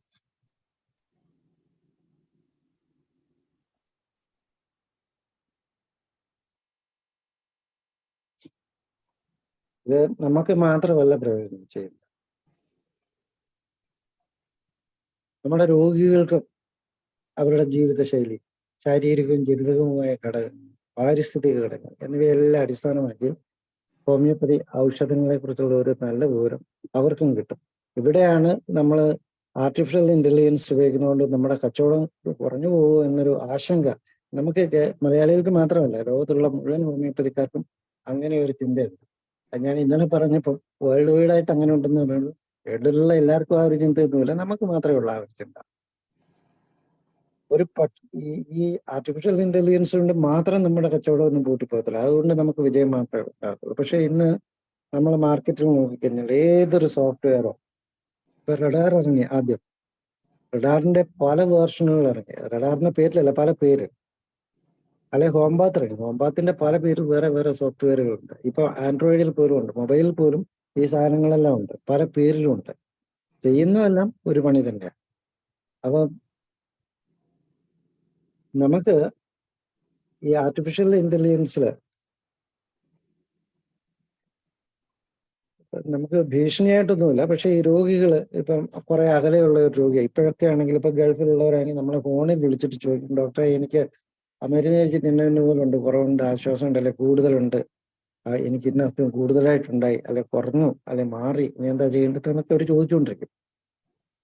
അപ്പം നമുക്ക് പലപ്പോഴും ഇതൊരു ഡിസ്റ്റർബൻസ് ആയി.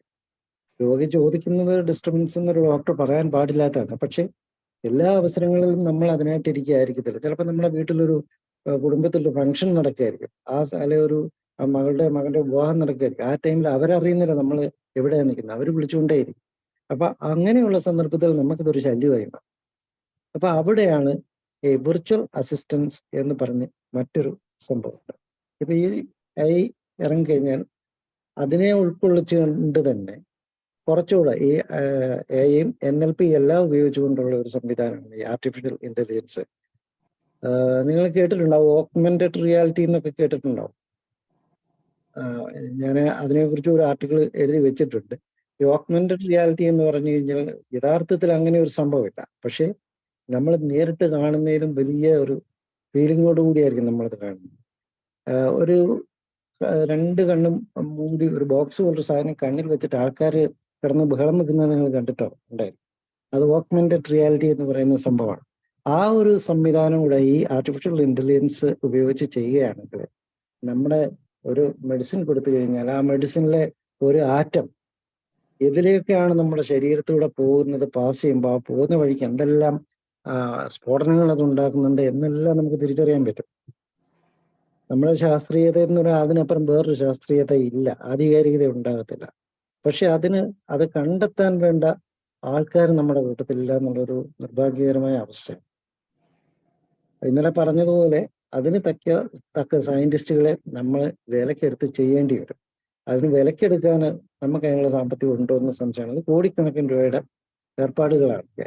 അതൊന്നും നമുക്ക് എങ്ങനെ പ്രാക്ടിക്കലായിട്ട് കൊണ്ടുപോകാമെന്ന് എനിക്കറിയില്ല. പക്ഷെ അങ്ങനെയൊക്കെ ചെയ്താൽ നമുക്ക് എല്ലാം തെളിയിക്കാൻ പറ്റും. ഇപ്പം നമ്മൾ ആകെ ആശ്രയിച്ചിരിക്കുന്നത് ഒരു നാനോ ടെക്നോളജി. അത് ബോംബെയിലുള്ള ഒരു ഡോക്ടർ മാത്രമാണ്, ഡോക്ടറല്ല ഒരു സയന്റിസ്റ്റാണ് അത് കണ്ടെത്തിയെന്ന് പറഞ്ഞത്. പക്ഷെ ബാക്കിയൊക്കെ ഇവിടെ, അതിന്റെ റിപ്പോർട്ട് ഇവിടെ ഒന്നുമില്ല. നമ്മുടെ കയ്യിൽ ഒരു രേഖയില്ല. നമ്മുടെ കയ്യിലുള്ള ഈ കൈരേഖ, പണ്ട് ശങ്കരാടി ഒരു സിനിമയിൽ കാണിച്ച പോലെ ഒരു കൈരേഖ മാത്രമേ നമ്മുടെ കയ്യിലുള്ളൂ. അത് വെച്ചിട്ട് ഈ കാലത്തൊന്നും പറഞ്ഞു നിൽക്കാനോ അല്ലെങ്കിൽ തെളിയിക്കാനോ നമുക്ക് കഴിയില്ല. അപ്പൊ ഇത്തരം സംവിധാനങ്ങളെല്ലാം കൂട്ടുപിടിച്ച് ഇതിൻ്റെ അകത്ത് നമ്മളെ ഈ റെപ്രസെന്റേഷൻ ഉപയോഗിക്കുന്ന സോഫ്റ്റ്വെയറുകളൊക്കെ തള്ളിക്കളയണമെന്നല്ല ഞാൻ പറഞ്ഞു. ആ ഡാറ്റയും നമുക്ക് ആവശ്യമാണ്. നമ്മുടെ പുസ്തകങ്ങളിലെ മുഴുവൻ ഡാറ്റയും നമുക്ക് ആവശ്യമാണ്. ലെക്ചർ നോട്ടുകൾ ആവശ്യമാണ്. ഇപ്പൊ തന്നെ മുമ്പ് തന്നെ നമ്മളെ ക്ലാസ് എടുത്ത ഡോക്ടർ പറഞ്ഞ അതെല്ലാം തന്നെ ഈ ഡാറ്റാ ബാങ്കിലേക്ക് കൊടുക്കണം. അങ്ങനെ കൊടുത്തു കഴിഞ്ഞാൽ കൃത്യമായിട്ട് നമുക്ക് ഉറപ്പായിട്ടും നമുക്കൊരു സിംഗിൾ റെമഡിയിലേക്ക് എത്താൻ വലിയ പാടൊന്നുമില്ല. ഈ തരത്തിൽ ഓഗ്മെന്റഡ് റിയാലിറ്റിയും ആർട്ടിഫിഷ്യൽ ഇന്റലിജൻസും അതുപോലെ NLP എല്ലാം കൂടെ സംയോജിപ്പിച്ച് ഒപ്പം അതിൻ്റെ കമ്പ്യൂട്ടറിൻ്റെതായ കുറേ ഘടകങ്ങളും കൂടെ അതിൽ ആഡ് ചെയ്യുന്നുണ്ട്. ഇതെല്ലാം ആഡ് ചെയ്ത് കഴിഞ്ഞാൽ വളരെ നിസ്സാരമായിട്ട് നമുക്ക് ഈ കാര്യങ്ങളിലേക്ക് എത്താൻ കഴിയും. ഞാനിപ്പോൾ ഈ പറയുന്ന മെറ്റീരിയലിക്കയോ അല്ലെങ്കിൽ ഫിലോസഫിയോ ഒന്നും അല്ല കേട്ടോ, എന്നാൽ ഇതുമായിട്ടൊക്കെ ബന്ധപ്പെട്ടതുമാണ്. അപ്പം അതുകൊണ്ട് തന്നെ നിങ്ങൾക്ക് ബോറാകുന്നുണ്ടെന്ന് ഞാൻ വിചാരിക്കുന്നു. എങ്കിലും പറയാതെ കഴിയല്ലോ. ഡോക്ടറെ ബോറാകുന്നില്ല. ഇനി കുറച്ചുകൂടെ സ്ലൈഡ് ഉണ്ടോ? എങ്ങനെയാണ് ഒരു സെക്ഷനും കൂടെ വെക്കാനുള്ള?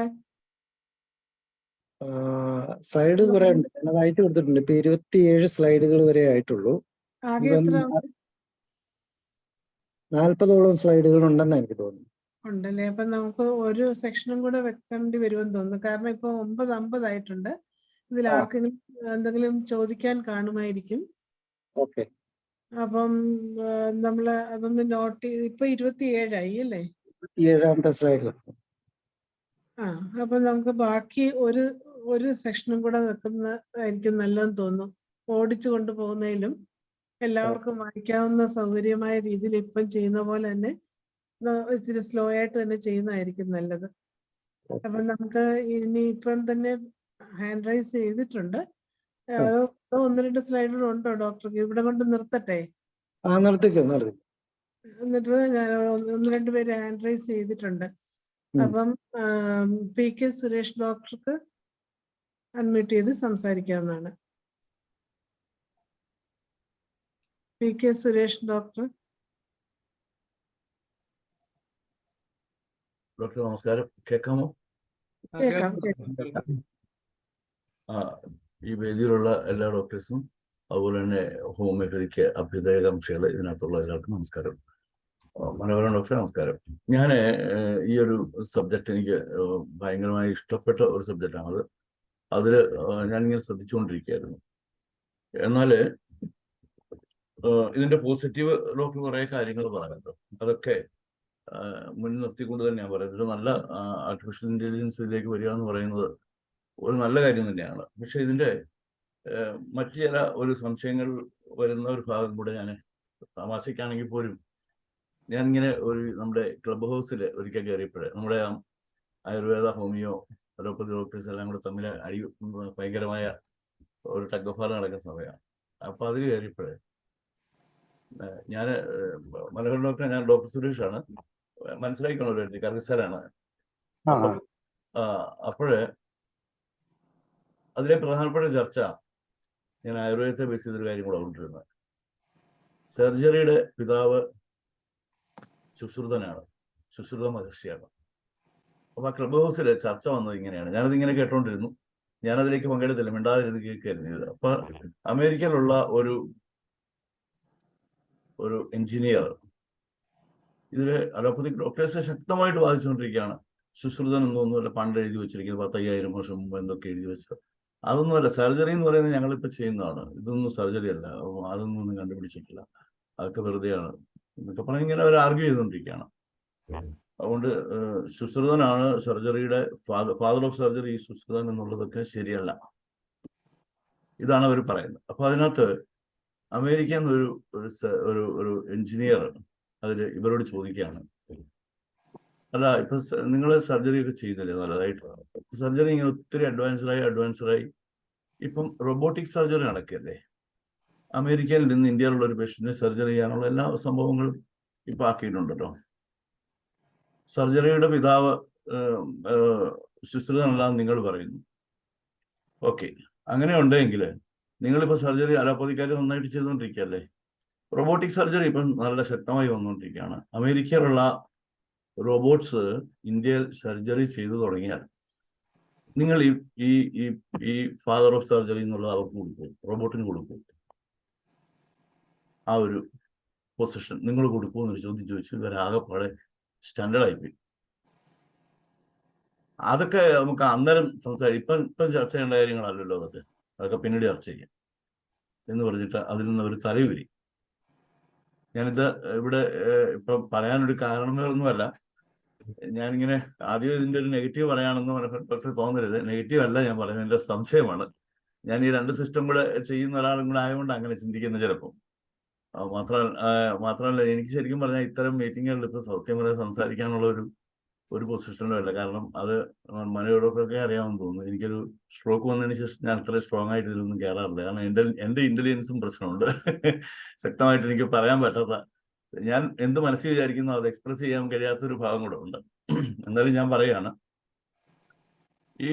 ഈ ആർട്ടിഫിഷ്യൽ ഇന്റലിജൻസ് നമ്മൾ ഇതിനകത്ത് കൊണ്ടുവന്നു കഴിഞ്ഞാൽ മറ്റൊരു ചോദിച്ച പോലെ തന്നെ ഒരു ഡൗട്ട് ഞാൻ ആദ്യമേ തന്നെ അങ്ങനെ ഒന്ന് മനസ്സിൽ വെക്കുന്നു. അതായത് ഡോക്ടേഴ്സിന്റെ ആവശ്യമില്ലാതെ തന്നെ ഹോമിയോപ്പതിക് മെഡിസിന്റെ പിന്നെ യൂസേജ് അതിൽ നന്നായിട്ട് ആയി വരുമോ? ഒരു ഡോക്ടറുടെ ആവശ്യം അവിടെ ഇല്ലാതെ തന്നെ പറ്റുമോ? ഞാൻ വിശ്വസിക്കുന്നില്ല ഡോക്ടർ ഉണ്ടെങ്കിലേ പറ്റുള്ളൂ എന്ന് ഞാൻ ചിന്തിക്കുന്നത്. കാരണം പല കാര്യങ്ങളിലും ഏത് ആർട്ടിഫിഷ്യൽ ഇന്റലിജൻസിനും എടുക്കാൻ പറ്റാത്ത തീരുമാനങ്ങൾ നമുക്ക് ഹ്യൂമൻ മൈൻഡിനെ എടുക്കാൻ പറ്റുമോ എന്ന് ചിന്തിക്കുന്ന ഒരാളാണ് ഞാൻ.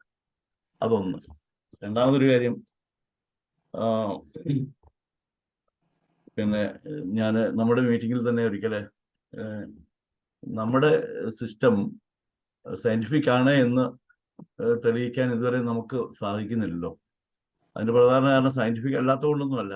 പലപ്പോഴും ഇപ്പോൾ ഉണ്ടാക്കി വെച്ചിരിക്കുന്ന കുറെ പ്രോട്ടോകോൾസ്, കുറെ ബേസിക് പ്രോട്ടോകോൾസിനെ നമ്മൾ തെളിയിച്ചു കൊടുക്കണം. അതൊരിക്കലും സാധിക്കില്ലല്ലോ. കാരണം ഇപ്പോൾ ഉണ്ടാക്കി വെച്ചിരിക്കുന്നതൊക്കെ തന്നെ കറക്റ്റ് ആകണമെന്നില്ലല്ലോ. ഉണ്ടാക്കി വെച്ചിരിക്കുന്ന ആ പാരാമീറ്റേഴ്സ് ഒരിക്കലും ഒരു സയന്റിഫിക് ആണെന്ന് തെളിയിക്കാനുള്ള പാരാമീറ്റേഴ്സ് ഒന്നും അല്ല ഇപ്പോൾ ഉണ്ടാക്കി വെച്ചിരിക്കുന്നത്. അവിടേക്ക് നമ്മൾ ചെന്ന് അത് തെളിയിച്ചു കൊടുക്കുക എന്ന് പറഞ്ഞാൽ ഒക്കുന്ന കാര്യമല്ല.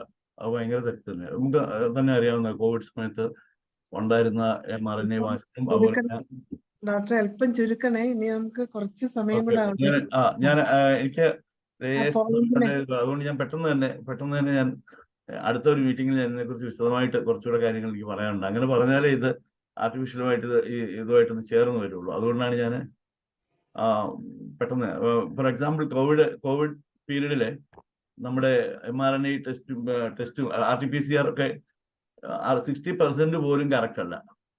ആ ടെസ്റ്റുകളൊക്കെ ഇവിടുത്തെ പാരാമീറ്റേഴ്സ് ആയിട്ട് സയന്റിഫിക് ആയിട്ട് അംഗീകരിച്ചുകൊണ്ട്, ഏതോ ഒരു ബോഡി അംഗീകരിച്ചുകൊണ്ട് ഇവിടെ സയന്റിഫിക് ആയിട്ട് വെച്ചിരിക്കുകയാണ്. പല കാര്യങ്ങളിലും അലോപ്പതി ഡോക്ടേഴ്സ് പോലും ഈ ടെസ്റ്റുകളെയൊക്കെ ബേസ് ചെയ്യാതെ തന്നെ നീങ്ങുന്ന ഡോക്ടേഴ്സ് ഉണ്ട്, വളരെ കൃത്യമായിട്ട് കണ്ടുപിടിക്കാൻ.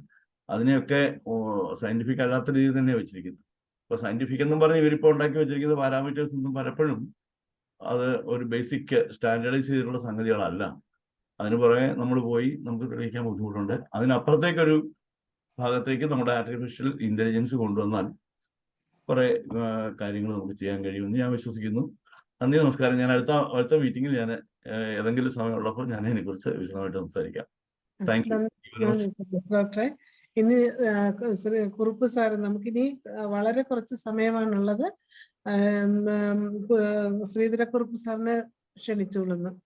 ഞാൻ ഇന്നലെ പറഞ്ഞ, എന്നാലും നമുക്ക് മാറ്റങ്ങൾ ഉൾക്കൊള്ളാതിരിക്കാൻ പറ്റില്ല. If you are not up to dated, you are outdated ആണ്. നമ്മളൊക്കെ ഒരു കാലത്ത് മണ്ണെണ്ണവിടക്കം കത്തിച്ചോണ്ടിരുന്നതും പഠിച്ച കാലമാണ് ഞാനൊക്കെ ആദ്യം അങ്ങനെയാണ്. അത് കഴിഞ്ഞ് കറണ്ട് വന്നു, അങ്ങനെ പല കാര്യങ്ങളും ചേഞ്ചസ് വന്നു. ചേഞ്ചസിനെ നമ്മൾ ഉൾക്കൊള്ളാൻ തയ്യാറാണ്.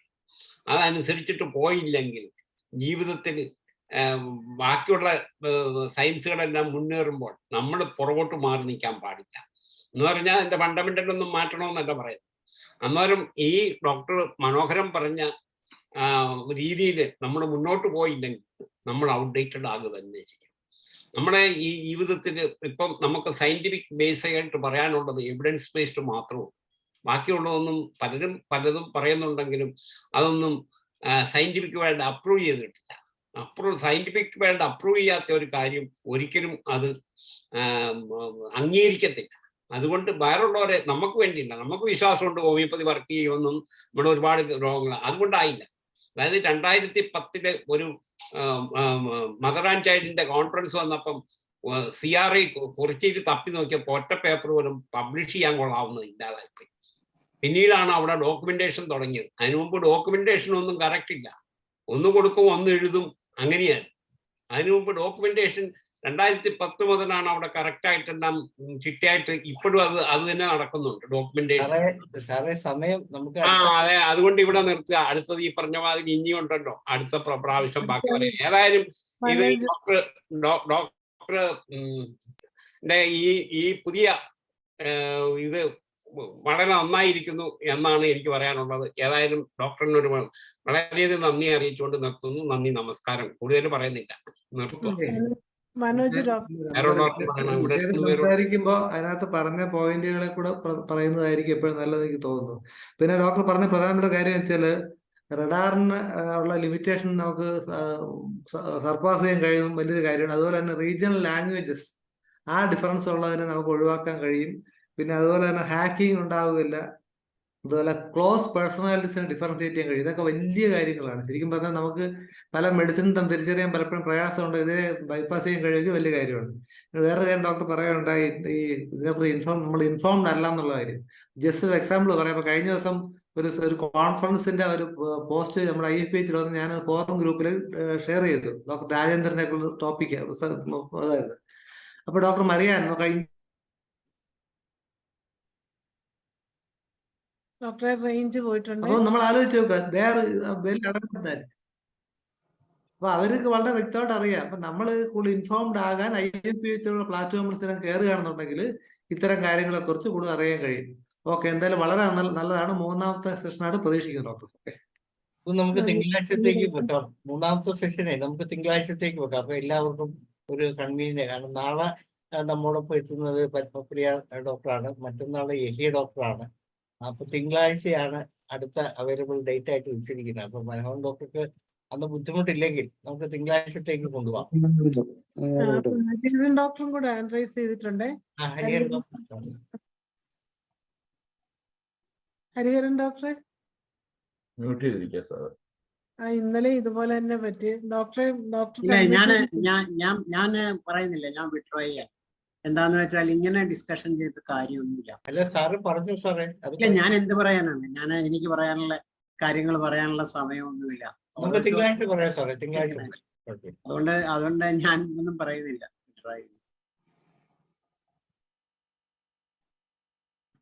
ഡോക്ടറെ, അപ്പം തിങ്കളാഴ്ച നമുക്ക് ഇതിന്റെ ബാക്കി കാര്യങ്ങൾ കേൾക്കാം. ഇത് കൂടുതൽ ചർച്ച ആവശ്യമുള്ളൊരു വിഷയമാണ്. 1 or 2 ക്ലാസ്സുകൾ വെച്ചാലും കുഴപ്പമില്ല. പറയുന്നവർക്കത് വ്യക്തമായിട്ട് ഒരു സമയം കൊടുക്കത്തക്ക രീതിയിൽ ഒരു 1 or 2 ക്ലാസ് കൂടിയെങ്കിലും ഇതിന് വെക്കണം. അപ്പൊ എല്ലാവർക്കും അവരുടേതായിട്ടുള്ള അഭിപ്രായങ്ങൾ പറയാൻ ഒരു സാവകാശം കിട്ടും. അത് മുന്നോട്ടൊന്ന് നമുക്ക് ശ്രദ്ധിക്കണം. അപ്പൊ അങ്ങനെ ഇന്ന് നമ്മളുടെ ഈ സമയം അതിക്രമിച്ചത് കൊണ്ട് ഡോക്ടർക്ക് നന്ദി പറയുന്നതിന് PK സുരേഷ് ഡോക്ടറെ ക്ഷണിക്കുകയാണ്. സുരേഷ് ഡോക്ടറെ. ഹലോ. മനോഹർ ഡോക്ടറെ, അങ്ങയുടെ ക്ലാസ് വളരെ നല്ല ഇൻഫോർമേറ്റീവ് ആയിട്ടുള്ള ഒരു സബ്ജക്റ്റ് ആണിത്. സത്യത്തിൽ നമുക്ക് സംസാരിക്കാനുള്ള സമയം ഒന്നും ശരിക്കും കിട്ടിയിട്ടില്ല. ഇനിയും അടുത്ത ക്ലാസ്സുകളിൽ നമുക്ക് അതിനും കൂടെ ഉള്ളൊരു സമയം കണ്ടെത്തി കൂടുതൽ അത് 1, 2, 3, 4, 5 സെക്ഷൻ വെച്ചാലും തീരാത്തൊരു സബ്ജക്റ്റ് ആയിട്ടാണ് എനിക്ക് മനസ്സിലാക്കാൻ പറ്റുന്നത്. അതുകൊണ്ട് അങ്ങയുടെ കൂടുതൽ റിസർച്ചും ഇൻഫർമേഷൻസും ഒക്കെ ഞങ്ങൾക്ക് തരണമെന്നും അഭ്യർത്ഥിക്കുകയാണ്. ഈ ക്ലാസ് എടുത്തതിന് നന്ദി, നമസ്കാരം. Thank you very much. നന്ദി ഡോക്ടറെ. അങ്ങനെ ഇന്നത്തെ നമ്മുടെ 1278ാമത് പ്രതിദിന സൂം വെബിനാറിൽ നമുക്ക് നല്ല ഒരു ക്ലാസ് ആണ് ലഭിച്ചത്. മനോഹരൻ ഡോക്ടർ, പ്രത്യേകം ഡോക്ടർക്ക് ഒരിക്കൽ കൂടെ നന്ദി പറയട്ടെ. അതുപോലെ ഈ സൂമിൽ പങ്കെടുത്ത് എല്ലാവർക്കും, ചർച്ചയിൽ പങ്കെടുത്ത് PK സുരേഷ് ഡോക്ടർക്കും ശ്രീധരക്കുറുപ്പ് സാറിനും മനോജ് ഡോക്ടർക്കും ഹരിഹരൻ സാറിന് പറയാൻ പൂർണ്ണമായി സാധിച്ചില്ലെങ്കിലും എല്ലാവർക്കും ഒന്നും കൂടെ നന്ദി പറയുകയാണ്. ഇന്ന് നമുക്ക് ഈ സൂം ഇവിടെ അവസാനിക്കുകയാണ്. എല്ലാവർക്കും ശുഭരാത്രി.